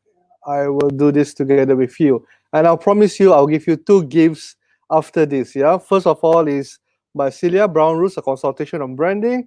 And by Coach Maria, I'm sure that you will benefit a lot from both of these. Yeah. So as you can see, I can't multitask that good, so I'm going to do one by one. Yeah. All right, so here we go. So again, please come into kahoot.it, and again, unfortunately have to type in the code 5011858. Yeah. So please come in now. If you have an app, just open up your app and type in 5011858. Again, I will wait only 5 more minutes, or maybe this time 3 minutes, and we're going to start very, very soon. And you will be able to win, like I said, two special gifts for the top two winners. Yeah, so you know how it goes, and I want to say that this is going to be simple questions for you to answer about Freedom Summit Global. So come in quickly. Our next speaker is going to be exciting, and I don't want to take his slot, and I don't want to extend his time. So we are going to do this now. It's 1:45 my time, and we are going to do it in 1:47. So you have 2 minutes to type in kahoot.it or use that app, type in 5011858, and this is what we are going to play. All right, come in. I'm just going to wait for all of you all to come in, and then we're going to start this, very, very soon. Again, for those who are watching or listening to the live stream now, all you need to do is type in kahoot.it 5011858. For those who are watching the live stream together with me, you can see on the screen on the instructions given. Yeah, so definitely we will start in 60 seconds from now. Yeah, 60 seconds from now. So it's 1:45. I'm looking at my time. If you're going to miss this, you're going to miss out the chance to win two excellent gifts here. Two excellent gifts for now. Yeah. Kahoot.it, or you can download the app. I would suggest you download the app maybe later, because throughout the day, tomorrow, Sunday, we are going to do this again and again, giving out different prizes. At any time. At any time, we do not have a fixed time, but at any time we will give out 30 more seconds, and we're going to start. I'm going to on the music now, and I'm just going to start in 30 seconds. So please participate right now.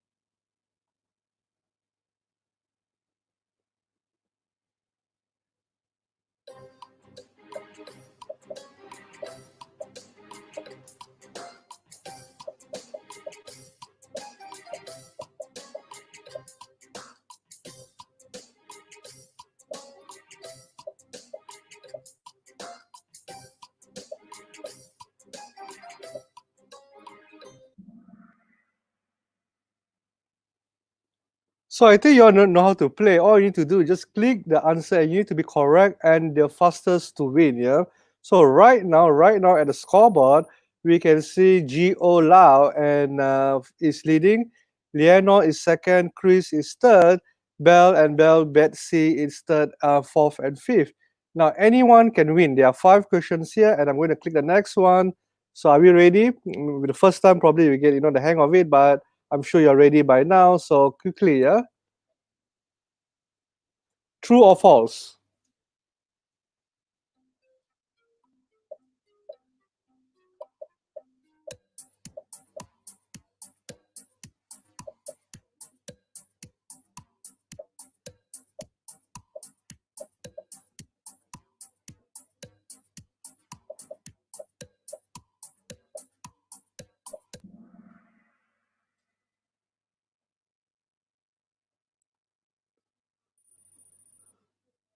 Half of you probably do not know the title, yeah. So you need to double check the website as we go along, yeah. 4 questions out of 5.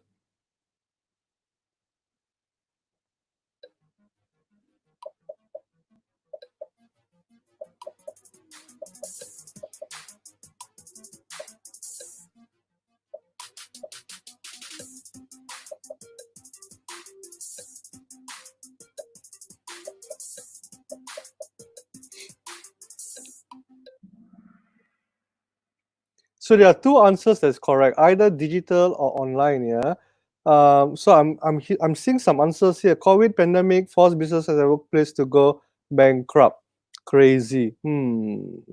True, but what we want is for you to go digital or at least go online, yeah, not go bankrupt or crazy. Anyway, thank you. Last one. So Go is still holding his position. Chris is fighting very strong with Bell. We have a new leaderboard, Diane and Voice Master. Voice Master, if you win, we will give the gift to Voice Master, yeah, not the person. I mean, I'm sure you have a name behind it, but we need to identify you, yeah. So if you win, yeah. So anyone's game, last question, let's go. True or false? FSG aim to have achieved financial and work freedom.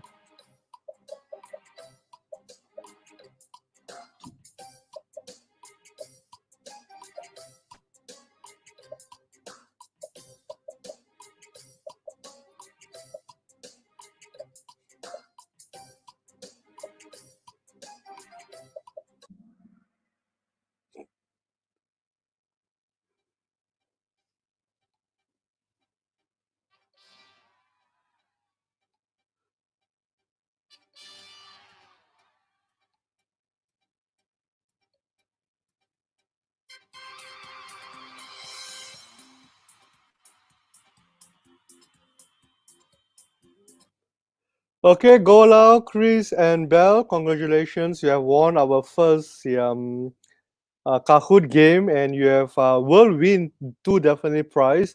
Unfortunately, we have only 2, so Go and Chris, you need to print screen this and send to our organizers. You can send to Celia, or you can probably send to me, and I will help you get the free gift. Bell, unfortunately, we'll try again tomorrow or maybe later. Yeah, who knows, right? So thank you, thank you, thank you. So this is what I'm gonna do, Celia. I'm going to bring you back on, and I'm going to stop my screen so that you can introduce the next amazing speaker.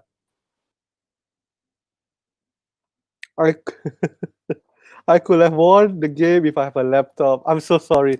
We will try it again later. Yeah, definitely. This is the first time you're doing it. We will definitely do it again. Celia? Okay. Thank you for the game, Charles. I'm not really familiar playing Kahoot. I tried doing that in one conference.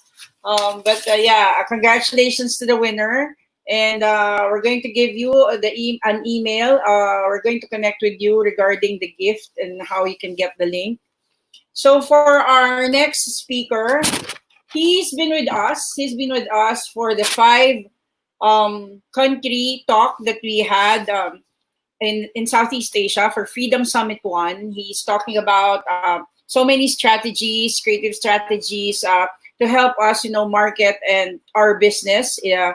So for this season, our speaker will be talking about how digital advertising can help you bounce back from the pandemic. And it's very apt. We need this right now. And coming from someone whose profession is to help business people, entrepreneurs, to really promote their business, Tom will help you bounce back during the pandemic by walking you through creative strategies for growing a business with digital advertising. Whether you are offline or online in business, or you know someone with the business, you will be able to help them with these particular strategies. Without further ado, I want you to meet Tom James, and our speaker for Freedom Summit for the second time, and he will give us valuable information to help us, cope up with this pandemic and help us, bounce back again and navigate to the new normal. Hi, Tom. Hello. Thank you very much for that introduction. yeah, so I was with Freedom Summit since the start, I guess. I did all 5 cities in the tour, and I also did like a little one in Legazpi also. So yeah, I'll just get into it. So I've got a little presentation. I'm just gonna share my screen.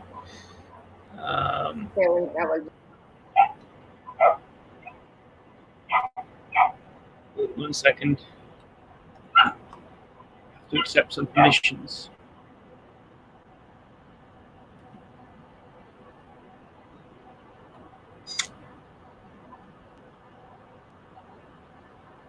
One second, sorry.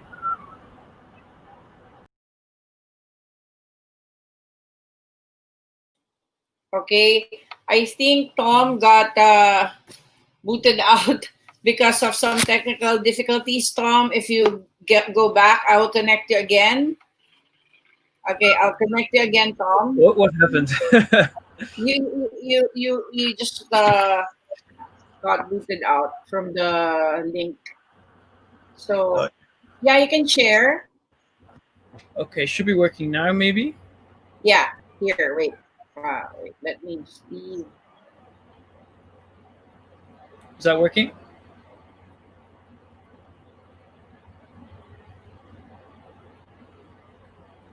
You're there. You're working. Okay. So, sorry about that, guys. So yeah, I want to talk about digital advertising and how it can help you bounce back from the pandemic. I'm sure we're all in not the best situation at the moment. I hope most of you guys are okay. But yeah, I do advertising, and I've got some like tips to share that might help some of you guys bounce back, whether it's now or a bit later. So yeah, my name's Tom James. That's what I looked like when I had a little bit more blonde in my hair. And you can follow me on my Instagram if you'd like.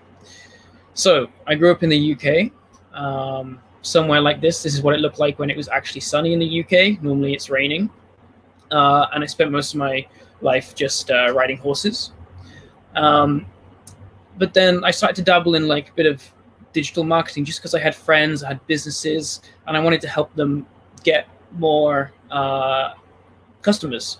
So I naturally Googled how to get people to visit your website, and I discovered all sorts of different things like SEO, blogging, advertising, and what really stuck with me over the years and what I really got into was advertising. So here's an example of adverts on social media. I'm sure we've seen them all. We've got an ad for on the left for someone's trying to sell me an ebook on how to start a clothing line. And on the right, we've got a Fiji Airways Instagram advert. They want me to fly away, which is seeming increasingly impossible at the moment. But I look forward to that day. So as well as getting into advertising, I'm like a digital nomad. So I usually say I'm traveling all the time, but I haven't done that since March. I think I've been stuck in Manila since March. But this is what my Instagram feed looked like when I was traveling. And yeah, basically I just travel around as a digital nomad and run my marketing agency. And to date, we spent over $25 million worth of ad spend. So on behalf of our clients.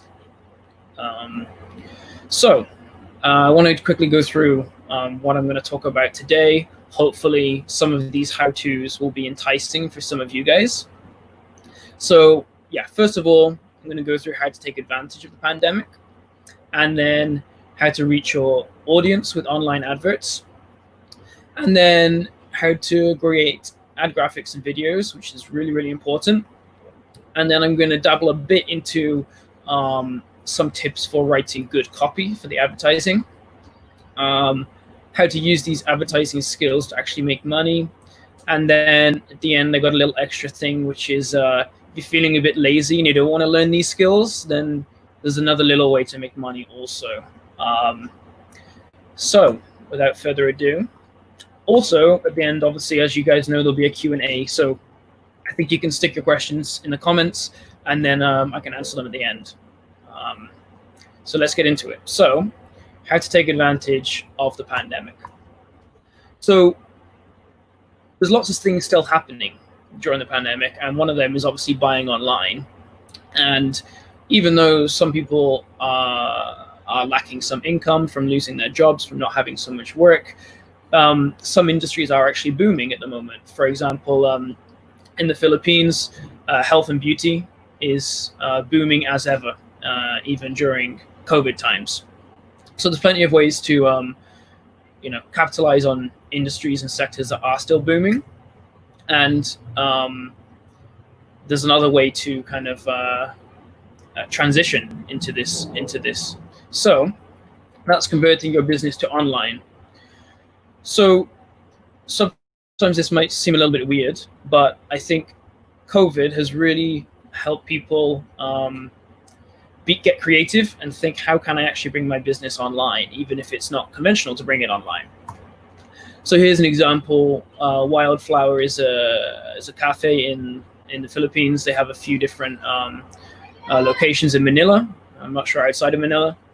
And they have their own to-go service, which goes a step further than just listing their food on different food delivery services.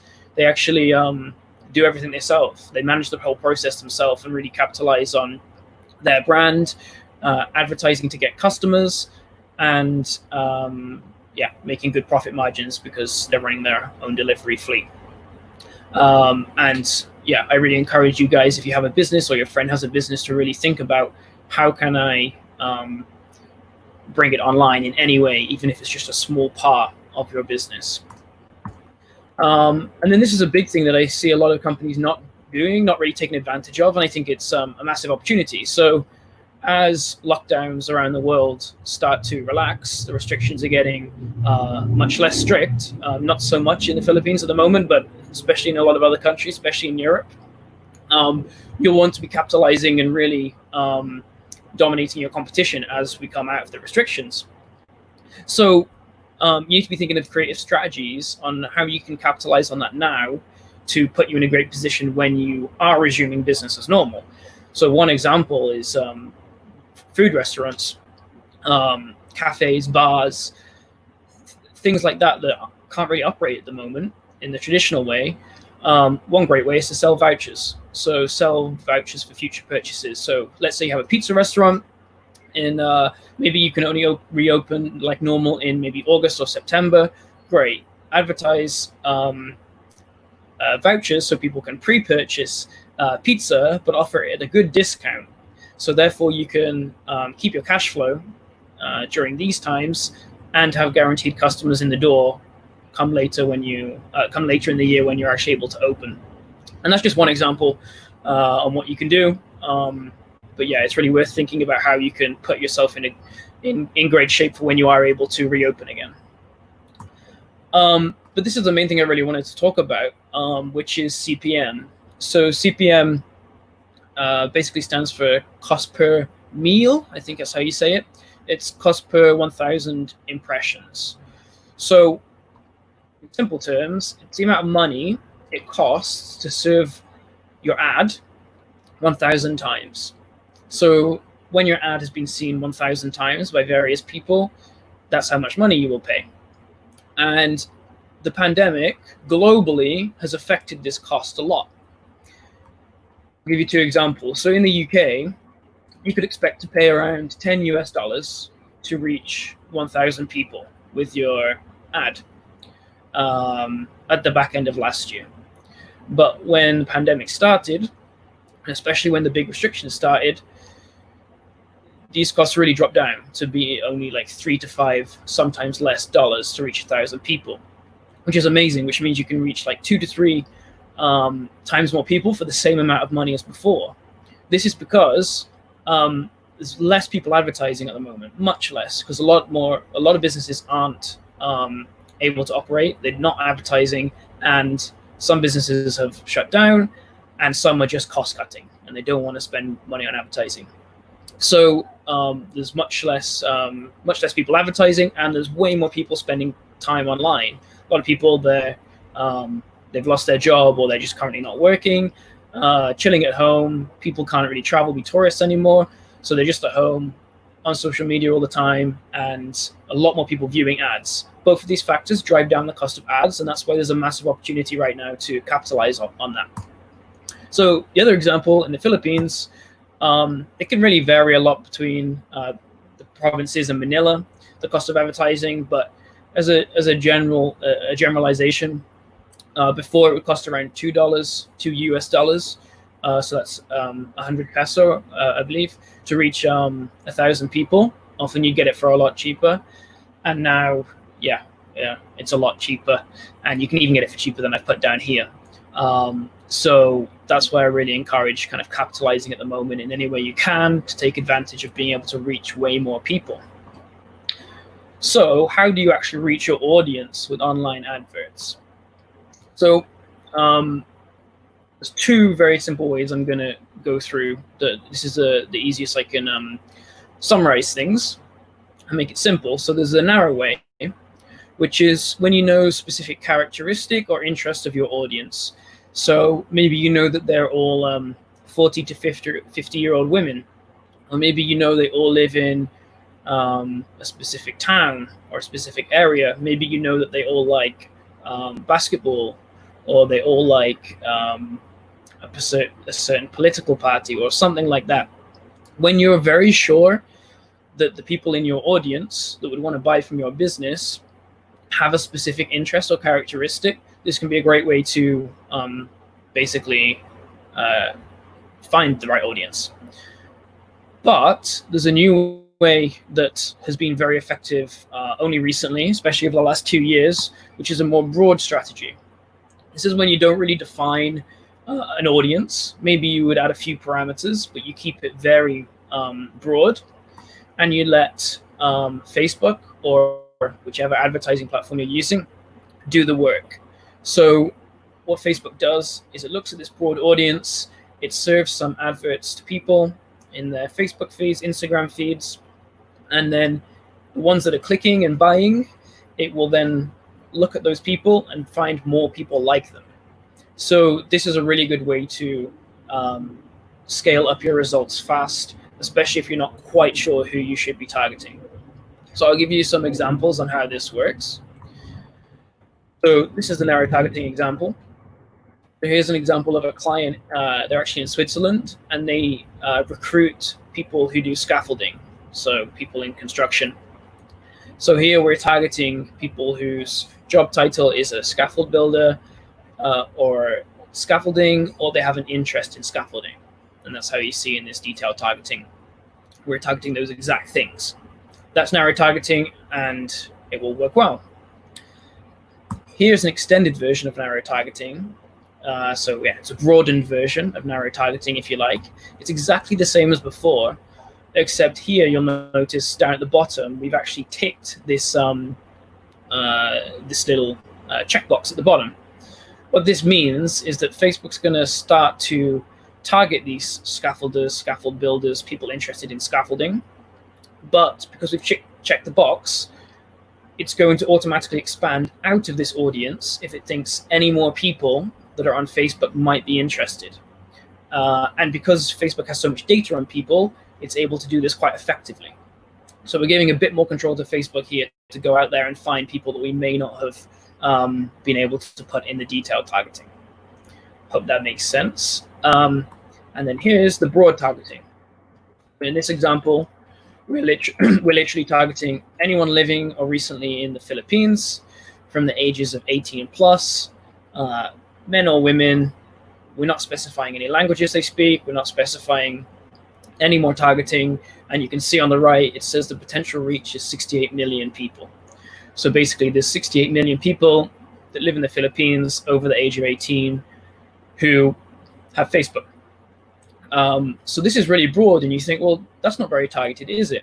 But this strategy can actually work. If you create a really good creative, Facebook will see the types of people who actually buy your product from that ad, and it will find more people like that. It basically makes your life easier. So this is a great strategy to try also. So speaking about ad creatives, I'm going to go through how to create ad graphics and videos. I could talk on this topic for probably weeks, and it's really hard to summarize. But I'll do my best and show you some shortcuts. So what you could do is you can just go onto Facebook and find your competitor. Maybe you have a hair salon, you can find other hair salons. Maybe you run a bakery, you can find other bakeries. And if they're running ads, you'll be able to go on their page, and in the bottom right here, you'll see a little section that says page transparency. If you click see more next to that, you'll be taken to a little box like this. It gives you some more information on like the information about the page. Most important thing is at the bottom here, it says this page is currently running ads. And the bottom right, we have a little button that says go to ad library. This will take you to the ad library of the Facebook page, which will look like this. And it shows you all the different ads they're running. So you can see when this screenshot was taken, Nike had 13,000 different ads running, which is crazy. Most brands don't have that many ads running, of course.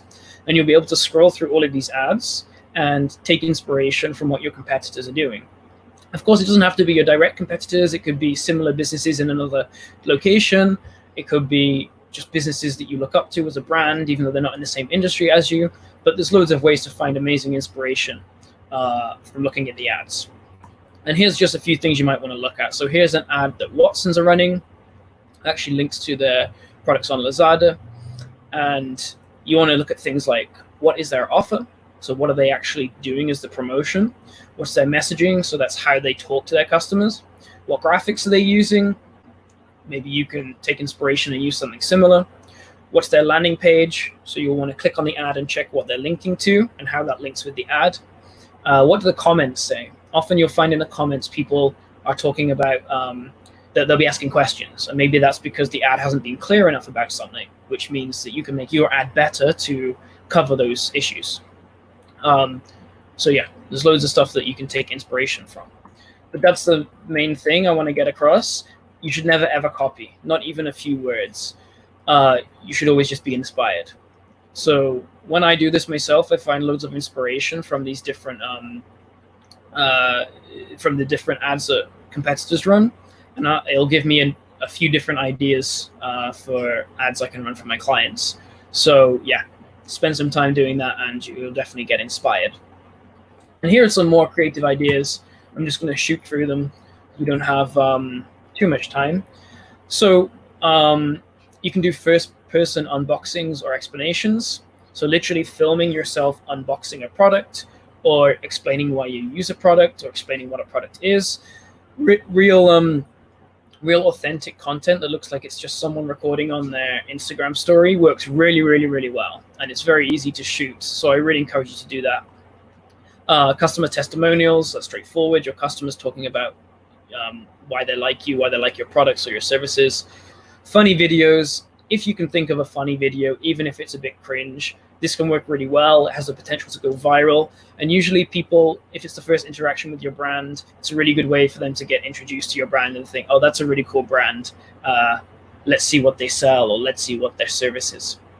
Explainer videos, just some simple music in the background with some captions that explain your product or service can work great. First-time reactions. This can be fun. It's a bit hard to do during lockdown, but after that, you can, if you have some cool product, you can go up in the streets to random people and just get their opinion on what they think about it. Maybe they're surprised by it or think it's super cool. You can explain things about like how you designed the product, or how your team works together, or how you manufacture, and have like some behind-the-scenes kind of footage. People really like that. And yeah, just another one, founder story, the founder talking about why they started the brand or something. There's loads more ideas, but hopefully that would give you some inspiration. So how do we write great advertising copy? Again, I wish I could talk about this for much longer, but the easiest thing to do is obviously just, as I said before, go and look at your competitors, how they're talking to their customers, but really take that stuff with a pinch of salt, because most advertisers, in my opinion, are not talking to their customers in the right way. I believe Nike has great copy, but many businesses don't. So always use your best judgment, but you can obviously get inspiration from how businesses write their copy, competitors write their copy.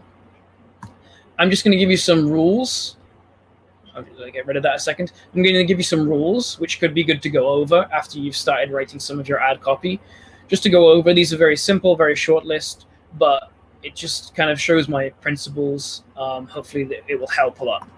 So first of all, forget professional marketing language. A lot of people fall into the trap of being like, oh my God, I'm creating an ad. I need to be professional, use business language, use marketing language, stuff I learned in business school, or I'm just going to Google how to talk like that, or like really sales copy. Half the time, or most of the time, this doesn't work. People hate it. At the moment, the ads that work the best are the ones that seem natural. Seem like the company is talking to you in a nice, normal, natural way, as if you're a human being. So this is probably my most important rule. Write your copy as if you're talking to your target customer in person. You have to kind of like imagine this person is like coming in front of you literally, and you can just literally talk to them and say something like, hey, maybe you'd like this product. It does this cool thing.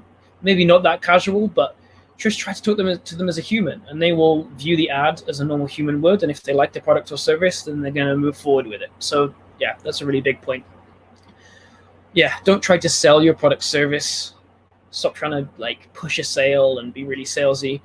Literally just explain what it is and what the benefits are. People don't need that much encouragement to buy. If they see a product they like or a service they like, then they will be interested in it. So bear that in mind.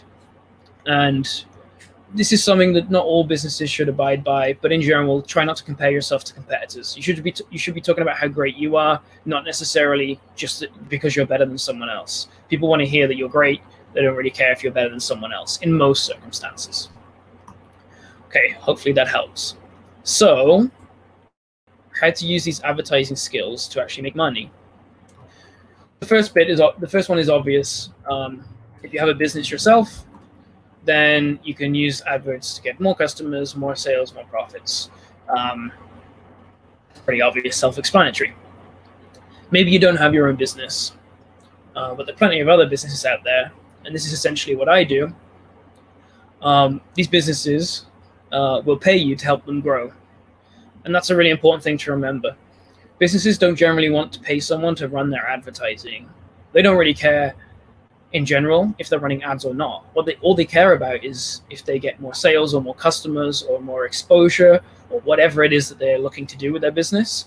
That's all they care about. So if you can use your advertising skills to help people get more customers, more sales, then they're going to want to pay you to keep doing that for them. All right. Here's my advice on this if you're looking to get into advertising more. In terms of you're wanting to run it for other businesses. So I would say learn ads for free with your own business or a friend's business. So if you have your own business or a friend has a business, just offer to do some ads for free to get your teeth into it, to see what happens. You really have to start advertising to be able to learn. And obviously you don't want to start charging companies until you're happy that you're good enough at your service to charge them.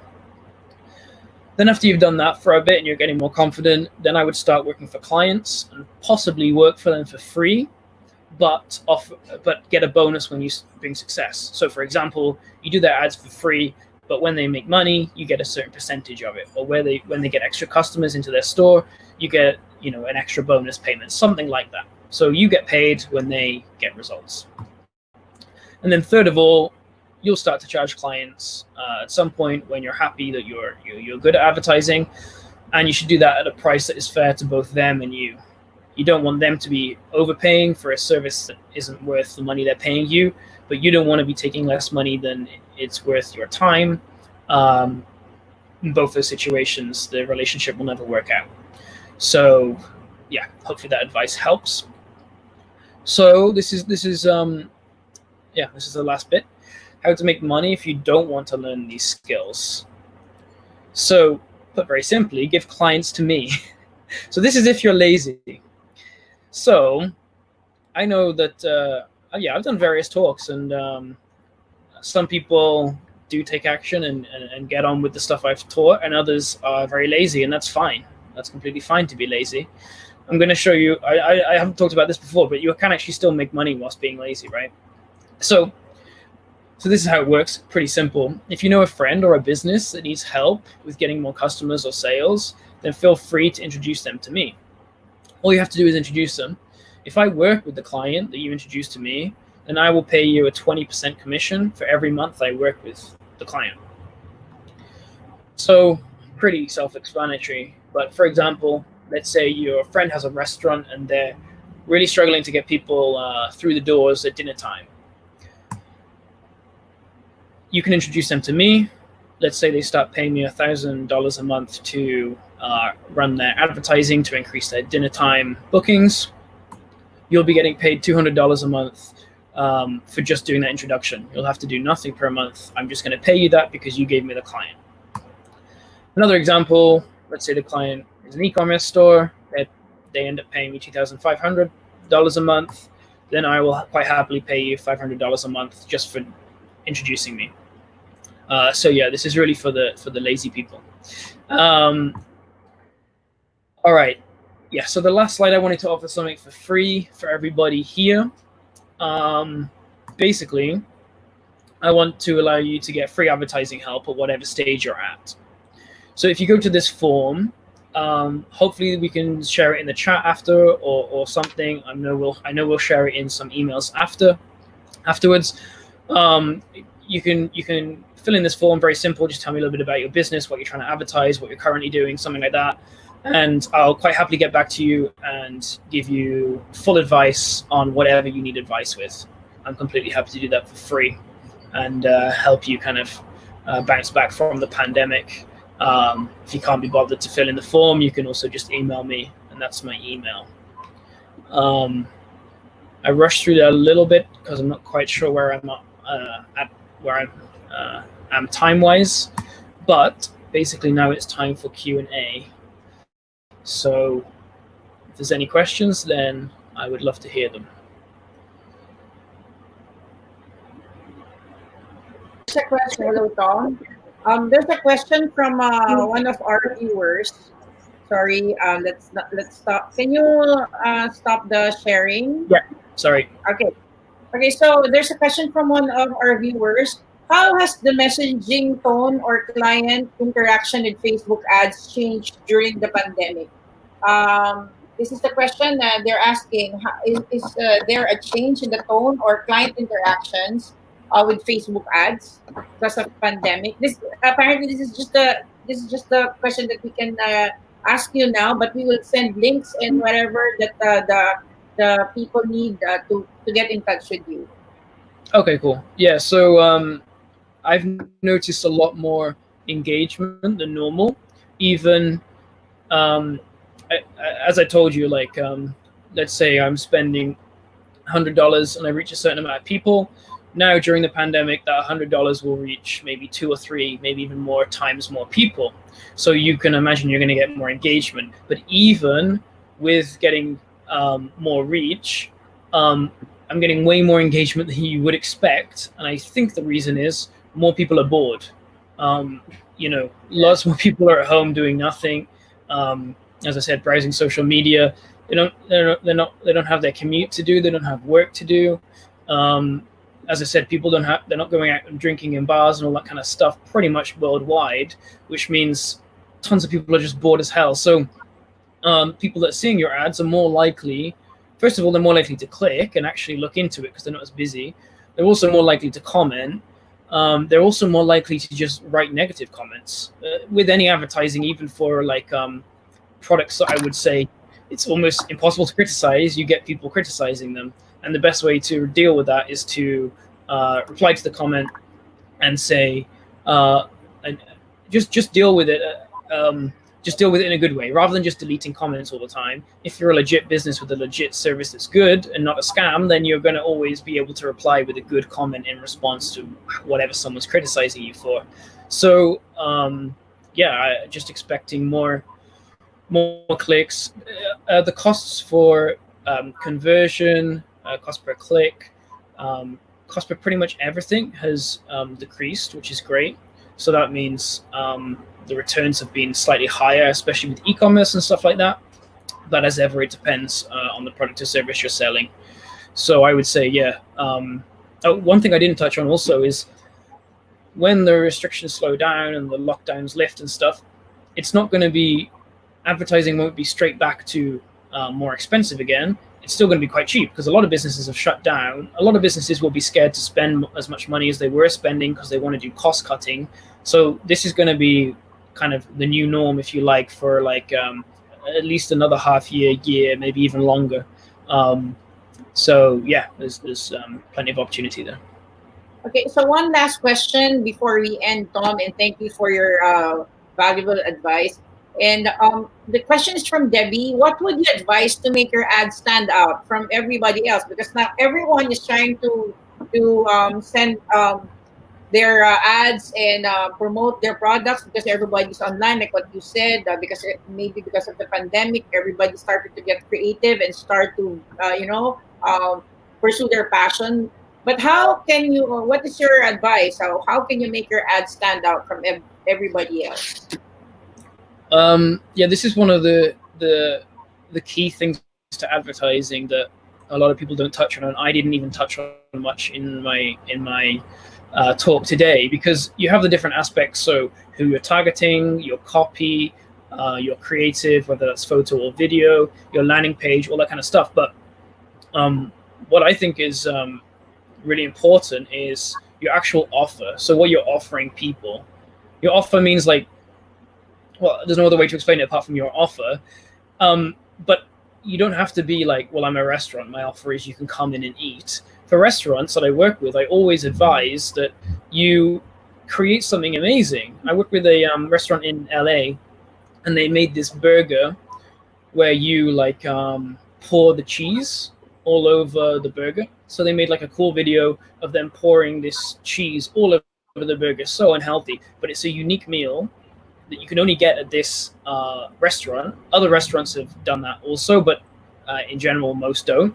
So it just really stands out because it's like they've almost made a new product to make a really compelling ad and a really compelling reason. No longer am I looking at that restaurant and thinking, oh, yeah, I feel hungry. I might eat that cuisine tonight or whatever. I'm thinking, oh my God, look at that burger. I have to go there and eat there because that's the only place I know where to go and eat that burger. So I really advise anyone to come up with a cool, unique, maybe add-on or marketing angle that really stands out. So maybe another example, the reason I can't help very much with this is because I need to, this is why I'm doing this like free ads help, because I need to know specifics about business before I'm able to actually suggest something specific, which will actually be useful. But yeah, another example, hair salon offer like a free glass of champagne. Obviously you have to be, a little higher class charging to do that. But for a certain clientele, people would think, well, it's a bit more expensive, but they treat you well because you get a free glass of champagne when you enter. That's amazing. I want to go with these guys. So having that like really unique thing that will stand out, that's actually not to do with the ad, it's more to do with changing your product offering slightly or adding an extra service or that extra little thing, is like really a good way to look at these things.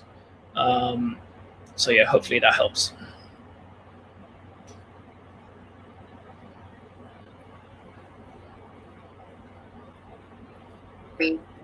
Thank you. We're going to, because we have a tight schedule, we will just connect you again and maybe interview you for this particular question. But for now, we will be sending the link that you provided so that they can connect with you. And yeah, so we will have our next guest. And thank you very much, Tom, for joining us again for Freedom Summit Season 2. Thank you very much. Bye-bye. Thank you. Bye. Okay, so there. We're almost through with day one, and see so many learnings and valuable insights that we can take. And I feel one of the takeaways from the talk of Tom is you have to know your market, and you know how to relate with them, know your avatar, try to understand what's happening so that you can target the right market for your product. And he's right, because everybody's inside now and trying to set up their business or trying to market whatever skills that they have. You really have to know the right voice for the advertising or for the brand that you're going to put out there. So okay, because of the tight schedule, we had to rush, Tom. But all the links will be provided there, and we will email you definitely to give you more chance to connect with him if you have somebody that you want Tom to handle the business, or if you want some trainings, we will connect you to Tom. Now, our next speaker is an Alibaba certified trainer. So she's an international speaker, the co-founder and COO of DMC. She's also one of the first few in Malaysia that became certified by Alibaba.com. And Alibaba Get Certified lecturer. This our speaker has traveled extensively in China to be trained, and she's been trained for e-commerce, digital entrepreneurship, digital commerce, and digital economy. Our speaker is none other than Seven, Seven is a corporate and a public training CEO focusing on Google Ads, SEO, Facebook ads, and social media marketing. Okay, let's put Zevin on the floor. Yes, Zevin. Hi, Zevin. Hey guys. Hi Celia. Hey Yeah. guys. Good afternoon over right here from Malaysia. My name is Zevin. Okay, I'll leave you. I'll leave you now, Zevin, for your talk. So, Zevin will be talking about digital. She will be talking about her experiences in Alibaba HQ and about the digital economy era. Because at this point, we need someone to help us or to guide us with this digital transition that we're experiencing. And yeah, Zevin, the floor is yours. So yeah, take Okay, it away, Zevin. Okay, cool. Thanks, Celia. Now, for you guys' information, right? Today my presentation will be sharing I have when the moments that I traveled to China, and in the specific city called Hangzhou in China. That's where the city that Alibaba HQ was located, right? So just a little bit information about myself over right here. As what Celia introduced, I used to travel to China last 2 years, very, very frequent. And one of the trip that I went there, this was my actually first trip that being invited, by Alibaba. Was actually a group of peoples of top Alibaba.com sellers. So whereby they are actually doing on B2B sellings on Alibaba.com platforms, and they're actually doing importing and exporting right there. So we have a group of people across a few countries from Thailand, Indonesia, Korea, Russia, and definitely from Malaysia. So there's only 3 of us representing Malaysia. So I'm actually one of them right there. Second trip that I went there to Alibaba, it was last year, somewhere around March, and all Malaysian. Okay, they are all awesome Malaysian peoples over right here. But this group is very different. We are a combination of peoples that is e-commerce seller. Okay, not just limited to Alibaba.com, but it's across a few e-commerce marketplaces. And we are also looking at people that's coming from logistic background, logistic company. People are coming from digital marketing company. That's basically where we are.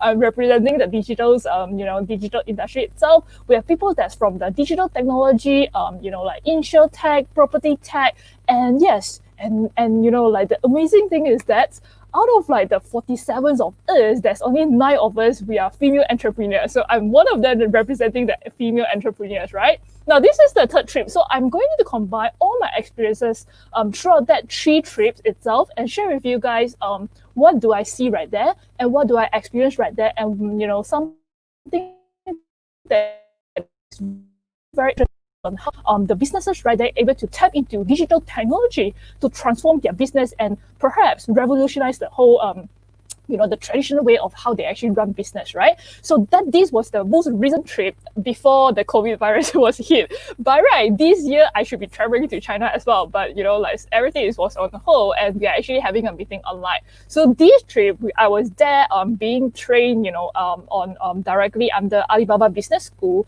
on digital mindset, digital entrepreneur, and we are having representatives from across a few different universities. And we over right here, I'm representing DMC, and we are the only private institution to be there. Now, let's go into exactly what we are looking at over right here, right? One of the things that I experienced right there, and it's very, very interesting because you will never, never, never, ever, able to experience that outside of China.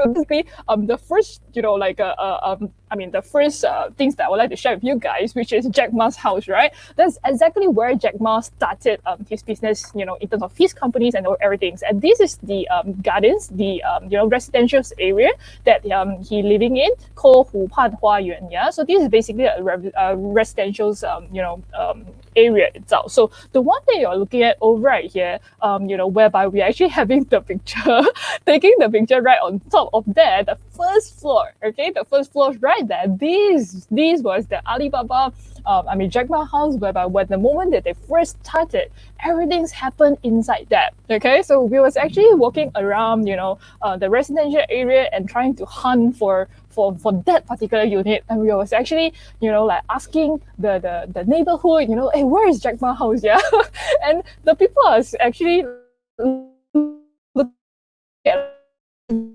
was thinking of like, they're actually replying us in specific like this. They say, hey, why you guys are looking for Jack Ma? Jack Ma is no longer living and staying here. I mean, like, of course we know, right? But we just, that's, a group of us, we're just thinking of like having fun, go there and check out. And at the same time, we're trying to touch the door and feel the chi, like, the energy of how they actually started, right? So this is just a little bit of like, like a history and, for you guys to understand a big giant like Alibaba Group, how do they get started? They don't get started with like a big offices, a big buildings. No, they started with a very, very small unit, and this is the one that you are looking at over right here. As exact screenshot, perhaps recently, I think last year itself, they actually having like anniversaries, right? And they actually reshoot the whole video of like a documentary on on how they get started again. And this is exactly what you are looking at, a small unit like this. 20 people is in that unit, started the whole dream from there. Yeah, and one of the pictures that they captured over right here, very interesting story, because when this picture was shown, people are thinking like, wow, so cool, you're actually having meeting, like outdoor meeting and things like that. But the main reason behind this picture was that because they don't have enough space and they don't have any meeting room inside their unit itself. That's where they have to go outside, they have to go outdoor, and there's actually the garden space outside, in a public residential area. So they will be there having the meeting itself. This lady, she's very awesome. She's actually one of the partner and vice presidents of Alibaba Group, and this is what she shared with us. And the story of, if you guys ever heard before, one of the largest e-commerce marketplace, which is Taobao.com, okay? It's under the group of Alibaba, and that is that moment, the born of Taobao happened during the time of SARS. So if you guys heard before, now every one of us, we know that, we are actually in a COVID crisis, right? Coronavirus is still going on and things like that. But before coronavirus, there's also another wave before, which was being hit by SARS. And during that time when SARS was hit, same thing happened. We can't go out, and everyone is actually very concerned, and people actually, can't go to office to work. And all the team members under Alibaba Group, they are being forced to go back their house and work.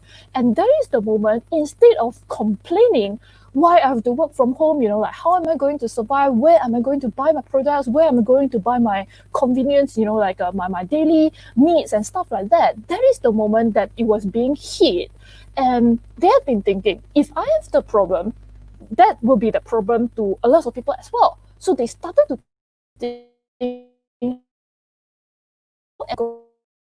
everyone's problems over right here. And that is the moment that they started to think of, why not we sell something online? And why not we create a platform for people to sell online as well? And that is the moment, because of SaaS, they see that as an opportunity. They don't see that as a, like a crisis, being hit, problems, and things like that. They don't, but they see that as an opportunity for them to create something. And now Taobao is one of the top e-commerce marketplaces in the world right now. And that is the moment that being changed. And one of the value that I want you guys to see over right here is embrace change, which is one of the company value that's implemented by Alibaba Group itself as well. Yeah.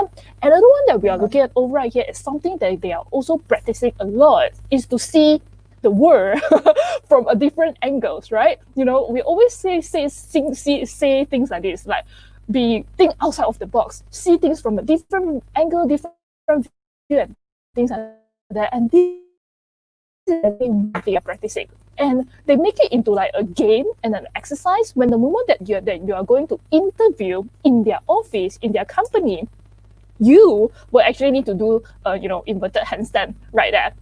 So this is what we are actually looking at over right here. Okay, so this is one of the activities that's for whoever that is going to interview in a group to be part of their family. You need to do this. So if you're thinking of actually to go into Alibaba Group to to work there, this is something that you need to make sure that you try out at your home first. Yeah. So what else that we are looking at over right here as well? We are also looking at, other than just working hard. Alibaba, they also practice work happily and live seriously. And because of they work so serious and happy at the same time, right? They don't have time to actually go for girlfriend and your girlfriend and things like that, right? So majority of the time, most of their colleagues, they will get to know each other to their colleagues, and they will marry each other. That is one of the biggest culture in their company itself. And Alibaba Group, right? They are they have lots and lots, more than 10,000, 30,000 of employees. I mean, whoever that's working inside, right? So what happened is that you get to meet a lot of people from different department itself as well. They have a lot of company activities, and that is one of the culture that having a group married, together. So during that particular day, every one of them, if you are trying to get married, right, they will choose the same day that everyone will get married together. So that is one of the very fun culture that I encounter right there. But on the side, this is something that they have been looking into that, and that's where one of the main thing that it caused them to actually be so So just think of how can I actually make money? How can I actually make money? One of the main things that they always put the customers at the first place. They always will be thinking from the customer perspective, the customer angle, what the customer needs.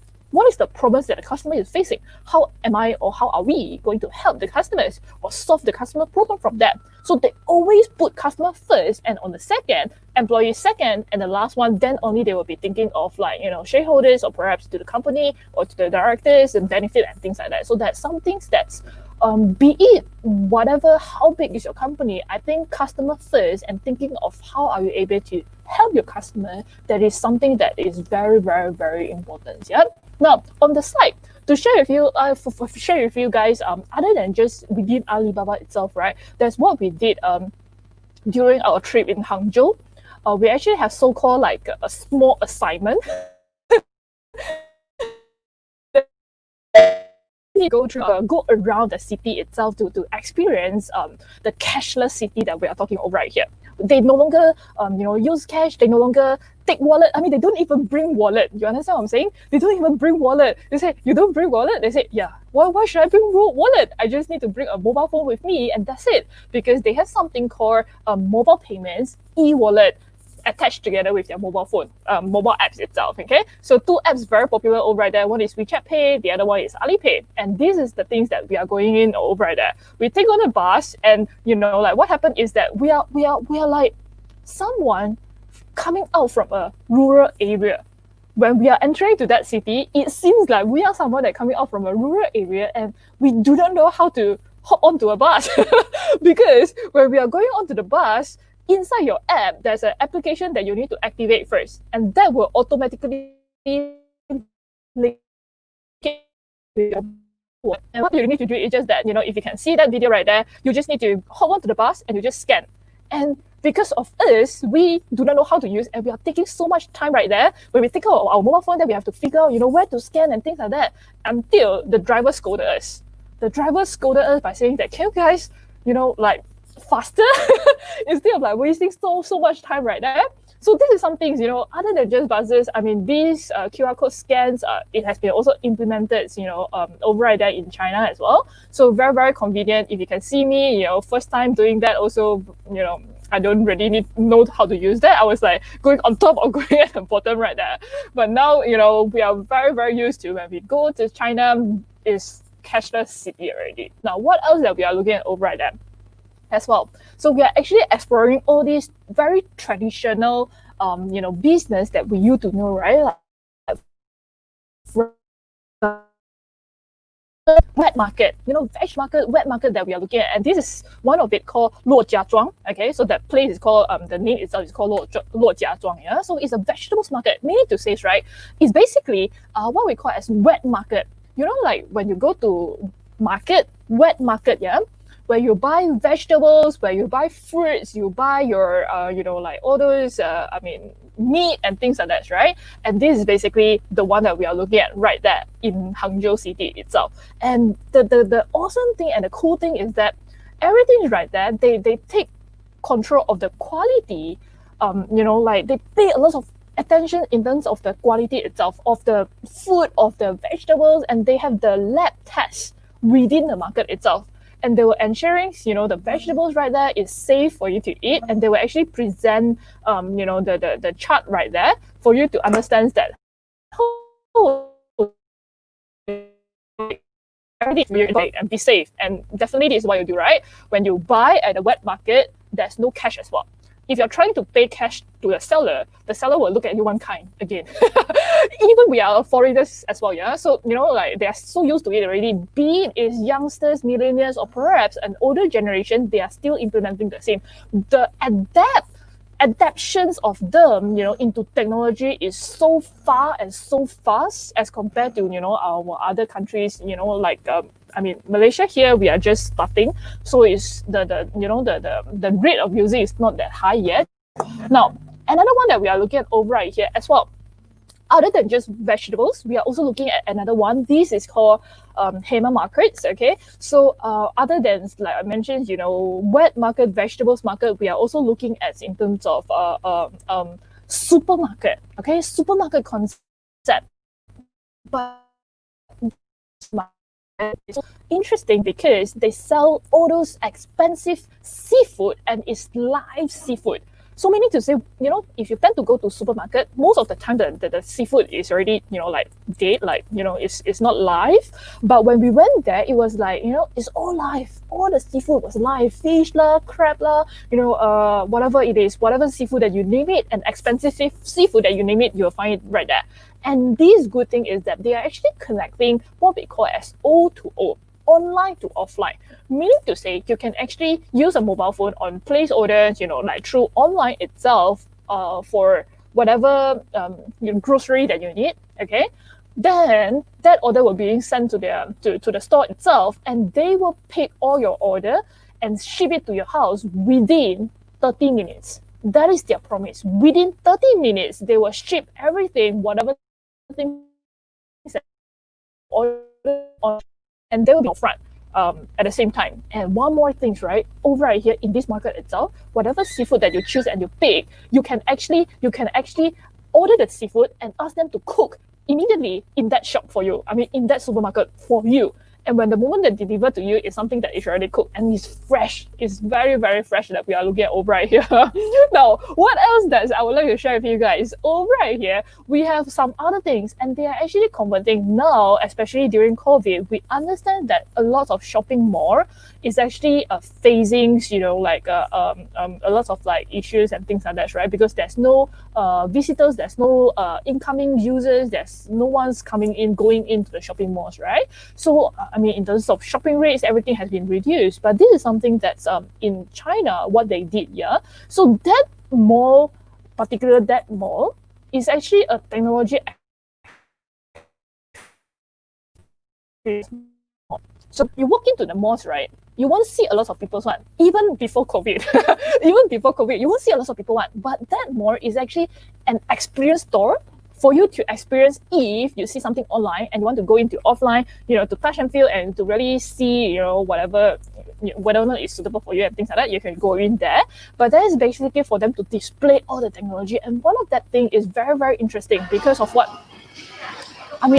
over here, right, that videos that I'm trying to play, I forgot to mute the video sound itself. But what happened is that this whole video over right here, they will actually, you can scan your face and you will actually project your face to the screen itself.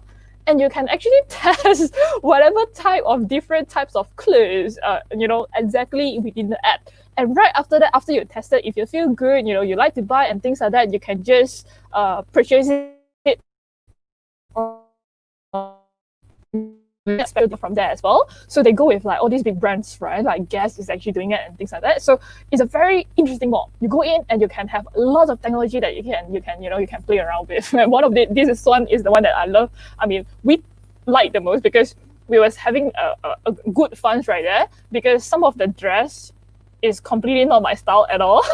But we just, for the sake of like testing it, looking how that lace is going to look on me on Zenith. It's like, that's how we, laugh at ourselves. But what else that we are looking at over right here? This is something that I would like to share with you, a little bit of like concept and also mindsets right here. Yep. Now is no longer the era of big fish eating the small fish. It's no longer saying that big company would win the games. Now we are looking at over right here is completely the other the other way of doing things is perhaps the fast fish will want fish. Meaning to say, whoever, because of internet, right? Because of online, the internet penetration is so crazy. And now we are even looking at doing internet conference, and I'm now in Malaysia, and I'm not so sure you guys are watching from where, right? You could be watching from different countries, but we are all connected together at the same time. And now we are looking at over right here, whoever that to get online faster or to penetrate things through internet faster, you will win the game, because internet allows you to reach out to lots of different users cross different countries. You are not just limited to one small area itself over right here. Now, this is the last sharing that I would like to share with you guys. A very, very interesting village over right here in China. They call it as Taobao village, okay? As you guys know earlier, just now as I mentioned, Taobao is basically the e-commerce marketplaces, right? So the name of the village is called Pioneer Village, okay? It, in translation, it basically called White Cow. Don't ask me why. The history itself is because of like, suddenly they saw one white cow, and that's how they named that whole village called White Cow Village. That's it. Very simple history, and that's it, right? But why it's being named as a Taobao village is simply because this village, for your information, it was about 2 hours away from the city. If you have to go to this village, you need to drive at least like 2 hours from the city area itself to that village, yeah? And this village, they have less than 1,600 villagers right now. Less than 1,600 people. And you know what? How much they are earning on the internet, purely just on the internet itself, selling products online, and much in a year. We are looking at over right here an amount, 50 million renminbi in a year. 50 renminbi in a year, for your information, in US dollar is roughly about 7 million US dollar. But you need to understand, we are looking at less than 1,600 villages over right there, and definitely it's not every single one that is selling online. Over right here, in order for you to claim the title of Taobao village, that whole village itself, you need to have at least 10% of the villagers is selling online. And this is one of it over right there. Their story is very, very interesting over right here. But what exactly that we are looking at?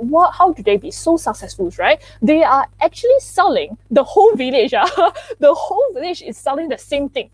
They don't sell different things. They are all in the same industry. They are all selling the same thing called hickory nuts. And the way they do it, the model of they running the business is very interesting. This village has no resources at all. Resources in terms of they don't have the actual product per se. Okay, they don't have the nuts. these hickory nuts, they are sourcing it from the neighborhood village. The neighbor village itself, they go to another village and they say that, hey, you guys have the nuts, but you guys don't know how to do online, right? So they go and take the nuts, they come back to their village and they repackage it into a product. And that is the moment they go online and they sell, and suddenly, I mean, the sales is just picking up. That guy, the guy right there, right beside me, right, that guy is the first guy that's selling online. And that moment when he first time selling online, right, he don't even know how to use a laptop.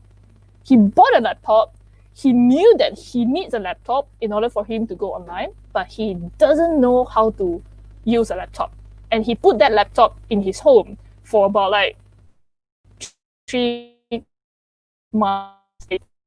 He's waiting for his cousin to have a holiday, school holiday, to come back to his village to teach him how to turn on the laptop itself.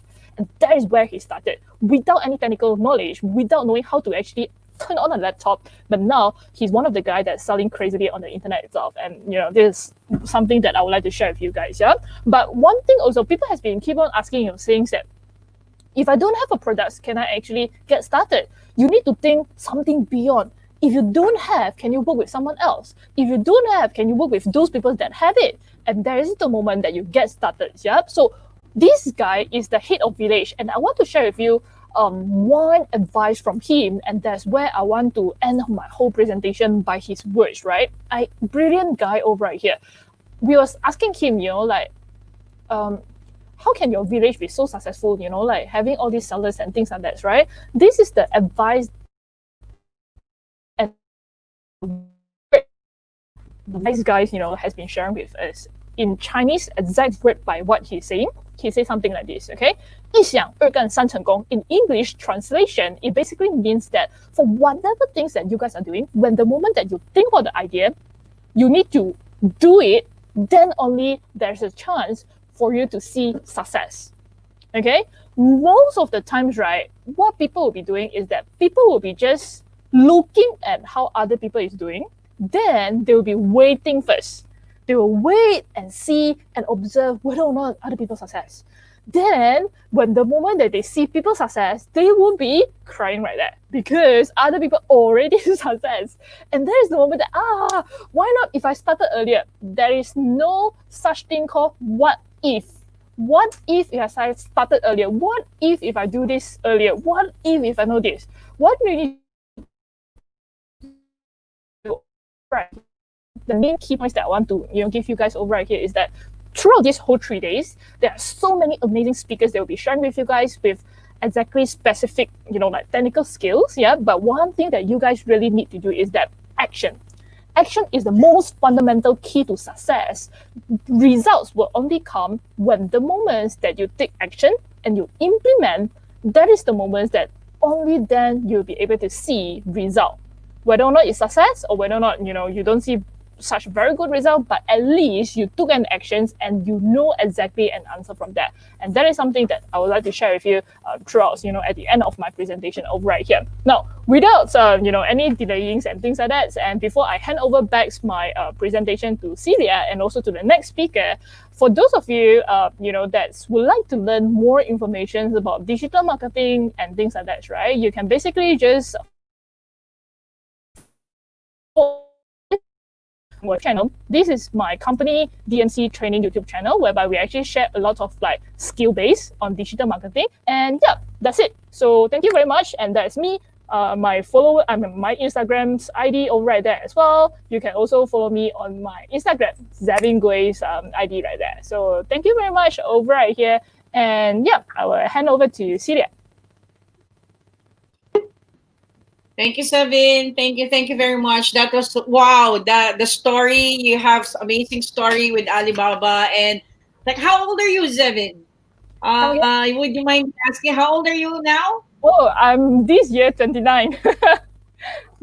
Imagine all these achievements, and this is very inspiring for us because this is also giving us an idea what are the potential and the potential that we can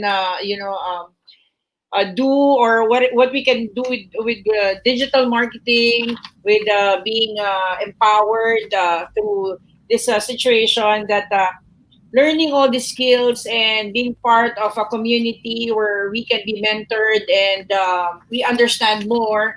You have a very, very powerful story, very powerful presentation, and you're also like the vibe that you're giving. It's very refreshing. So thank you very much, Seven. And Charles is very Thank you. proud of you. Charles is always we were always discussing, and Charles is very proud of you. And hopefully we meet you there in Malaysia also, and you visit the Philippines. Okay, Sure, thank sure. you, Zebin. Thank Okay, you. Thank you. Bye bye. okay. Let me.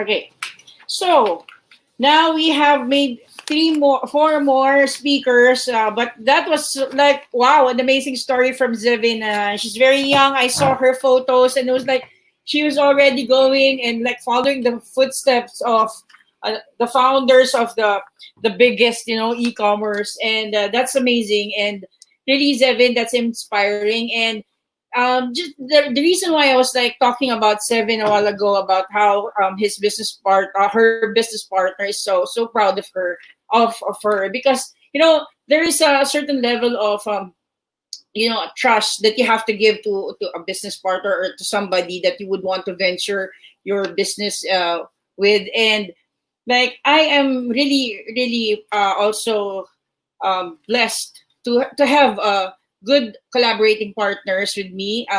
And this is the reason why I want to introduce you to my next speaker. The next speaker is my collab partner. Somehow he's also my mentor, and he's a business strategist, and he synergizes things whenever I have something in mind in my mind, any idea, he gets a paper and okay, Zelia, this is how we do it. He is very fast in thinking how to make things happen. And the way my speaker will talk to you right now, you will see why I am I also gravitate to him. So let me introduce you. Charles Gregory is the CEO of Digital Marketing Consultant.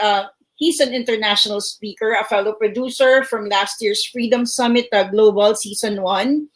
We really had an amazing time at the Magic Central in KL. So really, really blessed to be partnered with Charles.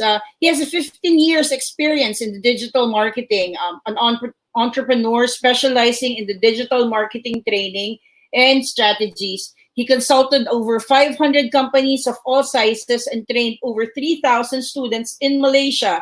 He runs one of the largest digital marketing school in Malaysia and developed 20 digital marketing courses, and also received multiple awards, SME 100 and SCBA awards. Charles is currently the president of the Digital Marketing Association of Malaysia. So without further ado, I would like to introduce you to my partner and my mentor and a very, very, very dear friend, Charles Gregory of Malaysia.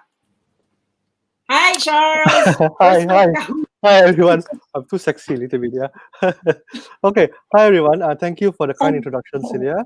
That's amazing. I just want to appreciate you being the founder and doing this for everybody. I'm back again, and this time I'm going to share on SEO skills. Yeah, so I don't want to waste time, so let's get started. I'm going to share my screen. Give me a minute.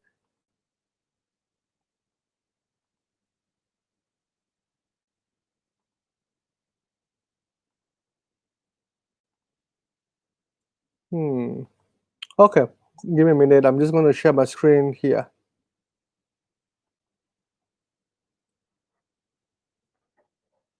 All right.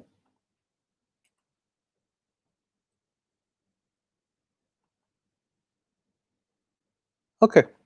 So what I'm going to do is I'm going to share on how to build your empire with SEO, and I'm going to do it with a very practical strategy. So I will be browsing or tabbing a few multiple tabs so that you know how to see things, the way it is, yeah, rather than just theory. So this is what I'm going to do, because I like to share with you more on the practicality of doing things rather than just theories here. So why and who is this for? Definitely is for people who wants to build income, multiple stream income using SEO or search engine optimization.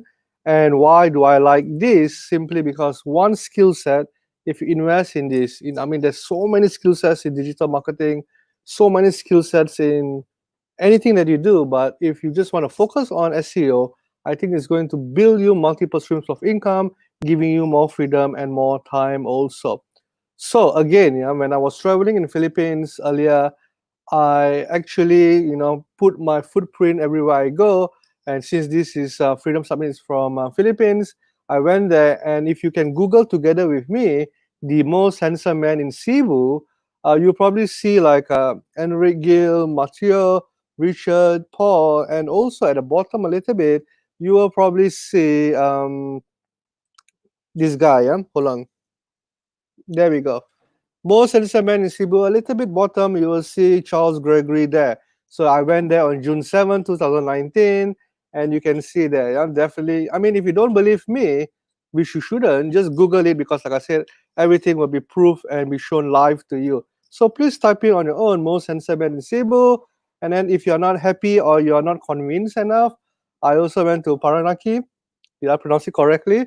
If you can just type in the most handsome man in Paranaki, Paranak, Paranaki, yeah. Please forgive me if I pronounce it wrong. Yeah, and you can also see that I'm there. That guy look like me, or I look like that guy. Either way, it's the same. Yeah, we look like each other. Um, go live. Yeah, you can see that. Yeah, and of course, the legendary in Malaysia, most handsome man in Malaysia. You type in, you will see me. So, did I make any money from this? No, I did not make a single cent, and that's the truth. And I just do it for fun, just to let you know that you can do anything with Google if you want to and if you can. But right now, what I'm going to share with you is, I'm going to go back to my slides a little bit. Why do I like SEO? Simply because it is science and it is data. It is not something that I know, what if. It is more towards strategy steps. What I mean by that, if you take the action, you take the steps, you will see results. And the results will differ whether you earn X amount of money or XX amount of money or XXX amount of money. And it's a beautiful business simply because a skill set that you can build, you can earn, you can flip, and you can then scale. So it's up to you, because and this is recession proof, whether it's COVID virus, whether it's SARS virus, whether it's recession, you know, unless you tell me that Google shuts down and there's no more internet in the world, then probably it works, yeah. But other than that, I do believe that this is amazingly, amazingly good. And this skill, just to share with you, even though many people talk about it, but many people don't do it, simply because it's not to say it's difficult. It's just simply because it takes a little bit more effort to learn compared to Facebook or a little bit more difficult. Yeah, so let's go. So that's why I mentioned in SEO we cover a lot of things, but I don't want to overcomplicate things. So I was going to go into the very, very basic on how you can get started. Basically, in SEO, you need to cover only 4 things, and these 4 things you can do it immediately by learning. Yeah, immediately you can see results within 3 to 6 months. So the first thing you need to know, it is to identify how people are searching for you. We call it the topic or the niche or the keyword research. Yeah, this is important because most businesses or most individual, they rank for keywords that is not relevant, like the most handsome man in Cebu or the most handsome man in Malaysia. I admit it's not relevant, it's just for fun.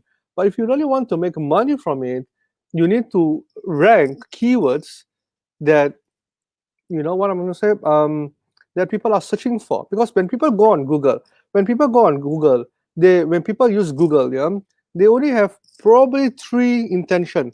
And this is probably you and I, no matter where you are in the world, you probably use the same thing. Number 1, you're looking for information. Sure, you're looking to type something like, who's the most handsome man in Africa. Maybe in the future I'll do that.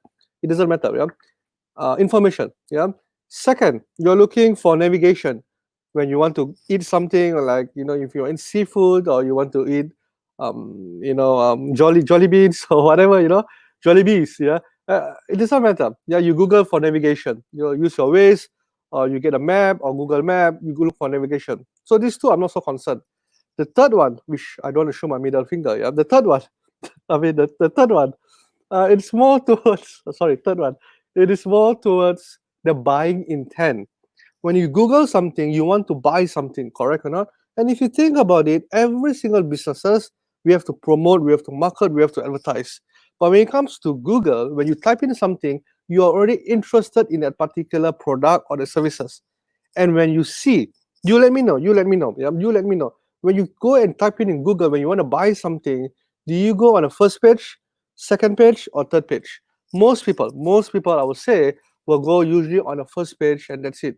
I mean, I'm not looking at the comments because I want to focus on you, and I'm sure that it will be on the first page. That's it. Yeah. So that is how you need to identify how people are searching, because the intent to buy, it's very easy. So if you have a business and you know what people are looking for and you match them together and you're on the first position of Google, you will make money. That's it. It's a beautiful, simple process, but it takes a lot of work. Simple, but takes a lot of work. So the first part is to know keywords. We shall cover this today because I do have about half an hour with you. I will cover the first part. The second part, how to structure your website. You write it down, you take it down, yeah? Because you can learn on your own if you want to. You can just go to Google, you can search for it. As long as you know how to Google it, you know what to do. You can go to YouTube, how to structure your website for SEO. Learn this skill set. Then after you learn how to structure your website, you need to buy a domain, hosting, the simple basic, it's not expensive, about 200 ringgit, which is about 40 to 50 USD. You can get a website set up, yeah, on your own. So after that, you need to learn how to build your website. I will suggest you use WordPress, not Shopify, not SiteGiant, not Wix, not all those famous. Simply because WordPress, one of it is free. Second is because it's open source, and the third, which is more important and the most important, is on the first page of Google. According to my research, basically, technically, there are more than 60% are on WordPress platform. So if you know they're on WordPress platform, why not learn it? And WordPress, it's free to learn. It's free to use, and it's quite simple. If you know how to use, for example, maybe Google Document or Document, where you click and drag, insert image, edit text, you will be able to learn WordPress. So if you are a basic beginner, I'll probably think that within 48 hours, you'll be able to learn how to set up a website if you want to. So go and learn. Yeah.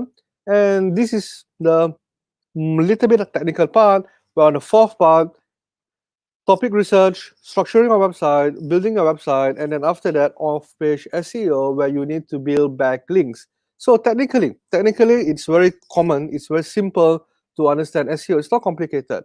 It's like running a business offline. Does it make sense to you? Offline, yeah.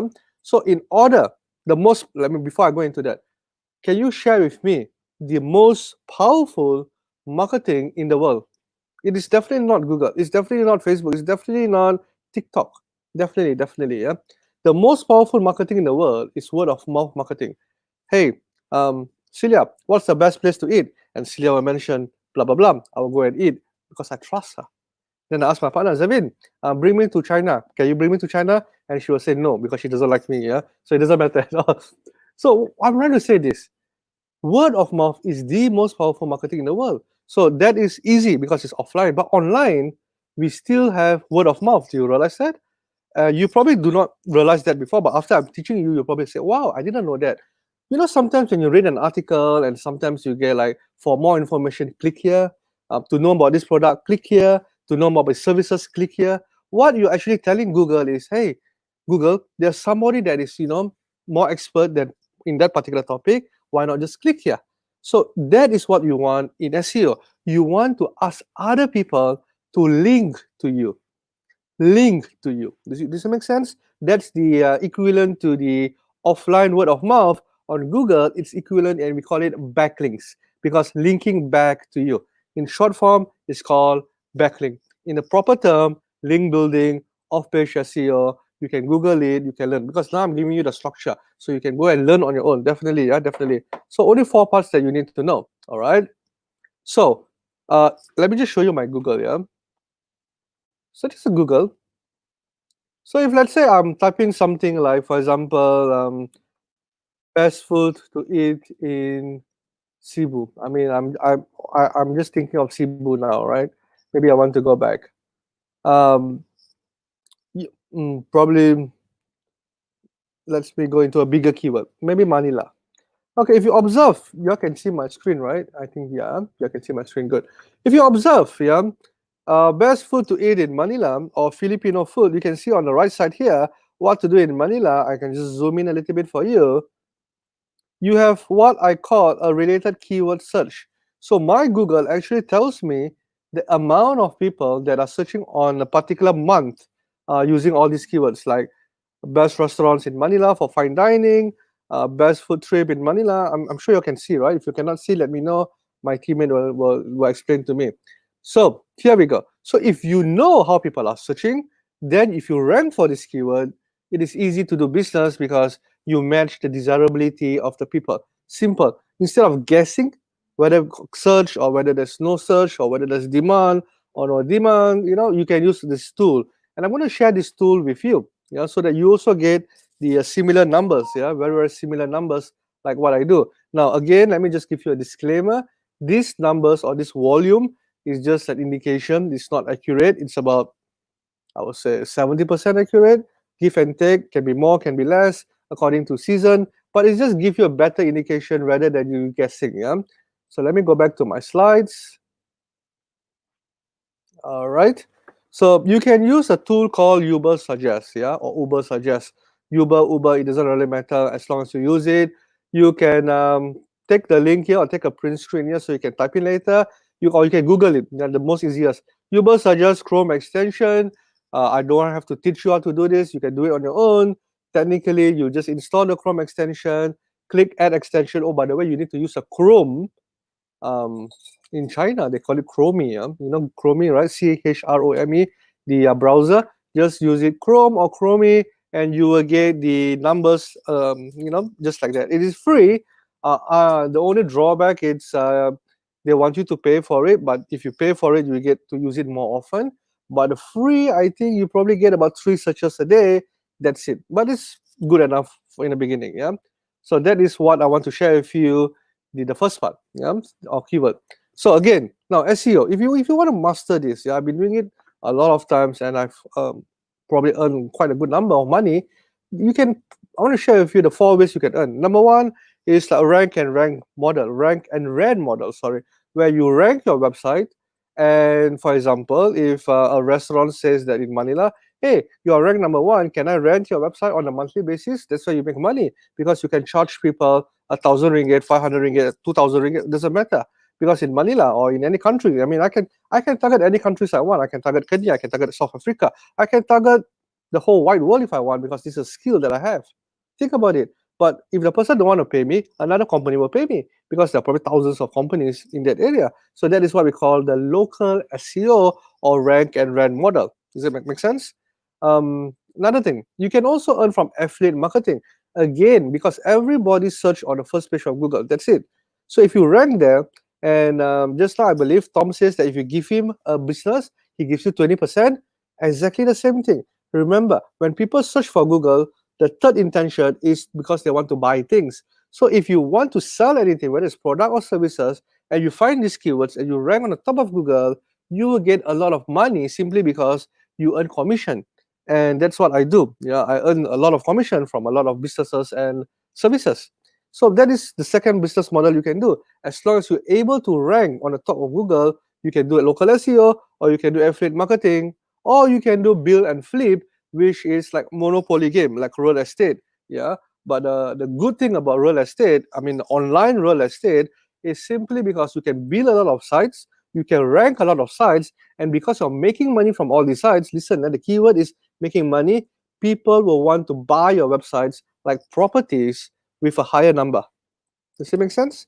Because if you're making 100 ringgit, or sorry, 100 USD, you can probably flip. We call it flip. I'll share this in a short while to make more. So that is something that income number 3, build and flip. Give me a minute. I'll explain to you how this can be done. And of course, SEO as a service. In Malaysia, where I am, We do charge about 5,000 USD to 8,000 USD to rank for a company for a year, and it's recurring income. So it's a very good income to be made, because if you can rank, it's good. And I know majority of us today are from Philippines, right? I just want to give you a simple truth today. Philippines, don't mind me saying this, is a little bit beginner in SEO. It is probably about 3 to 5 years back, a little bit, yeah, from Malaysia, which is a tremendous, tremendous opportunity for all of you. Simply because if you master the skill today, you will dominate the market, because less competition, less people learning the skill in the beginning, less competition. Even in Malaysia, even in Southeast Asia, I can say is baby booming. Yeah, it is just a skill that people are just picking up, and everybody, listen to me carefully. Everybody here uses Google. Name me someone who doesn't use Google, who uses internet. Yeah, um, I mean, based on that context, because everybody who uses internet will use Google. Of course, some people will say, I prefer Bing, I prefer Yahoo, but then again, they still use Google, I'm sure. Yeah. So 4 major ways of earning. Let's go to the next one. So local SEO site, I'll go a little bit fast here. Rank the keywords. For example, any keywords that you want to rank, for example, web design in your city, web design or SEO service or Facebook advertisement or food or product in your city. You get leads, you sell those leads to people, companies will buy from you, and make sure if you want to do local SEO, do not go for products, because products, small margin, go for services, high profit margin, they will give you commission. And I want to tell you upfront this, any single businesses in the world, it doesn't matter whether I'm from here, or you're from Philippines, or you're from Kenya, or you're from Canada or US, it doesn't matter where you are. Listen to me carefully. Any business in the world will give you a commission upon sales. That's it. So if you can control the sales and the leads of any single businesses, you will be the highest marketer in demand compared to any other people in the industry. I mean, the first thing that everybody fires in a company is usually the engineers. I'm sorry about that, because that's it. And even though the salespeople are frowned upon, even though marketers are very lowly, yeah, in the business, but every single businesses needs sales, and these are the highest people that will never lose job if they can bring in sales. So focus on getting leads, focus on getting people that will buy from you, and then you can sell this website if you want on a monthly basis, rank it, rent it, or even flip it or sell. So that's local SEO. Affiliate marketing, same concept. Rank the website, put advertisement link, get leads, earn commission, scale it up. As long as you understand the whole concept, SEO, it's easy, takes a lot of work. Number 3, build and flip. Rank for keywords, link for affiliate, earn commission, and then if you're making money from here, flip it. Okay, what do I mean by flip? Now, let's, for example, my business. In my country, I have a company in DMC, and I have ranked my keyword to the first page of Google. Rank about probably 50 to 100 keywords. I lost count, yeah? On the first page of Google, probably most of them top 3. And on a yearly basis, I make about, give and take, yeah, just give you a ballpark figure, about 250,000 USD, yeah, on a yearly basis. So this is one website that I built for my business that generates that income for myself. Now, if I were to sell this website when I don't want to do this business, people will buy because I can prove over the many, many years that 200, 300,000, whatever, 400,000 USD that I'm making on a one website, it is a proven business. Companies will probably buy it at $1 million because they can get back their recurring income in 2 years. So that is the fundamental of business flipping. Because if that website, even if your phone, even with anything, yeah, that is making money, companies will be willing to buy at a higher level because they can recoup the investment in about 2 to 3 years. And that's amazingly powerful. So think about it. Your website as a property, yeah, rather than, you know, just think of it just as a website. It can be a very good, powerful money generating income. So here, right now, I'm going to give you one example. Of course, this is a very extreme example, but I want just to show you the potential and say that, hey, the website looks like this. You can Google it. Yeah, it's 10biz. Just Google it on your own. Yeah, I'll just show you live. You can see the website, right? It's 10biz. if you're a web designer or if you know WordPress to build this website, yeah, man, it's like Just a moment. oh, sorry, Siri was talking to me. Sorry about that. I mean, it's just a normal website, right? It's just articles, it's just text. I click on it, it's just content. But I want to ask you, I mean, if anyone who knows how to build a WordPress, this will go like, man, it's so easy. It's like easy, yeah.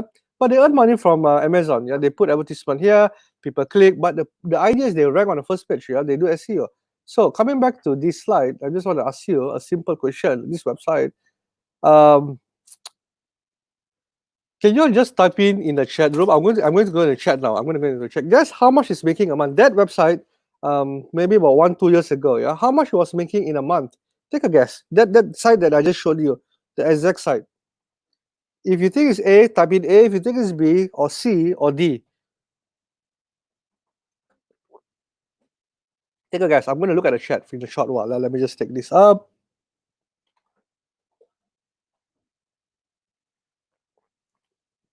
So some of you A, some of you B, some of you C, some of you don't know. It's fine. It doesn't matter. Now the answer is this. He was making during that time, yeah. It's about. I'll tell you later. Let me just give you one more guess. And guess after he made that amount of money, how much he actually sold his website. That website that you are seeing now is still live. Take a guess. You can type in E, F, G, or H, yeah.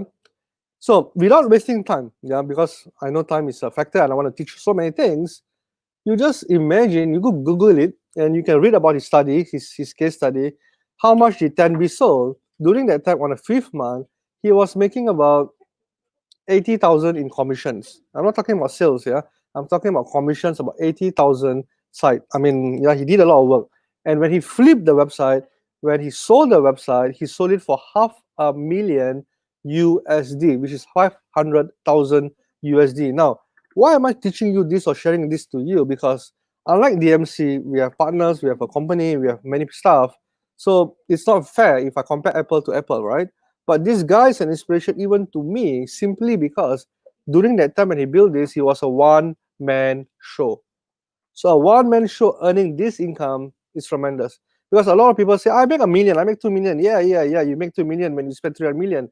But this guy, 10Bs, one-man show, started to build, earn a commission, sold it, and this is a living proof that any one of us can do this like this. Of course, this is very extreme. It is like, but I want to share with you the potential of human and SEO. Does that make sense? All right, let me go back to my slides here. So you got the answer, right? More than 80,000 a month and sold it for $500,000 USD. So if you want to know that how people sell or where people sell, one of it is Flippa. Let me just show it live to you. You can Google on your own, but this is Flippa. This will share with you. And you can see roughly, you can see that this is, let me just explain to you, yeah? I'll just take one example. You can see like they're making a monetization. These are all sold websites, so you can see what kind of sites can make money today. Yeah? So you can see the net profit. If you can see my mouse, they are making about $1,000 only, but they can sell it for 20,000. That is about 20 times the value of a monthly. So they probably wait about 1,000 a month. Investor will buy for 20,000. About 20 months later, they will get back the money. Now you have to think: why do people rush? Why do people buy sites that makes money? Simply because it is already a proven concept. Now think about it. Yeah. If you have done investment, any investment, it doesn't matter. Yeah. How much time do you think that to get back your money? Maybe 3 years, 5 years is normal for investor. But on a website, it's the same thing. So if you can wait 2 to 3 years, you can get back the money. After you get back your money, this website will still make more money as it goes along because the traffic of the internet will go up, the population of the world will go up, and people will use Google more and more. It's very common. So in COVID, a lot of businesses destroyed, wipe out. A lot of people make a lot of money. So you need to play the game where you are. So again, I'll show you another one. For example, like 4,000 a month, so like 50,000. 200 small websites sold at 3,000. You see the pattern, yeah, and you see, hey, if you really click on it, which I just click one randomly, you probably think that, this is 10Bs. Let's forget about 10Bs. This is one that I just clicked. This one probably make about 8,000 to 10,000. I can't remember. These are normal sites that you and I can build. Yeah, it's just rank right. I mean, building a website doesn't have to be that beautiful. a lot of content. So when people read the content, it's normal. When I'm looking for information, I read the content. And when I read the content, like say for example, I want to lose weight. I've lost a lot of weight, just to let you know. But I want to lose weight. So wow, green tea is good, correct? Oh yeah, I read about it. Yeah, you're ranked number one. I click on it. I mean, people don't care whether you rank. People just click. They don't know SEO, right? They just click on Google and they say, hey, this is cool. Oh, blah blah blah. They see this, then they go to Amazon or eBay or whatever is it. Yeah, it doesn't matter. And they click buy, and that's it. You get a commission from it. I will not recommend Amazon right now because the commission is small, but it is a set and forget business model, which I like to do. Yeah, because you need a system in life to keep track. Yeah, not to trade. You understand? Time is the most precious. A lot of people say time is money. I don't agree to that because if time is money, all of us got 24 hours. How can a person like Jeff Bezos from Amazon make billions, and someone from the poorest man in the world, which I don't know who's struggling? Time is not money because everyone has 24 hours. What you want, it is the duplication of it, where if I can get somebody else time, if I can get somebody else to do it for me, I pay money. There's a business, obviously, or you can set up a business or SEO, where it can generate income for you. Now, to do this takes time. I'm not going to lie to you. It takes probably 6 months to a year to build and see a profitable website. Small money, big money, it depends on how much effort you put. But it's a beautiful system because once you do it, how do you think I get all my businesses? I don't have salespeople in my company. Anyway, coming back to Flipper, yeah. So this is a place that you can see, observe. Empire, Flippers, a little bit higher class than Flipper, where if you have a website and you want to sell in millions, this is the place you go. I don't want to Google it. I mean, I don't want to show you live. You can take a print screen. I'm not going to share these slides with you. These are my slides, but you can take a print screen now or photo and, Google it later when you're free. But now, listen to me, focus on me.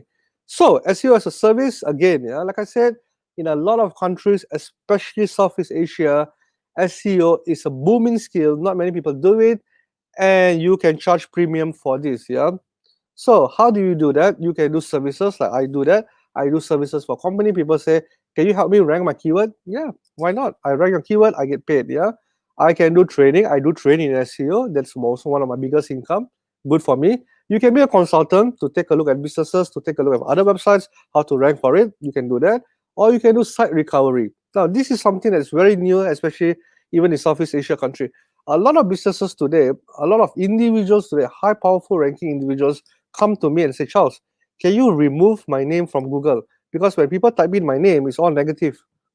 You understand? Because maybe when they're young, they, I don't know what they do, they probably enter jail or they did something that they regret.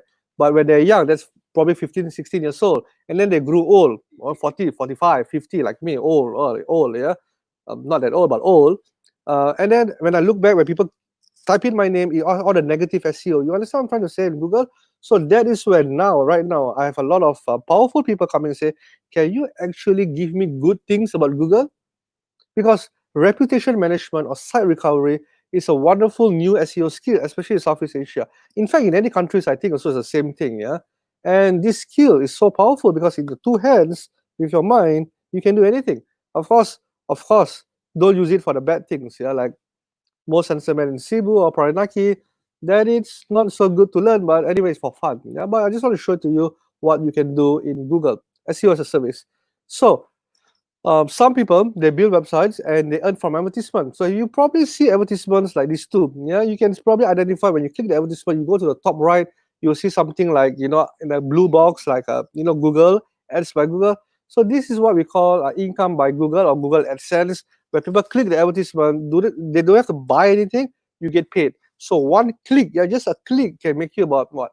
30 cents, 50 cents, $1, $2, even $10 a click, yeah? So there's a lot, yeah, there's a lot everywhere. So now when you go Google, you will start observing all these advertisements. People make money from here, people make money from there, people make money from everywhere because those who know how to do SEO are making money. Those who don't know SEO will probably just have fun on Facebook, right? On Google. Excuse me, yeah. But right now, what you can see are amazing things. Advertisement, placement, people click, people get paid. So some website, they don't really, some websites full of advertisement and you so get irritated and you accidentally click on it. I don't suggest you build those kind of things. Those are not good websites. But if you really take care of this, probably build a site, rank it, put good advertisement, people want to click and people want to buy. So this is confirmed, definitely unique, and you can make money on the internet. Now, let me just tell you why people fail. Yeah. Now, people fail simply because there are lacks of motivation. 10bis is one of the most amazing guy that I've ever noticed can do this. But many people lack motivation because they're working alone, because they're not accountable. Yeah. So just now earlier, the younger girl, yeah, I mean, she's quite old also now, it doesn't really matter. She's my partner and we are quite accountable to each other. So that is why we are quite successful. You need accountable partners. So in Freedom Summit, yeah, Celia is very young, just to let you know. She's only about 18 to 19. I'm not sure, yeah. I'm not sure, but it doesn't matter. And we are accountable to build something on the internet. So you need an accountable partner in any business. Yeah, this is why most people fail in SEO, because they don't have an accountable partner. Most people don't have a system. They just do things for the sake of doing things. I think we've learned from Martin to have a system, to have accountability, to have automation. You need that. And most of the time, you're overwhelmed because there's so many things to do, so many things to just observe. There's no one to, guide you or help you. And probably because SEO, I'm going to be upfront with you, it probably take a years to see the good money coming in. My website, when I built for the company, probably the second year only I make. So there's 24 months of no income of the company, or maybe small income, only to make the big income. So it takes years. So when people have that understanding, it shouldn't be a priority, because today I need to put food on my table. So let me just upfront tell you, SEO is an investment, a good skill set, but it's not fast money. If you are struggling today and you need to pay your bills, do not invest in SEO. Do not bother in SEO. But when times are better, or you think that I can put a little bit of effort every 2-3 hours a day to build my websites, to learn about this, go ahead. It's a long-term skill, but if you ask me, and this is my opinion, and it's a very powerful opinion because I live by it, if you ask me any digital skill set, I will say top rank, it is SEO. Second rank is content marketing. Two skill set, which is very needed today. Yeah. So strategic skills that I give you: take a print screen, learn how to do WordPress, learn how to do SEO skills, find a niche, find a topic. A lot of people say I want to do a lot of things. No, find a small niche. A small area is good enough. Like I rank in Malaysia. You can probably start in your city. Whatever keywords that you want to use, YouTuber suggest that I suggested to you. Build a website around it and make sure it's focused. Do not write about so many other things. Do not even worry about the keyword searches. Don't. That's a basic beginner's mistake. Write a lot of content, a lot of value to people. You will get the money, you will get the sales. So how many content? Minimum 20, 30 content. If you can do that, you'll see the money coming in. Each keyword that you saw just now, write about 1,000 words article. Write good content. Give good information. That's where when Google says, you're writing good content for the people to read, good. A lot of people say, put a keyword here, put a keyword there, put a keyword here, all that bullshit. All that nonsense. Just write for human and Google will know and do the best. Because when you go to Google today, do you see any optimization or any structure? No. I mean, a little, yeah, but most of the time is if you write good content for Google and people like your content, Google will know what to give people. Do you understand? So write a content for human. Yeah, this is important. Wait 6 months to a year. You need to set expectation. Anyone that tells you that you can make a lot of money in SEO within instantly, ask them to prove to you. Even one more step better, ask them to show. Can you show me your ranking on #1 page? Challenge them. You know why? Because technically, I was think that not many people can do. Because if they can do, they can show to you first page ranking.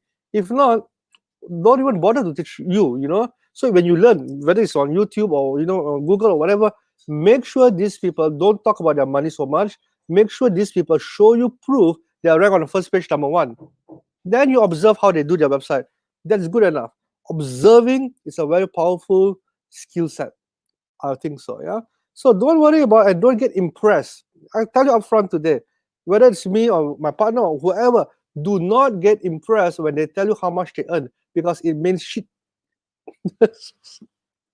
I'm so sorry. Yeah, I'm so sorry. I'm live.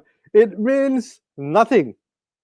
That is why you see a lot of us, a lot of speakers. I think all the speakers, when it comes out, all are handpicked by Celia and the team. We do not go and talk much about how much we make or how much we can. It's not about that. It's about helping you. So please, please, please, Freedom Summit speakers, quality guaranteed. But when you learn from other speakers, make sure you do not get impressed by what they say, but you get impressed by what they do. Does that make sense? Okay, good. So tweak, optimize, monetize it, learn all this thing. Find Google, learn all this keyword because I already give to you. Flip it. So if you want to Google like how to flip an SEO site, I'm giving you all the keywords so that you can learn on your own. Yeah, of course, in my 45 minutes or 40 minutes, I can't do a lot of things. Yeah, I mean, I can't teach you everything, but I want to teach you as much as I can. So that's it. So how to get started? 3 skills: learn WordPress, learn SEO, learn content marketing. These are the top 3 skills that I said. It is good enough already. If you want to choose one skill, yeah, these are one SEO skill that is consists of 3: WordPress, SEO, content marketing. And my secret: system, I'm sorry, system and accountable partner. If no one chase you, if no one follow up on you, you will get distracted because there's so many other things to do rather than SEO. But it's a beautiful business. It's a beautiful system. That's what I want to tell you. Yeah. So do it. So again, that's it. That's the final line of my slide. If you want to learn more about what I do have more videos. You can join my YouTube. All you need to do is take your phone. Yeah, take your phone. Um, scan the QR code using your camera. It will open up a YouTube and join. That's it. Yeah. So just now that I don't want to say her because she's just beside me.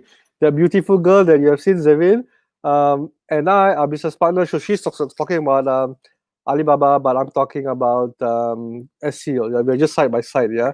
And of course, Celia, who is also a Freedom Summit partner, and she's all the way. I don't know where she stays, but it doesn't matter because if I know where she stays, I'll Google it and I'll put it the most censored band in her city also, and she gets upset, yeah, and things like that. Okay, so that's it from me. I will take some questions. Celia, handing it back to you.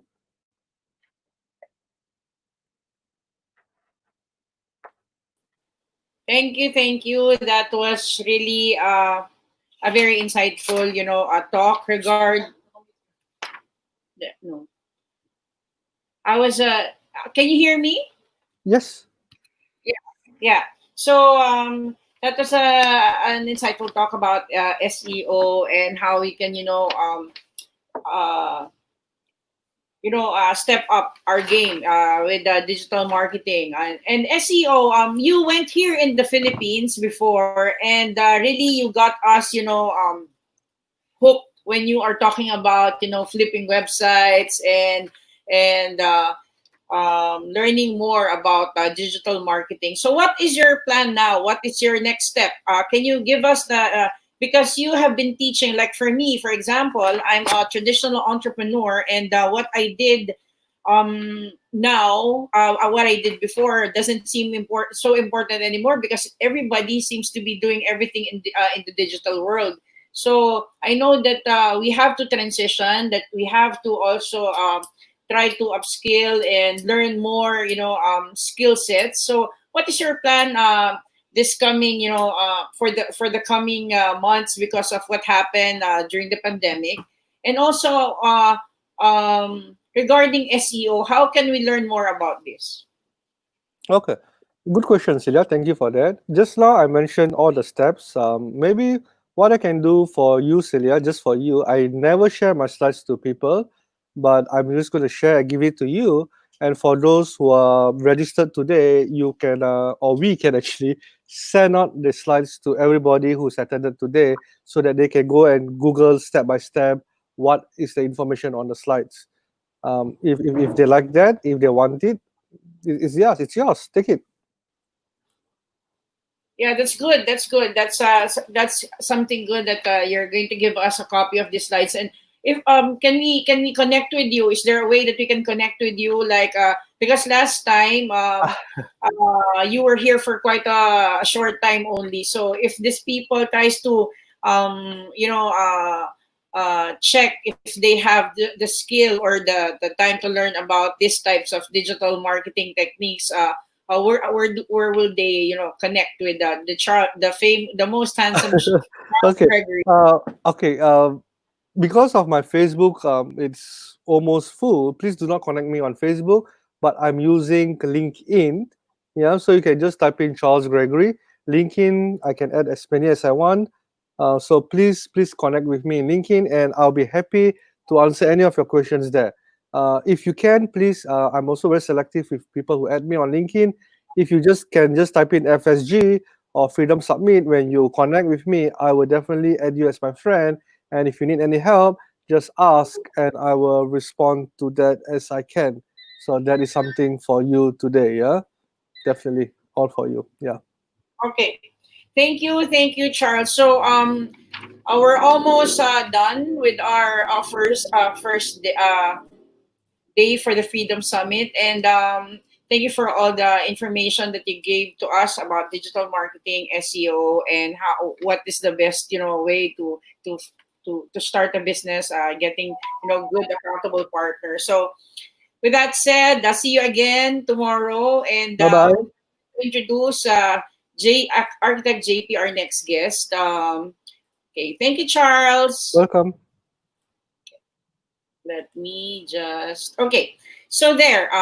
Thank you everyone for listening to Charles Gregory. He's my collab partner for several projects, and really I'm really blessed to know people who are really giving value and also trying to help people start over and learn more things. That's why for the next guest, same vision, same heart that they want to teach and share their talents or their passion, their their skill. The next guest I will introduce is Architect JP Espino. Architect JP is a licensed architect, an ex-OFW that shifted to freelance career. She fondly calls herself as the digital architect, where she now works full-time as a freelancer on Fiverr.com. She enjoys the freedom of working at home or practically anywhere in the world, and that's what she loves the most, while creating marvelous architectural projects. Imagine that. It's the best of both worlds, says Architect JP. She now has the whole world as her client in the comforts of her own home. So, without further ado, I want to let you know that I attended, I think, one of her first workshop also. This is me telling you that I really could try to connect with my guest speakers, because if I felt that I was, I got value and I was given so many things at the time that I attended some learnings or in their meetups. I really try my best to share it to others. So with that said, I want to introduce you to one of the speakers that I've met for like some years ago, and still I try to connect with her for some consultation. Architect JP Espino. Hi, Thank you, Architect. Sylvia. Hello. Yes, we met in my first Fiverr workshop. I think that was 2 years ago at least. And at that time, I was teaching other freelancers on how to earn online through Fiverr. But from that time, I already transitioned to now what I call the digital architect, which is mostly teaching professionals, specifically architects, on how to transition online or how to shift to virtual operations. So thank you again, Celia, for introducing me, and thank you very much for inviting me to be part of Freedom Summit Global Part 2.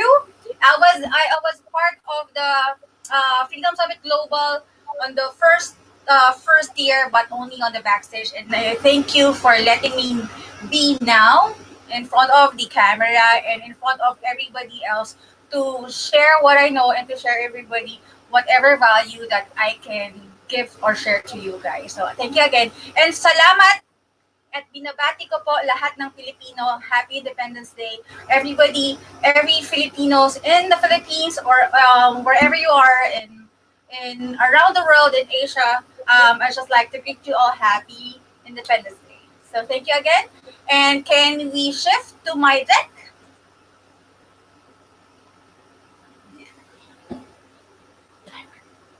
Okay. So, okay. Before I present to you what is or how professionals can shift to virtual operations, I just like to show you or introduce myself. I would like you to get to know me. I'm an architect. I'm a freelancer. I'm a digital nomad. That's why they invited me to be part of the Freedom Summit Global because, like everybody else in this presentation or Freedom Summit, we are all digital nomads everywhere in the world, but we can still continue giving value, continuing our business, continuing our services or whatever we are offering the people out there. And I am also the founder of Fiverr Freelancers Philippines. That's how me and Talia met. Fiverr Freelancers Philippines is a community that helps Filipino freelancers on Fiverr on how they will be able to start earning online, being on this freelancer platform by offering their services, offering their gigs, starting from $5 up to thousands of dollars that can be very beneficial for them to support their families. I am also the CEO of the Digital Architect Inc., which is a design and construction firm that offers our services in the Philippines. Principal architect for the Digital Architectural Office. So that's why the company's name, the Digital Architect, because yeah, I am an architect. So there.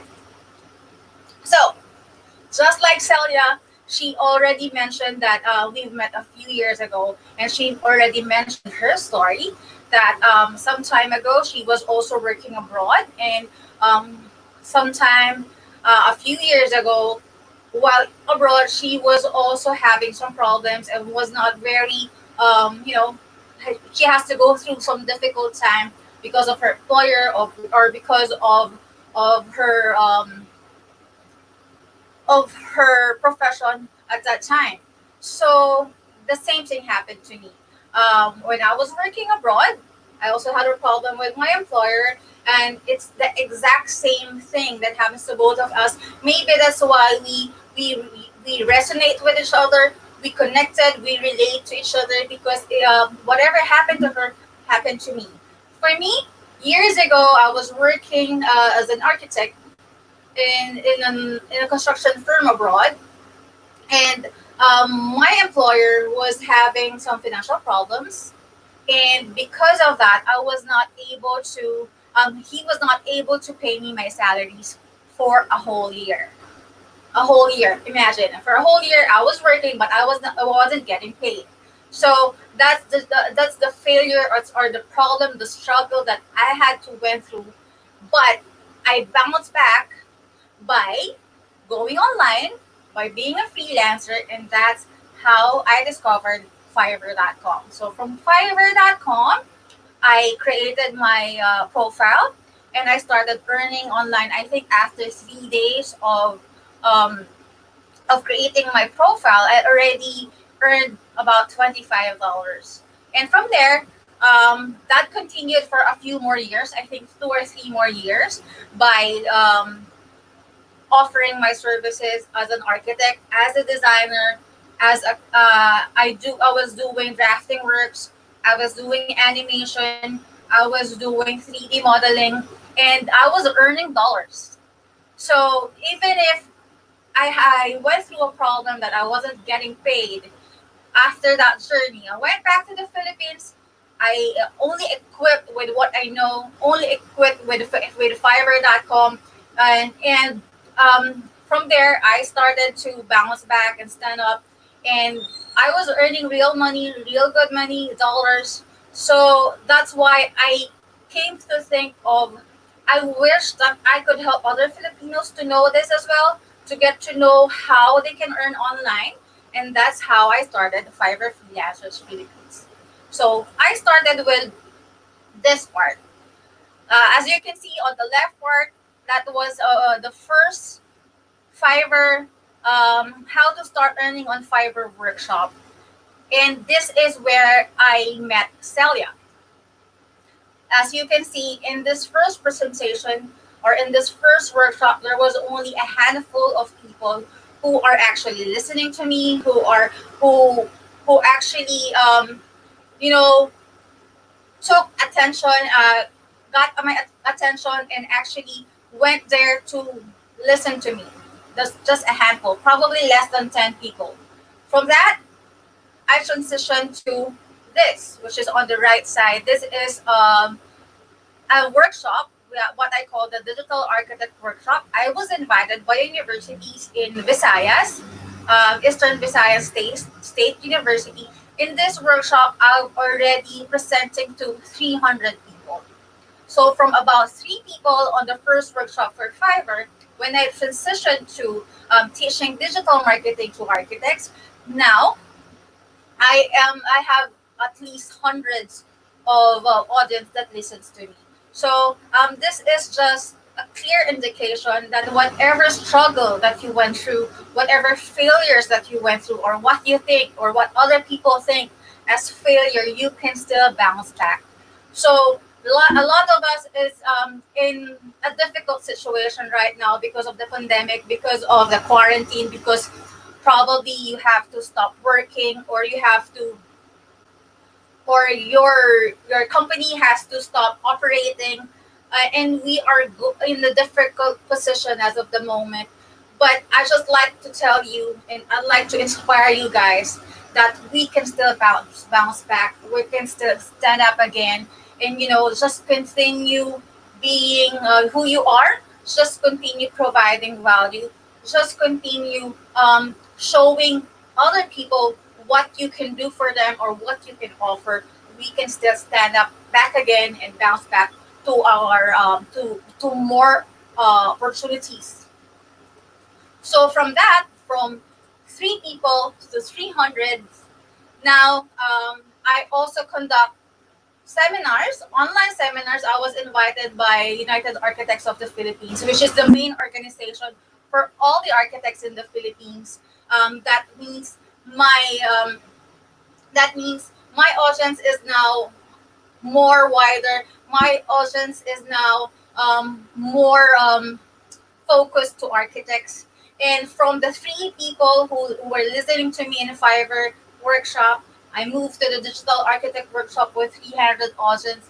Now, the main organization, United Architects of the Philippines, already tapped me to be one of their speakers, which was attended by thousands of architects. So from 3 to 300, now thousands. I think that was attended by at least 1,600 people. So, but why? The question is why? Why are architects, at least for my organization, why does professionals from 3, then 300, then 1,000 is listening to me? Because I am sharing to them what digital marketing can do for professionals.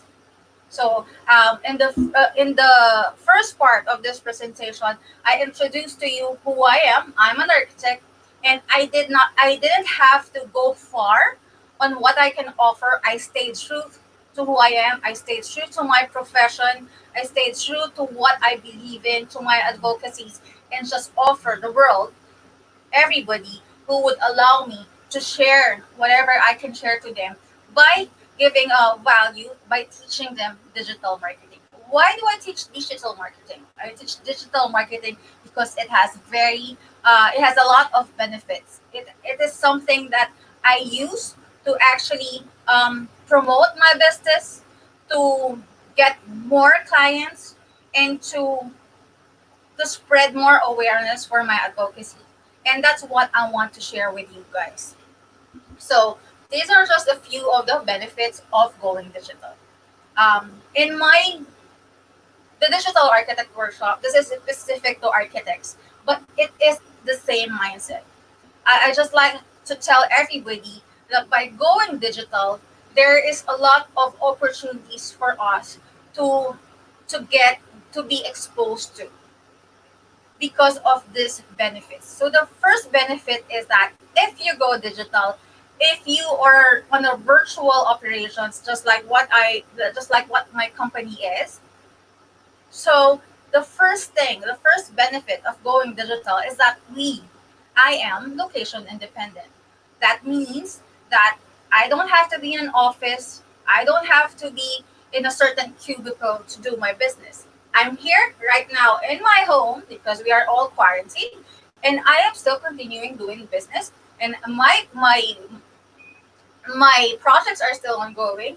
My whole team are still working. So that alone tells us that being location independent is one of the first benefits of going digital, and it's a very powerful one.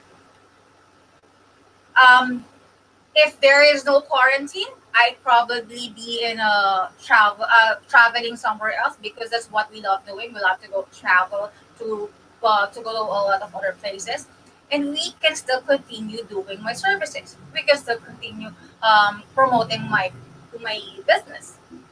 So being location independent is a very powerful benefit of going digital. That's why even if you are a professional like me, an architect, you can still continue servicing your clients. So let's proceed to second benefit of going digital. Okay, I think this is one thing that people would love to know, that being digital, being in a virtual office has a low operations cost. Why? If you have a virtual company, just like mine, all you need is the internet. If you are in a traditional company, then you will have to pay for rent. You will probably have to hire more people. You have to hire a lot of other personnel. But being digital, you can grow your company into probably 3 employees to 50 employees to 100 employees and still not add cost to that. All you have to ex- all you have to pay for is the internet. And as long as your employees or your personnel or your staff also has internet, then you can continue working. So if it's low cost, you don't have to pay rent. You don't have to pay monthly salary. But of course, we will have to deal more on how we pay our personnel on the next benefits. So that's a very big cost efficiency if you have a virtual office compared to a traditional one. So let's proceed to third benefit. So I already touched on this on the second benefit.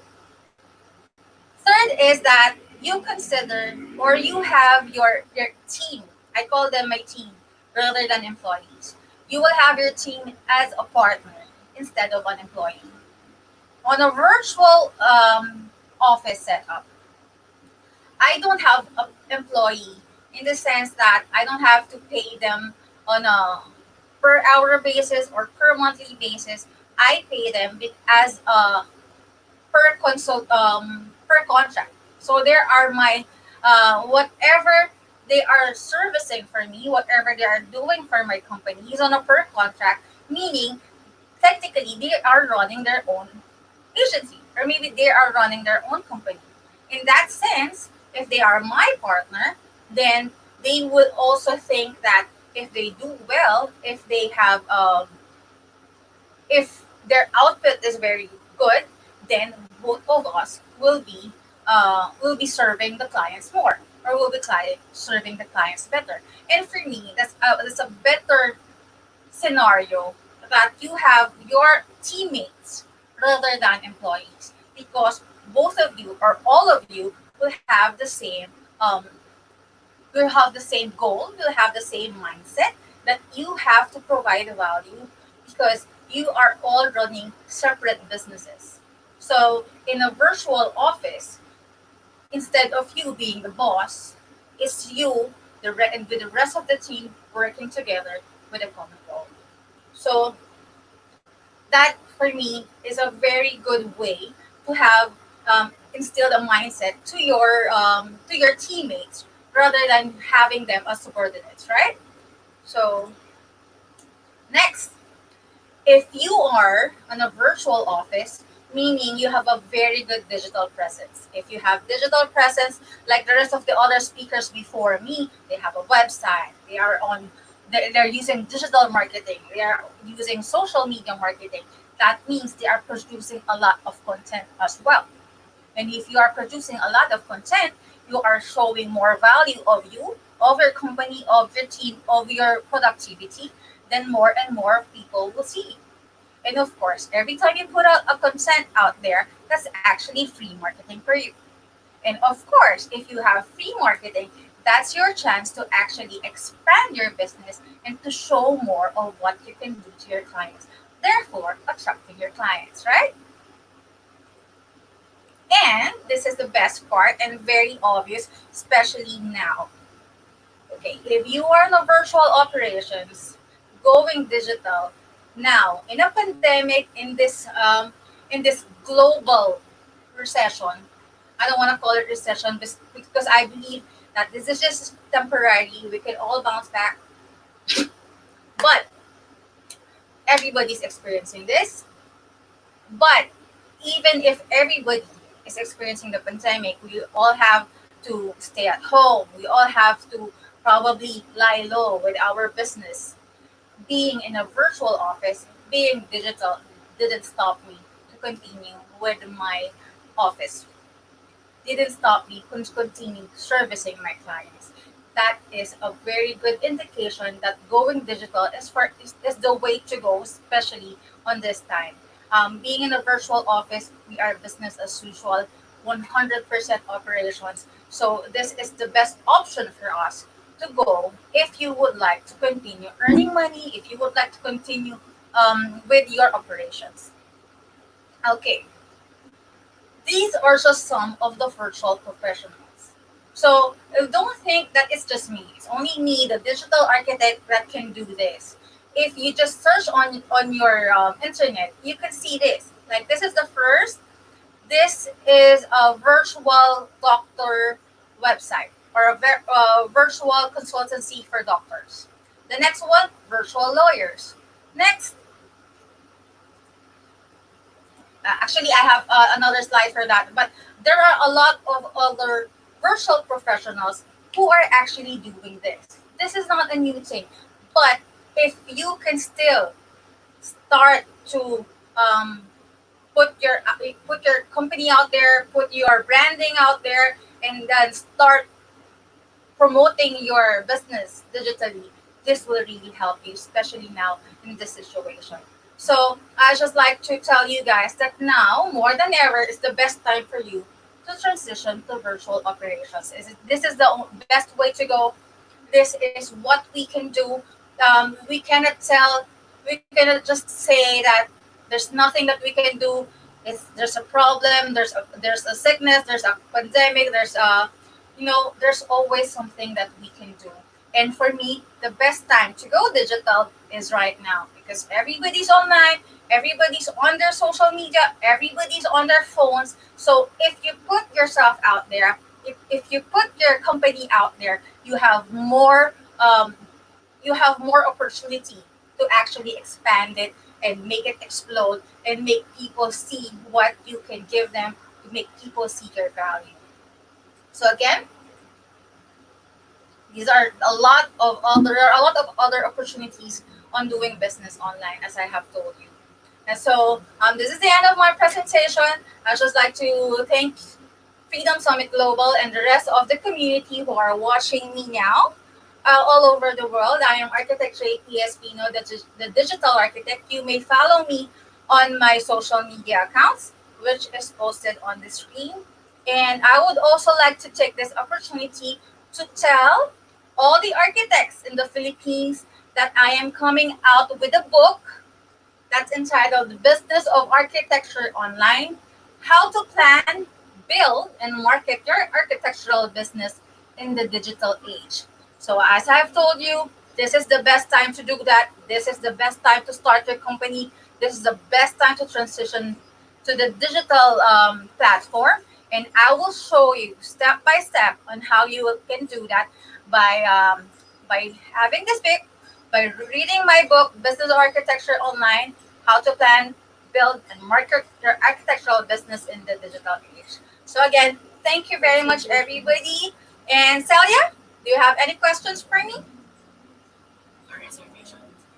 Oh, you may also reserve the book by going to bit.ly/TDA book. So all the architects in the Philippines, or even if you're not in the Philippines, this is something that you would like to have, so that you will have a step-by-step guide on how you can transition your architectural business to the digital platform. Okay, thank you, Architect JP. Yeah, that was a cool story about how you were able to bounce back.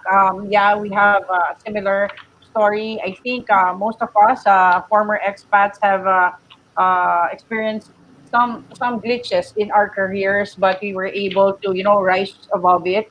And I just want to, because I got interested with your talk maybe some years ago about Fiverr. Can you let us know how we can learn how can we be part of something like that? Like I know that if you have a skill, you can get a gig or whatever. Like how is there anything that they should fill up, or can somebody guide them? Can you help us with Fiverr.com, Architect JP? Okay, so if you want to start your freelance career on Fiverr.com specifically, all you have to do is just go to Fiverr.com and create a profile. It's very easy. It's like creating a Facebook profile. After you create a profile, then you will have to create a gig. A gig is something, it could be a service or your product that you would like to offer. So when you posted a gig, it's the clients who will actually go to you, send you a message, and then check what you can do for them. So unlike other freelance platforms, which is the other way around, that you have to apply, with Fiverr.com, you just have to post what you can do, and your clients will be the one to come to you. So I think for me, it's easier, but of course, it has a very competitive market right now. But if you need to have, of course, again, step-by-step guide, if you need a step-by-step guide to actually start your career in Fiverr.com, you can go to Fiverr Freelancers Philippines. It's a Facebook community that I started, and I already posted some tips, videos on how you can start there as well. Okay. Thank you, Architect JP. This is very interesting because like before I was like talking to some of my friends, and they have a skill, they have a particular skill. Most of us are graphic designers. And I just tell them that I learned something about a platform that helps you get gigs. So um, how do they connect with you again so that we can ask more other than if also some of your services, can you give us some connect? How can we connect with Architect JP? Okay, you can contact me through my Facebook page, which is the Digital Architect, or you can easily find me by typing bit.ly/ the Digital Architect. So the T, and then the Digital Architect, or you can also see my or subscribe to my YouTube channel by going to bit.ly/ TDA YouTube. Or if you want to know more about Fiverr freelancers or being a freelancer on Fiverr, you can just search Fiverr freelancers. All of this will connect to me, and I answer every message. You just have to send me a message, and I will connect to you, and I will try to help you with whatever you need. Okay, thank you, Architect JP. That was a very um, inspiring story. And for those who are interested to find out if you can, earn from your skills, ask Architect JP regarding how to get a gig at Fiverr Philippines .com. So thank you again, and bye. Happy Independence Day. Okay, Thank you. Thanks for inviting me, Celia. And bye. thanks, everybody. Bye. Bye. Yeah, bye. So there, that's Architect JP, and for those who's interested, just connect with her. And like what I said, it's very interesting that you can find platforms like this that can give you, some extra bucks for to side when you want to side hustle, even if you have even if you have work, or even if you just want to do something. There's a platform that can help you get extra money, and also maybe hone some of your skills. So now, I don't want to, talk too much because I'm excited with my next guest. This person really inspired me a lot. Inspired. Maybe for because she connected the word connected. She connected with me in so many ways, because how she helps the community, how she empowers women, how she never leaves any women behind. She's an inspiration for many of us, and I'm part of her group. And here in Mandaluyong, we love what we created because of her community, connected women, Philippines. And we in Mandaluyong, we became, not just friends. We almost became families already, because we all help each other. When Charles was talking about getting accountability partner or buddies to help you that you trust in connected women, I found that with people who are within my vicinity, who are like-minded people, who also share the same vision to help people, and to connect people, and for us who always wants to collaborate. So without further ado, I want to present my very very special guest. This person inspired me a lot. She's the founder of Connected Women, a co-founder of Connected Women and CEO. Um, Gina is a social impact tech startup that matches. Connected Women is a social impact tech startup that matches talented Filipino women with meaningful remote work opportunities. She's an unconventional entrepreneur. Really, she's so cool. When you see her, really, she's a cool leader for us. She's a community builder and a technology advocate. Gina is a Gina started Connected Women no, 2011 after relocating in Singapore with her family. Gina launched the Athena Network Singapore and APAC as part of her mission, better equip women, entrepreneurs and professionals with technology skills, to scale up their business and careers. Gina launched Connected Women in Singapore in 2013. Some of this I memorized already because of some of our meetups, because I love introducing her. And then we had our Connected Women magazine in 2014. By 2016, she set her heart on helping Filipino women and move to the Philippines. So 2017, she co-founded Women Jobs, a social impact tech startup that matches talented Filipino women with meaningful remote work opportunities. So now Connected Women runs a number of initiatives that provides technology, skills training, and online job matching, and aims to impact 100,000 women in the Philippines. They have received global recognition in the categories of inclusive innovation in Asia and USA, and future of work UK, and e-employment in Switzerland. So I will not make this long. I want you to meet her. I want you to know the person that inspired so many women, also who helped us build a community within our network. I'm really, really, really proud to present one of our founders in the co-founder of Connected Women, Gina Romero. Hi, Hi, Gina. thank you. Thank you so much for that really lovely introduction. It's always awkward, isn't it, listening to other people introducing you? It doesn't sound like it is actually you, but yes, yes, that is me. I told you guys this. We have a very very cool founder, and you can see her now. Okay, I'll be Gina. Okay.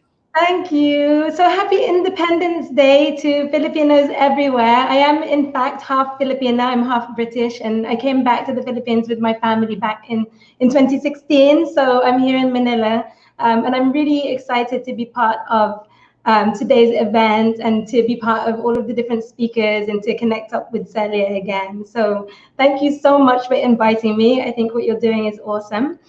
So let me share a little bit. I mean, this is a little bit of a top level presentation because it's such a big subject, isn't it? How to survive in the virtual workplace. I mean, I've been working remotely probably for around 20 years now. And I was actually cabin crew. I was a British Airways cabin crew member, and my husband was running an IT company in the UK. And I was traveling around flying, and I was also helping him run our business in London. So I didn't really know that I was already remote working. I just thought that I was, like traveling and doing my normal job and then trying to work while I was on the move. But we actually became quite involved in the early days of remote work solutions. And I realized that women tend to shy away from technology, myself included. And so at some point in my life, it became my mission to really help women to embrace technology and to become better at using technology, because it's so liberating, isn't it? And I think for everyone, technology is liberating and it brings freedom and opportunity. But for women, it really is a game changer, because a lot of the time, and this is a global thing, women tend to want to stay home. If they have kids, or once they want to start having a family, or if they have other responsibilities caring for family members at home, then they decide that they need to spend more time at home. And unfortunately, the traditional workplace doesn't always cater to the needs of women. And so women are forced to sort of comply with traditional workplace practices, and it's just so difficult to balance your life and work. So I think remote work and flexible work, freedom to do freelancing or even entrepreneurship or any of these things are a great liberating tool for women, and that's why I'm so passionate about it. So let me share now my slides. There you go. Great. I think you can see my slides. There they are. Great. So this is I do a workshop very rarely because I'm so busy with my other projects, and the workshop is around 4 hours long. So obviously I don't have time to cover all of the tips, but the tips are really around how to hire and manage a remote team. So if you're an entrepreneur, or you're just starting out with your entrepreneurial team, or you're transitioning from an offline business to an online business, and you want to start thinking about remote work and how you can actually grow your remote team, these tips are for you. If you are a remote worker, then I'm sure that you'll also find some interesting insights. But I think a lot of these tips are really relevant to offline or online work. When you think about it, some of the things that we have to think about, have to do when we're building and growing our team will be the same regardless of whether it's online or offline. So let me start. Now, one of the things that I love to do, and I don't think I'll have time to do it properly, and Celia, we do this at the meetups, is we have a section called Who's in the Room. And typically we want to know who you are, what do you do, what's your business, and just so that we can get to know each other. So I probably won't have time to ask you all to share with me directly, but I'd love to know who you are so that when I'm talking through my presentation, I know who I'm sharing with and if it's relevant. So please chat in the comments and just post up a little bit of information. You don't have to tell me all of this stuff, but you can share any of these points. Where are you? What country are you in? What do you do? Are you a business owner? Are you a freelancer? Are you a remote worker? Are you an entrepreneur? And what are you trying to learn today? Like, why are you here at this Global Freedom Summit online today? And what are you trying to learn? So just post those in the comments so that I can see that you're there. And I can see a few ladies saying hi. So thank you so much for engaging with me. All right, so my first tip is all about becoming a Time Lord. So if you're a Doctor Who fan, I'm not actually implying that you're going to jump in the TARDIS and travel through time, but I think the first thing that you need to think about, whether you're working from home or whether you're hiring and managing a team from home, is how do you manage your time? It's really shocking how badly people manage their time. And I think most people don't know where the day goes, right? So you can have a day and you feel busy, and at the end of the day, you say, where did the time go? I didn't even manage to tick off, most of the important things on my to-do list. So I really think that the first thing that you should do, if you have not done this yet, is audit how you spend your time. And this is, if you're a boss or if you're an employee or a worker, whoever, this is relevant to everyone. And when I first had my first business coach, back when I started my very first business with my husband, this was one of the first things that he made us do. So those of you who are time management advocates, you'll know about this. And all you have to do is you take a sheet of paper and you just jot down on the paper everything that you do 30 minutes after.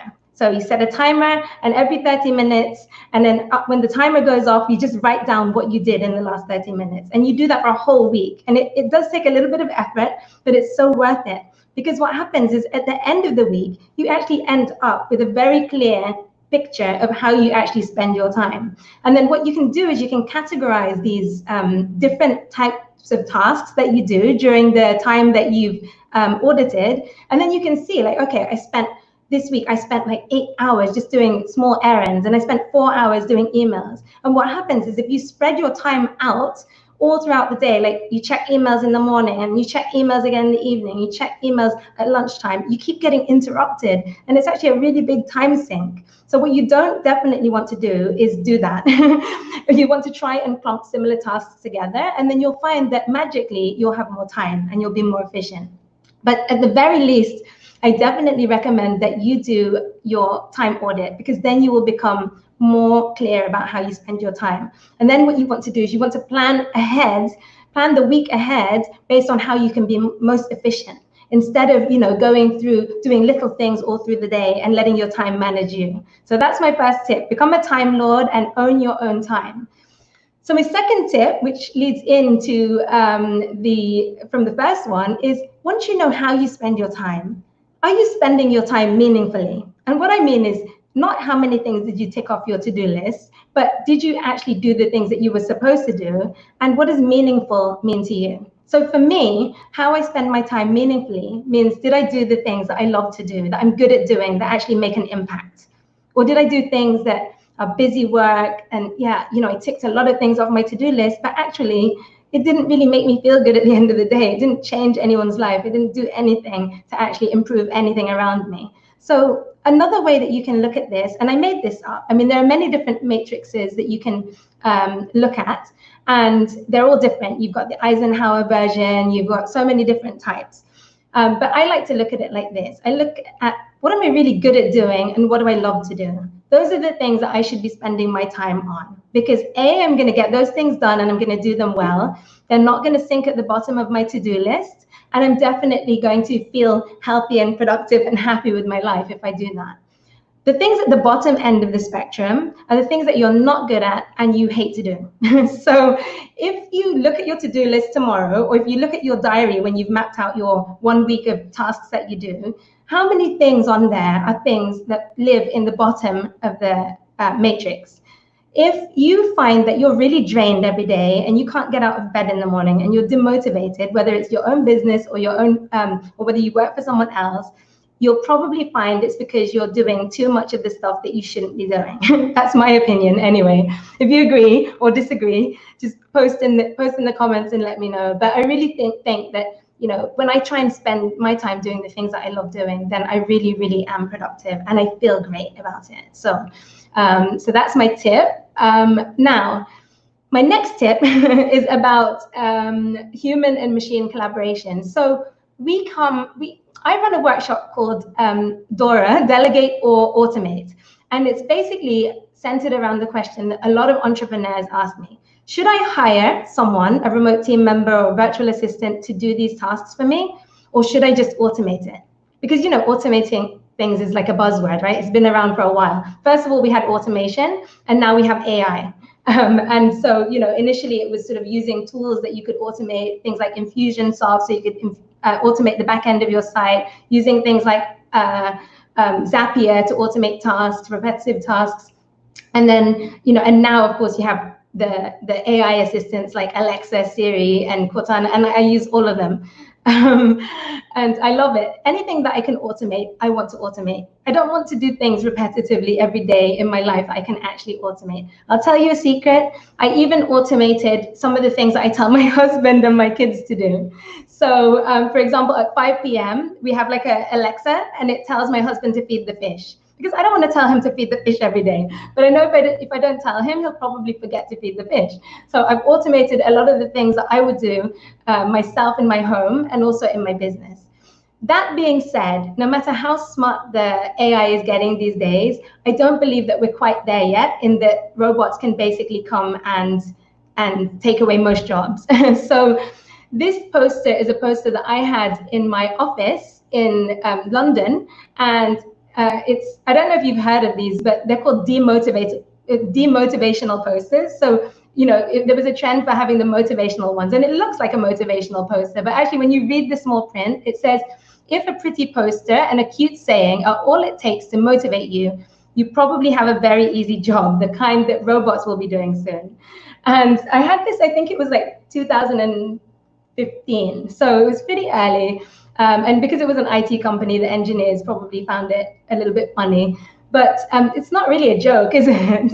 Because the reality is if your job is that easy, that all it is pressing buttons, you know, without actually using your brain or thinking, then that job is at risk. Because definitely if it's something that can be sequenced and just built into an automation, they won't need a person to do it. But that being said, there are so many jobs that you want to think about outsourcing to a remote team member. Talented, creative, passionate person will not replace a robot, in my opinion. So at Connected Women, the type of roles that we have are admin, design, development work, finance, sales, customer service, editorial, anything that needs a human touch. And of course, our job platform, as Celia mentioned in my intro, is a platform for Filipino women, because we want to help Filipino women get jobs that they can do from their home. And that's because so many women have to go overseas to look for jobs, and so many women don't have access to the jobs that they need in their local area, or sometimes they've given up really good jobs because they've had children and they have family commitments and responsibilities, and they just can't travel to a physical office anymore. So there's a pool of talent waiting to be hired and work with passionate, sort of enthusiastic entrepreneurs that are out there to change the world. So really think about that. And I think I played with some AI the other day, last weekend, and it was like a content creation AI. So you type in, I think it's called Story AI or something like that. You type in the comment or the topic that you want it to write about, and it will actually generate a whole article just about that random topic. And I read the article, and it was spookily, creepily good, but it was completely out of context. So, you know, I really think if you're a creative, or if you have great customer service skills, or you are, you know, in any of these thinking roles, and you can actually provide support and some creativity and passion to any team, then your job is safe. So that's that. So the next tip for surviving the virtual workplace, which I think is very much a tip for surviving in any workplace, is, you know, hold the vision and trust the process. So your job as a founder is to have the vision for what you want to change in the world and what your ambition is to see in the world. But it's not going to get done through dreaming and wishing and imagining and, you know, and all of these sort of blue sky things. You're really going to need to build the processes to get it done. And I think a lot of entrepreneurs, myself included, we really struggle with the process building, because, you know, it depends on the part of your brain, right? So I'm very right brain. I'm creative, I'm strategic, but when it comes to building processes and actually doing very detailed work, I can do it, but it's one of those things that I don't really love to do. So typically I leave it to last, or it never gets done. So I definitely need to work with people who can help me systemize.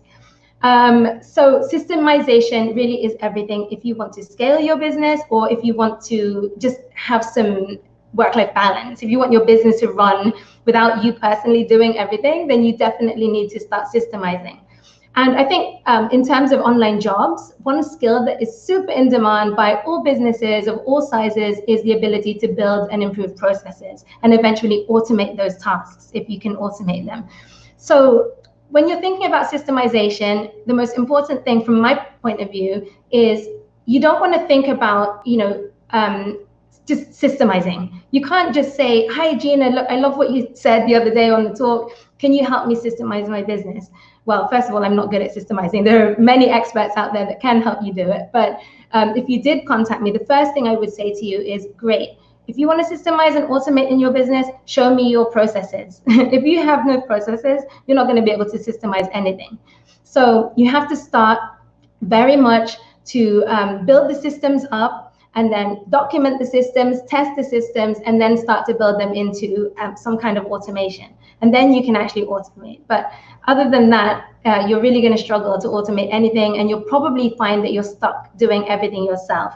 You'll even have difficulty delegating to a junior staff member or other team members if you're really, really bad at systemizing and delegating. If you're bad at it, please find someone who's good at it, who loves doing it, and then it will get done, I promise you.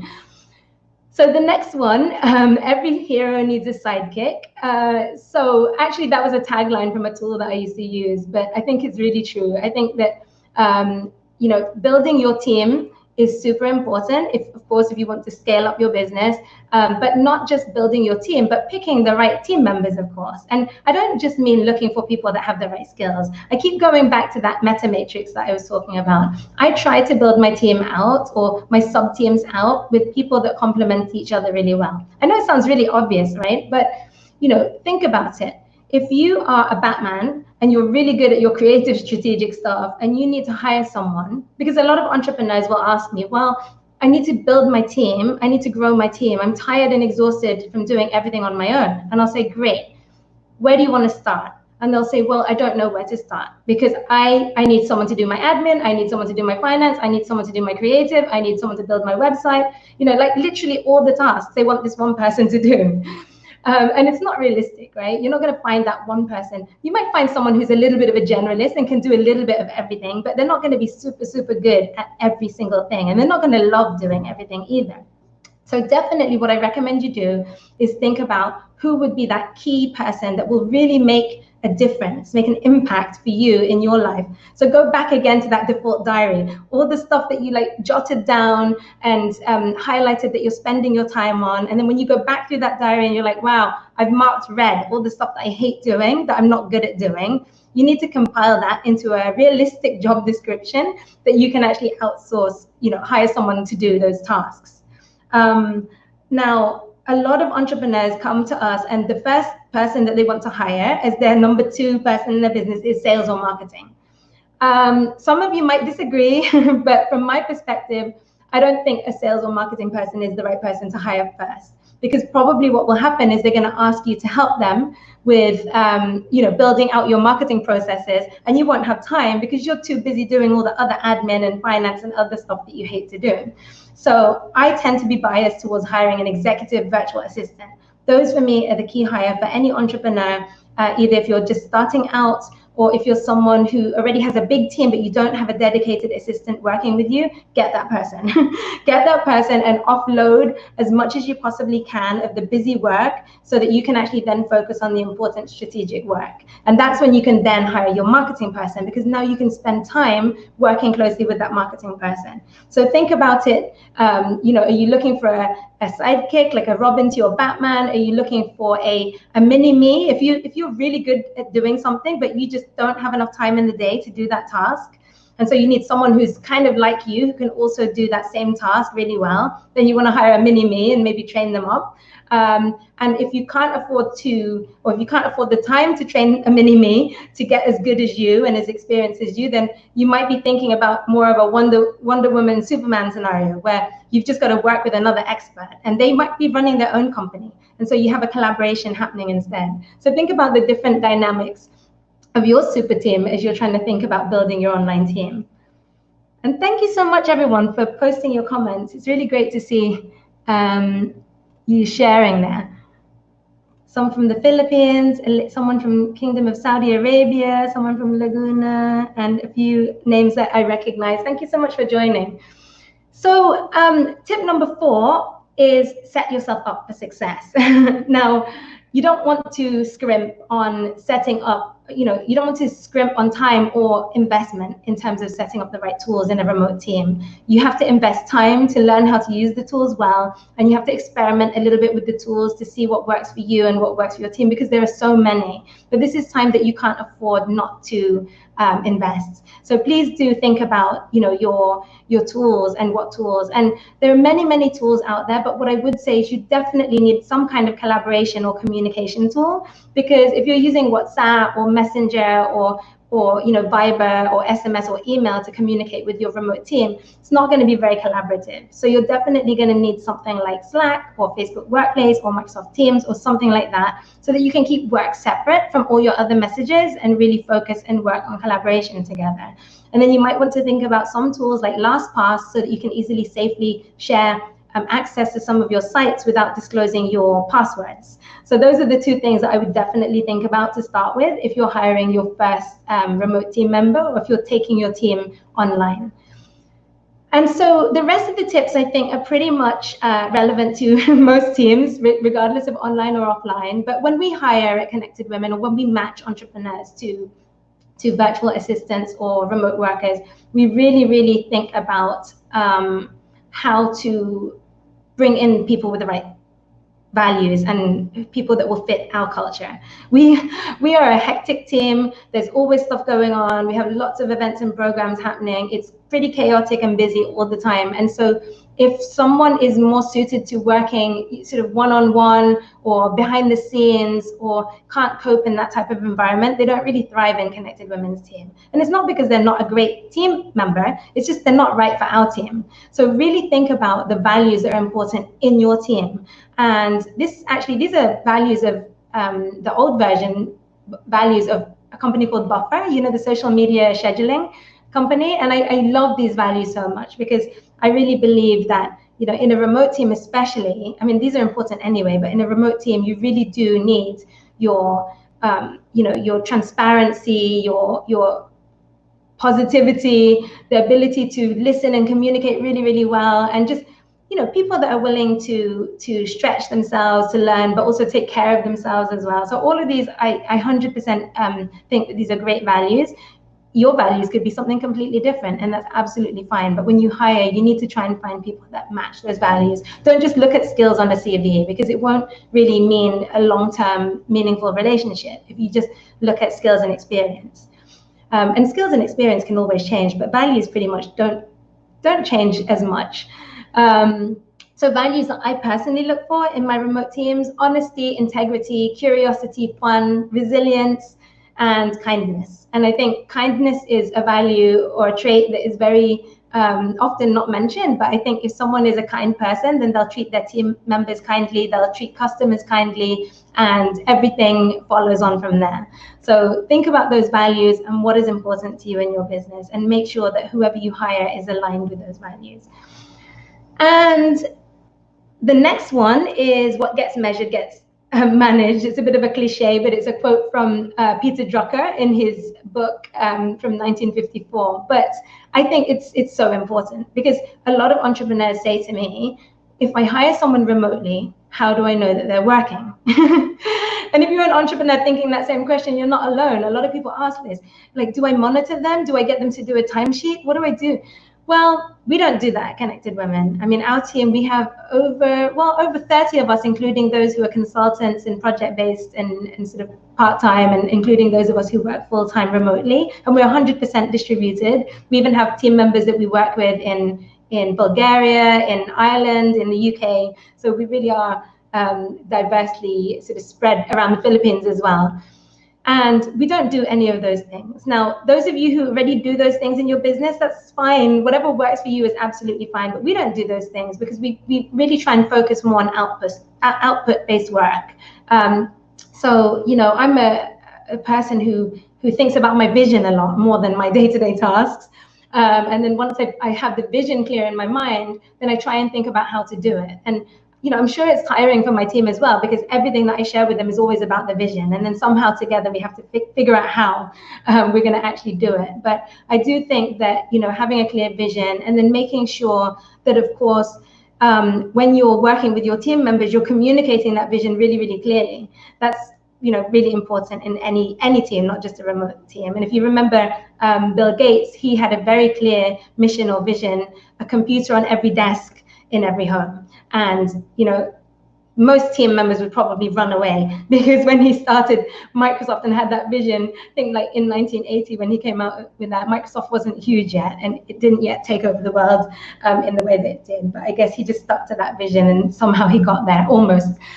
So the next tip is really finding the right hiring platform. So if you've decided that you want to hire a remote team member, or maybe if you're looking for a remote job, then you want to think about which hiring platform would be right for you. Now, there are lots, lots and lots and new ones coming up every day, and they all have different benefits. I mean, Connected Women focuses specifically on Filipino remote women who are looking for remote jobs, because we believe that there's just immense talent in the Philippines, and these ladies, they really look for, they're looking for a long-term meaningful role a lot of the time, or at least freelance clients that they can work with on an ongoing basis. And a lot of the other platforms are very transactional. So a lot of the other sort of freelancing platforms are transactional. And a lot of our clients, they want people that will stay with them and grow with their company as well. So, look at the different platforms and understand the difference between the different types of platforms, and think about which one might suit you better depending on your personal situation for hiring or looking for a job. Hello, hi Greg and Summer and everybody who joined. I love your comments. I will scroll up and read more comments later. I don't want to run out of time though. According to my slides, I still have 20 minutes left, but flag me up, Sally, if I'm running out. So tip number 7, research recruitment best practices. So if you haven't hired before and you've never hired before, I mean, I hired loads of people without knowing anything about recruitment best practices in the beginning. And I literally just, had a conversation with them and had a chat about my business. I didn't do any of the industry things that you're supposed to do. Now that I have a bigger team, I've learned from making mistakes and hiring people that weren't really a good fit necessarily for the team, or who I wasn't a good fit for to work with. And so, I've had to learn as I go along. But I think it is worth doing a bit of research and getting some tips on how to do a good hiring process and tweak it according to what works for you. But these are the basics. I mean, you must have a job description. The job description should be reasonable. It shouldn't be 10 people crammed into one job description. And I'm sure the freelancers and remote workers that are listening in can relate to an entrepreneur saying, yes, I want to hire you at X amount per hour, and I want you to do the job of 10 people in half the time. And nobody wants to take those jobs. I know that freelancers are always saying, and I hear this a lot from our job seeker community, it's so competitive out there. When you're looking for an online job, trust me, it's also competitive for the employers. We're also trying to get the best talent for our business. So you're not just pitching to us for a job, we're pitching to you. We're trying to convince you that we want you to work in our company if you are, really good and sincere about your work and have talent and passion. So remember that, if you're getting a job, looking for a job, also have your own checklist in mind. Like, what is a deal breaker for me? What am I willing to accept in an employer? If the guy or the lady who's interviewing you doesn't seem right from the interview, don't take the job. You'll just regret it later. Better to walk away from a potential bad job when you know that it doesn't seem right than have to go through the pain of, getting onboarded and then having to leave again, or even worse, getting stuck in a job that you hate, working with someone that doesn't inspire you. So, think about your own process if you're looking for a job. But typically it's as simple as this: shortlist, screen, hire, interview, and make an offer. And you can do all of those things if you're looking to hire from Connected Women. We've built those into our site as well. So almost to the end now. So I think it's very important to invest time in training. Do not assume that just because someone is experienced that you don't need to train them. That's really not true. You shouldn't necessarily need to train them in the area of expertise that they have, but you still need to invest time onboarding them, helping them understand how you like to work, giving them clarity about your vision, and all of those things that I talked about earlier. Getting to know them, getting to know what motivates and inspires them as well, so that they're working on projects that they feel excited about.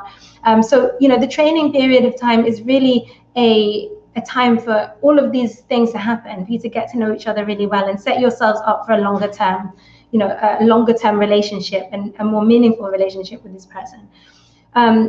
It's not necessarily going to be that easy. One of the sad things is when entrepreneurs hire for the first time, and when I say hire for the first time, I mean they've been working on their own for so long. One of the things that they say is, I tried working with someone, like my executive assistant, but it took me more time showing her how to do things than doing it myself. Okay, so I get that. That's normal. When you're spending time, when you're investing time getting someone trained up and learning how to run parts of your business for you, it will take time. It will definitely, 100% take more time than if you were going to do it yourself in the beginning. But if you've hired someone good and you've really hired someone who is a good fit for your business and has the right skills and attitude, then in the long term it should pay off. So just think about it. It really is an investment for the future. This brings me back to my point about my earlier point about training, is that you must manage expectations, your own expectations and the person that you hire. Because if you're not clear about what you expect and if you're not being realistic, it's not going to work out.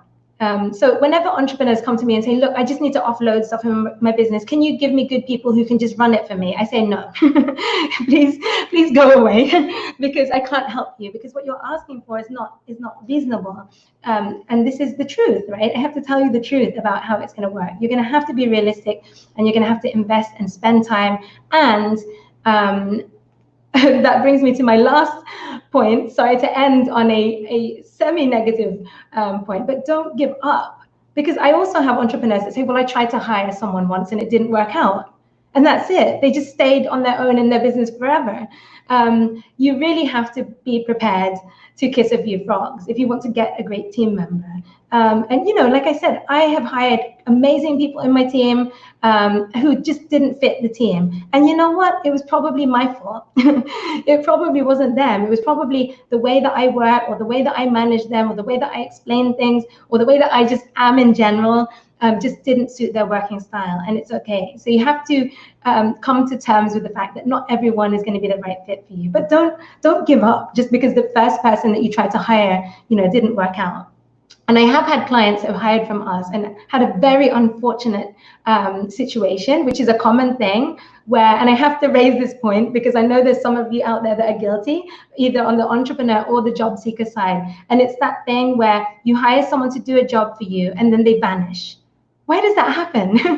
So either they were afraid to tell you, you didn't explain it properly and they didn't feel comfortable coming to you to find out, to explain what was going on, and they just left because they were too scared to follow through. Or maybe for some of the VAs, things happen, right? Like your internet connection goes wrong. I had this one lady where she was using her husband's work laptop and someone took the laptop back because he left his job. And so she had no laptop. She was too embarrassed to tell her entrepreneur that the reason she couldn't work is because, is that she didn't have a laptop to work on. So, you have to be open and honest and have a bit of courage. If you're a shy person or you find it awkward to communicate, don't use that as your excuse. You have to learn to communicate openly because, like all relationships, it's built on trust and open communication. So, be willing for things to go wrong and be willing to push through until it works, whether you're a job seeker or an entrepreneur. Know when it's time to cut the tie and try again. But most importantly, remember that it's not talent that gets us the wins, right? There's plenty of talent out there, but really at the end of the day, it's how you run your team or how you work with your team. So unless you're going to have excellent teamwork and you're going to put the work in, no brilliant mind on earth can help you grow your business. So, and this quote I love by Michael Jordan, he said, talent wins games, but teamwork and intelligence wins championships. And I really, really think that is so true. So I hope that gave you some tips and some ideas about how you might survive in the virtual workplace. And I would love to hear from you. If you're looking to hire or you want to look for an online job, then do visit us at connectedwomen.com. Back to you, Salia. Thank you, Gina. Thank you very much for that. Another amazing. It's like point by point. Everybody was making comments about how insightful the talk is, and really, we got lots of information and valuable tips from you. And so, can I ask you what is the process if you would want to ask your help? Because for me, like for example, I'm an entrepreneur who might have so many things in my hands. So can you give us like how can you help? How can Connected Women help us with this problem because now so many things that we're not really familiar with. Yeah, I think there's a few guilty listeners out there that know that they're doing things they shouldn't be doing. So, I mean, the first thing is you can go to connectedwomen.com and we have profiles visible in there. So you can actually just sign up for a free account and you can already browse and look through some of the profiles that we have in the site. So these are amazing, talented women that have, you know, a lot of them have had corporate careers, you know, so they're really experienced and just looking for this next opportunity. So do go and have a look in there. And we actually have a free upgrade anyway. So if you want to, if you find a few people that you want to reach out to and potentially hire, you can just upgrade. It's normally 99 USD to actually be able to reach out and contact, but it's free right now. So you can go in and do that. And then if you're really stuck and you cannot do it alone and you need one of our expert team to help you, then we also have a premium service where we basically just help you. We just basically provide you with the best match and then you take it from there. And actually we offer a money back guarantee as well. So if we match you to someone, it doesn't work out, we'll just refund you in full. We're pretty good at matching, so. Yeah, because you're pretty good at connecting people. Yeah, this is what we all do at Connected Women, and I really thank you, Gina. Also, will there also be trainings for those who are interested to learn more about giving services for virtual assistants or whatever? If do you still do the trainings? Yeah, well, we have so much happening right now. So we have a partnership with Facebook, and it's called She Means Business. So that's their global initiative for women entrepreneurs. So that's more about how to use digital marketing to grow your business, and specifically, of course, Facebook business tools and Instagram business tools. So we have our next training coming right up. So if you go and check out the Connected Women Philippines group, then on Facebook, then you'll find out more about the upcoming training. And of course, if you're a freelancer and you want to work with entrepreneurs to help them use Facebook for their business, then that's great for you as well. And it's all free. Used to be offline, but now it's online. And then we have some upcoming online meetups and some other technical training as well for those who are looking for online jobs from home. But there's too many to tell you about. So best to go up to, we have another website, which is connectedwomen.co, just a C-O, no M on the end. So connectedwomen.co, and that's where we post all the events in the community related matters. So you can join as a member, it's free, and then you'll receive newsletters from me sharing all the upcoming events and training. Okay, awesome. Thank you, Gina. Thank you, Gina, for your time and for giving us so many tips today. So, for those of you who wants to be connected, especially in your community, join Connected Women. Find the chapter nearest you, and yeah, you'll meet us. You'll meet Gina. You'll meet people there who are willing to help you. This is really one community that helps you thrive. So. Thank you again, Gina, for accepting our invitation and being our guest for this season summit. My pleasure, and congratulations to you and Fabio and the whole team. I mean, it really is not easy to run something like this. In fact, when I saw your agenda, I said to Bobby, my husband, because he runs the tech side, I was like, oh my gosh, this is very ambitious. But congratulations, you've done a really great job. And I was telling Bob that I was inspired by the teamwork that you have. That's why, I know that even if you have a small team, as long as you trust them, as long as you are all in the same wavelength and you're thinking of one purpose to help and to be able to finish something that's really good, then the number of members of your team doesn't matter. As long as there's, the right people within your community or within that specific group. Because teamwork makes the dream work, right? Exactly. And in fact, I love one of the things that JP mentioned earlier in her talk. She said, don't be afraid to fail, right? Or learning from failure. And I think, a great team is willing to make mistakes together and then fix it together. And, like I remember during the speakers talk that you guys had, you just said, well, there's bound to be some blips because it's online, but it'll be fine. And I think that's a great attitude, right? Don't be afraid that it might go wrong because it might not go wrong. Because it is what it is, but at the end of the day, if you were able to give value, that's it. That's what they will remember. So thank you, Gina, and Connected Women. Thank you very much. Thanks, everyone. Thank you for the comments. Bye. Bye. So there, we're on our last. Thank you, Gina. Thank you for the awesome speakers. We have our last speaker for today. Let me just check. Okay. Charles, do you have a game for us? Because we're about to end now. Our last speaker. Okay. He's. Let me just give you an introduction. Sir Next Laideros is a graduate of a bachelor secondary education major in mathematics, but he took quite some time in teaching and shifted his career to marketing software and Apple technology products, marketing, talent development, and now is in broadcast media. So Sir Next is our to those who knows him, is the sales and marketing unit head of Zoe Broadcasting Network, the only a Christian TV broadcasting network in the Philippines. He is also a member of the Philippine Marketing Association and one of the board of trustees of Philippine Advocates for Consultants, Trainers, or PACT. Okay, we're waiting for Sir Next. He is, while waiting for him, I want to let you know about his talk. His talk is about, let me open Sir Next folder. His talk is about work from home core values, let me just, he didn't got the link. Charles, can you help me first? I'll just give Sir Next some, the link. Hello. Again, I got you. I surprised you. This is the last talk for the day. Sorry. I surprised you, I think. This is a new talk. This is the last talk that we have. Okay.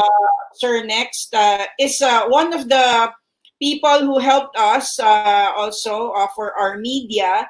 Okay. And Okay. Hello. yeah, but So now go ahead. if you can give us another game or something, because one member told me that I could have won. But they missed it. They said they want to learn to get more. Yeah. Learn with his. That's the thing. I apologize. Well, there's so many of us here, and I only prepared one game and one gift for today. But I'm just going to give you a hint that tomorrow is going to be another day while waiting for the last speaker. Tomorrow we have another day, and we actually prepared 2 sessions, but we do not know when is it. And one of the gift, as I was compiling earlier, it is a 1-year insurance. We have 2 speakers who actually gave a big bonus, but I'm going to talk about it tomorrow. But I just want to share on the insurance first today. Yeah. So one person will win that. There'll be 2 speakers today actually gave because they saw. Celia, just want to let you know they saw what other people are doing and they just want to give more because the participants were so amazing and they just message us and I'm compiling all these things for them. So what we're going to do is stay tuned simply because after the speaker, we are going to email you maybe tonight with tomorrow's link to remind you again to come with the bonuses for today. And just to give you a hint that tomorrow will be more coming in. Yeah. So Yes. that's it for me. Yeah, we got five personal accident insurance worth 100,000 for tomorrow, and then 5 already 5. Yeah, 5. Oh, I thought 1. 5. So one is one health full coverage health insurance also from All Care, and then 5 from Crew Life of UK because they want to help the freelancers and the entrepreneurs who might be needing some insurance while we're in pandemic. Okay. So Tomorrow, Celia. Tomorrow we're going to give this. Yes. So now I have my speaker here. Let me repeat thank you, Charles. Let me repeat my introduction because he's already here and he's our guest, our last guest. Sir Next is a graduate as a graduate of secondary education, major in mathematics, and now is the sales and marketing unit head of Zoe Broadcasting Network. And also he is the he's a board of trustee of Philippine Advocates for Consultant and Trainers, member of Philippine Marketing Association. And without further ado, I would like to. Where's Sir Next? Is he here? I would like to. Yes, there's Sir Next. I will. I want you to know that I invited him last minute because he posted something in our group, and because we wanted to also to. I want him to share whatever he posted, why he posted that. He's talking about work from home and its core value. So let me just give the floor to Sir Next. And yeah, let's learn from this amazing man who helped people, talk about integrity while you're working from home. So go ahead, Sir Next. Thank you, Miss Celia. Let me share my screen first. Okay. Here's my screen. Okay. There it is. Okay. So, that's it. So, good afternoon. Thank you, Miss Celia, for inviting me here at the Freedom Summit Global. It's my first time to be here. And I'll just tell some stories of our company and how we work here from home.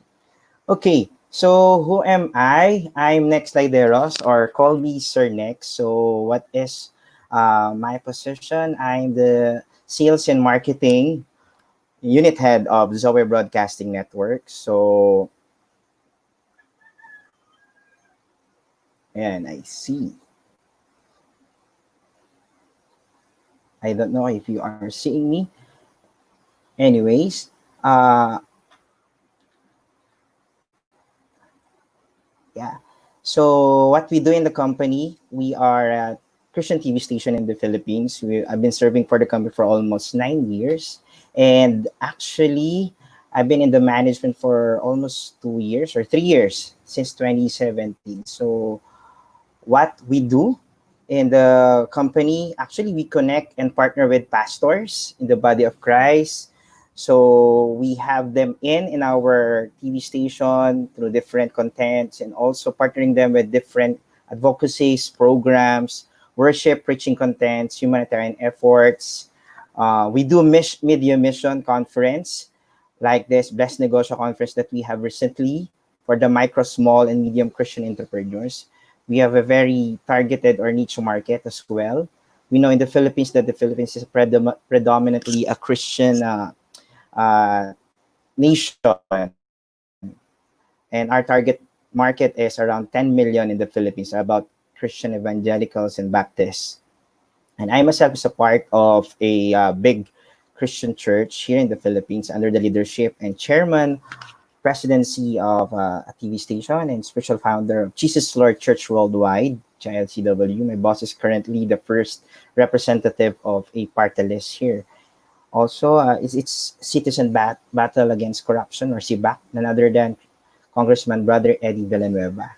He's quite popular preacher here, and working in this Christian TV station is one of my dreams. Not all dreams are easy, but worth telling stories and testimonies. So that's who we are. We are sharing some stuff to different organizations.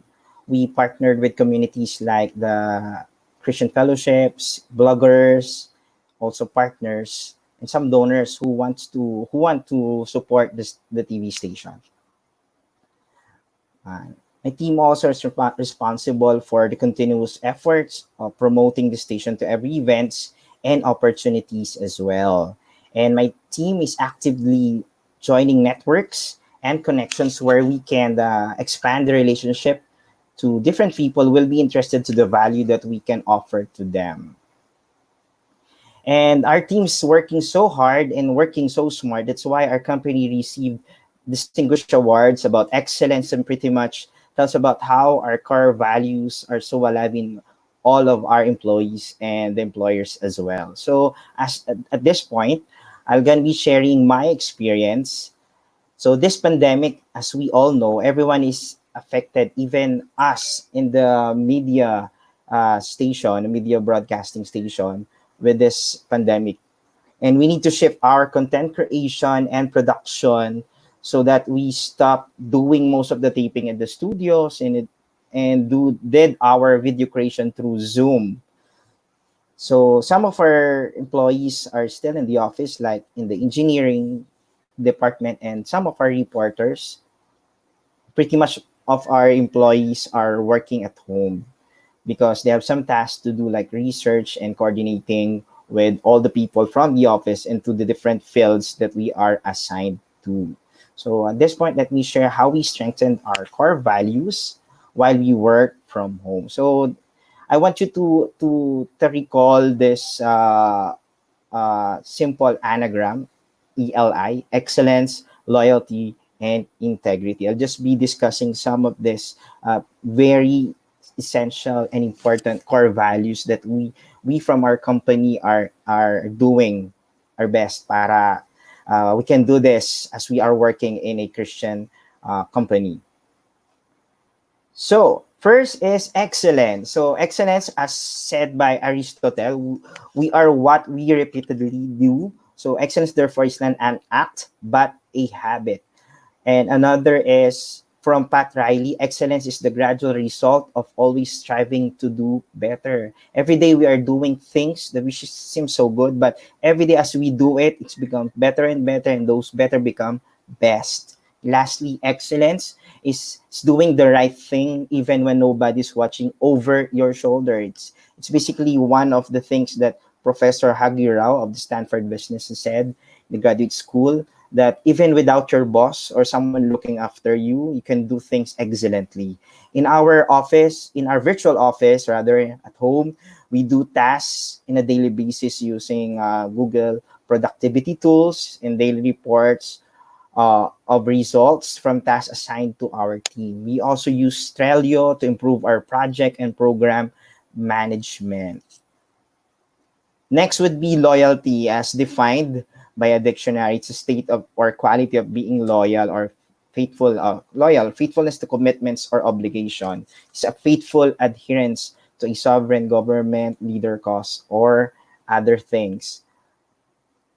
Being loyal is being true to people who need us even in these times of circumstances that's so very tough.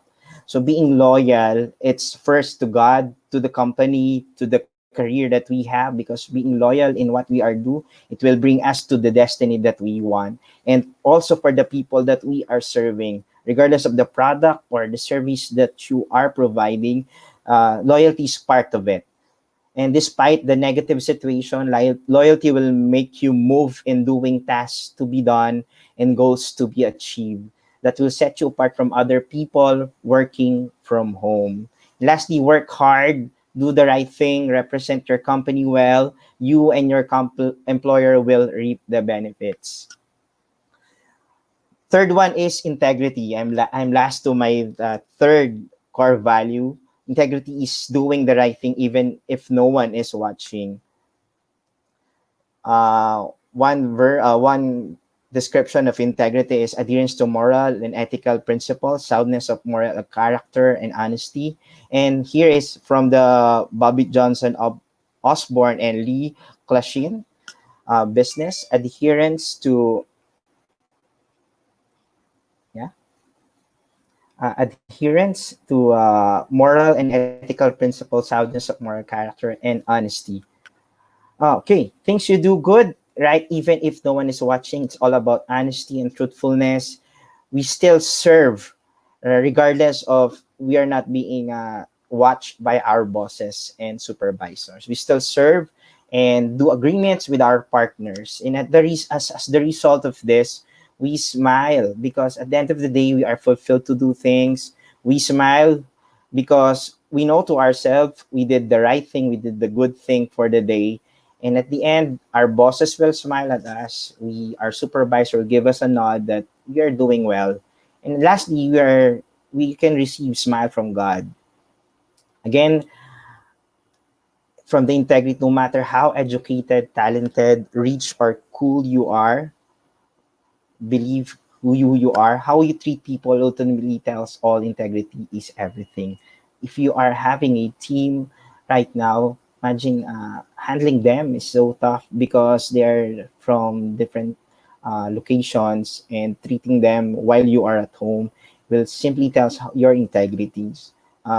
Some of my staff are from Rizal and from Pasig. Talking to them at after the office or even before the office simply tells how I treat them well. I give them space to talk to their families, and at the same time give them space also to adjust, because I believe there's what we call computer fatigue, or about marketing fatigue in front of the computer. So again, for you to easily recall the core values, remember ELI, ELI yan. Excellence, loyalty, and integrity. Did you know that Eli or Eli in the Hebrew word means God? Remember that God is an all-seeing God. He watches everything that we do. He is a rewarder of what we do.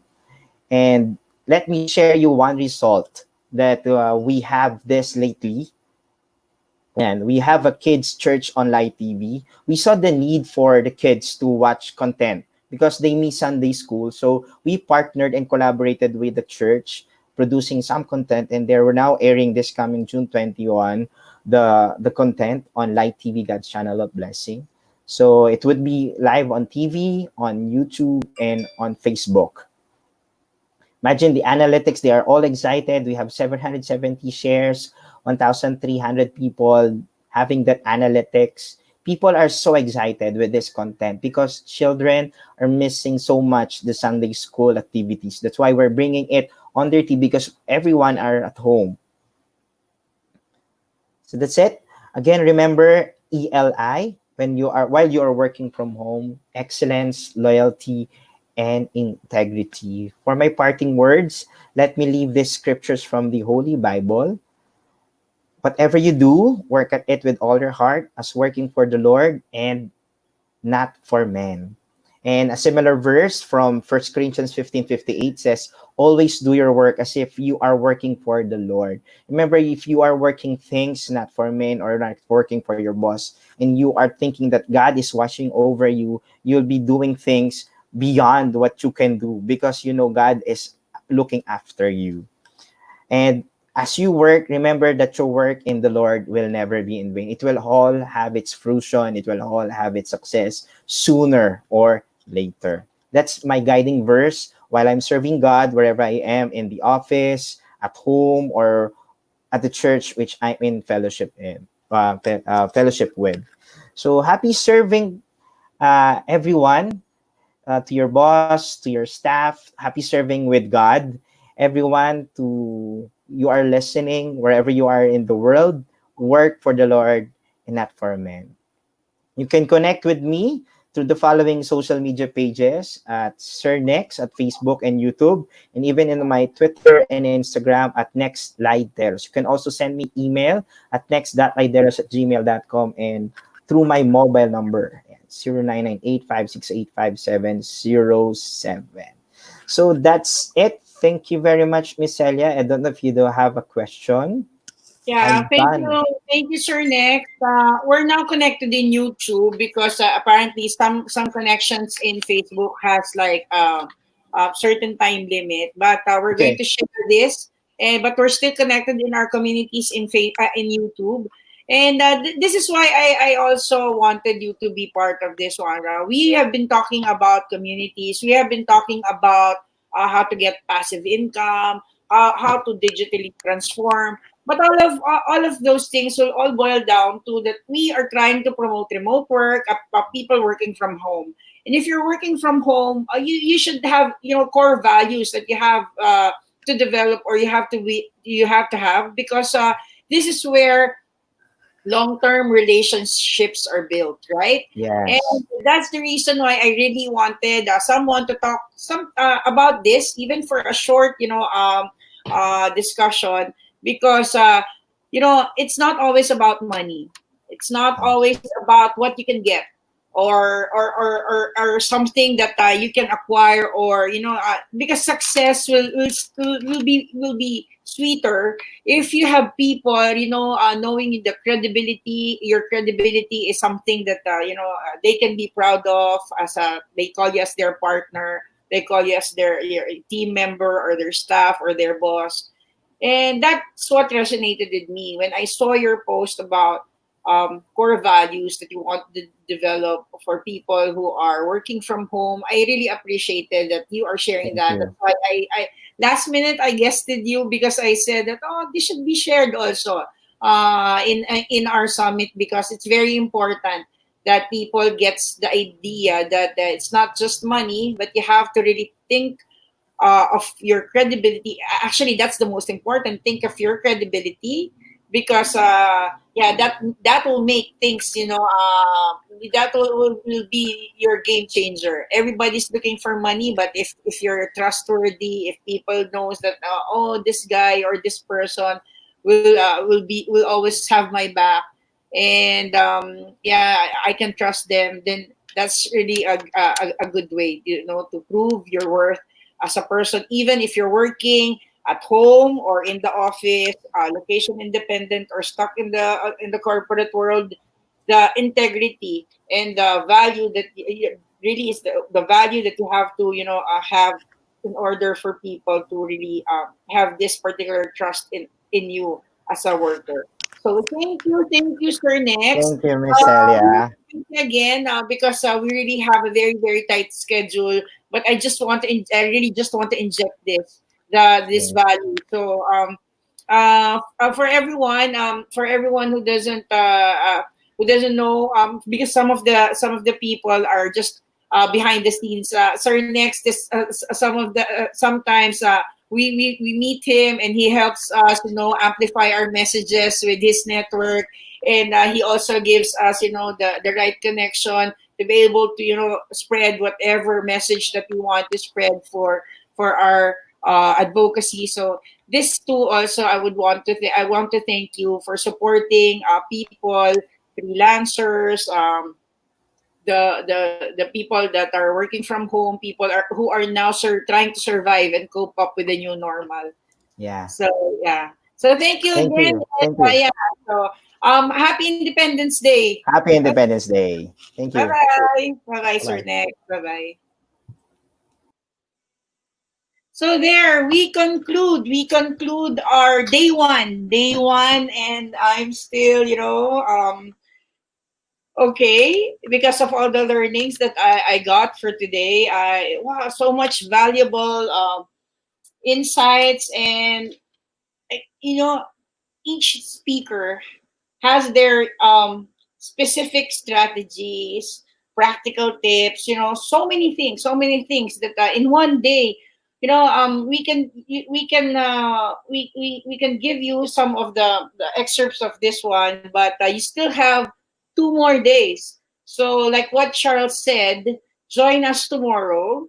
We will have more mindset making and monetizing talks for you. For tomorrow, we will be having talks about I think more on the strategies and more of the monetization side of it. There will be speakers that will be also helping us understand how to really cope up. Today, the speakers did their really a very good job to give us ideas how to manage or navigate the new normal. Tomorrow, the other speakers will complement all these ideas and all these practical tips by giving their side, their take on how they're doing it also in their community, in their profession, in their business. So join us again. Join us again tomorrow. And yeah, happy Independence Day for everyone. This is our gift to you. Today is the Philippine Independence Day here in our country, and really, really, it's good to be free. And this is what we're sharing. Our advocacy is to teach you how to achieve location, time, and financial independence. And with all the speakers and with all the people that you can collaborate with and connect with in this talk, my hope to you is you also get your own freedom, and you also have this type of lifestyle that can give you more time with your family, and also for you also not to leave your country, and for also to give you also that chance to pursue your passion. So that said, this is Coach Sel Jacob of Brown Roots and Freedom Summit. Thank you, and mabuhay, and happy Independence Day. Bye, everyone. Thank you for all the volunteers, our team, our sponsors, and tomorrow we have so many gifts at stake. So join us again. Bye.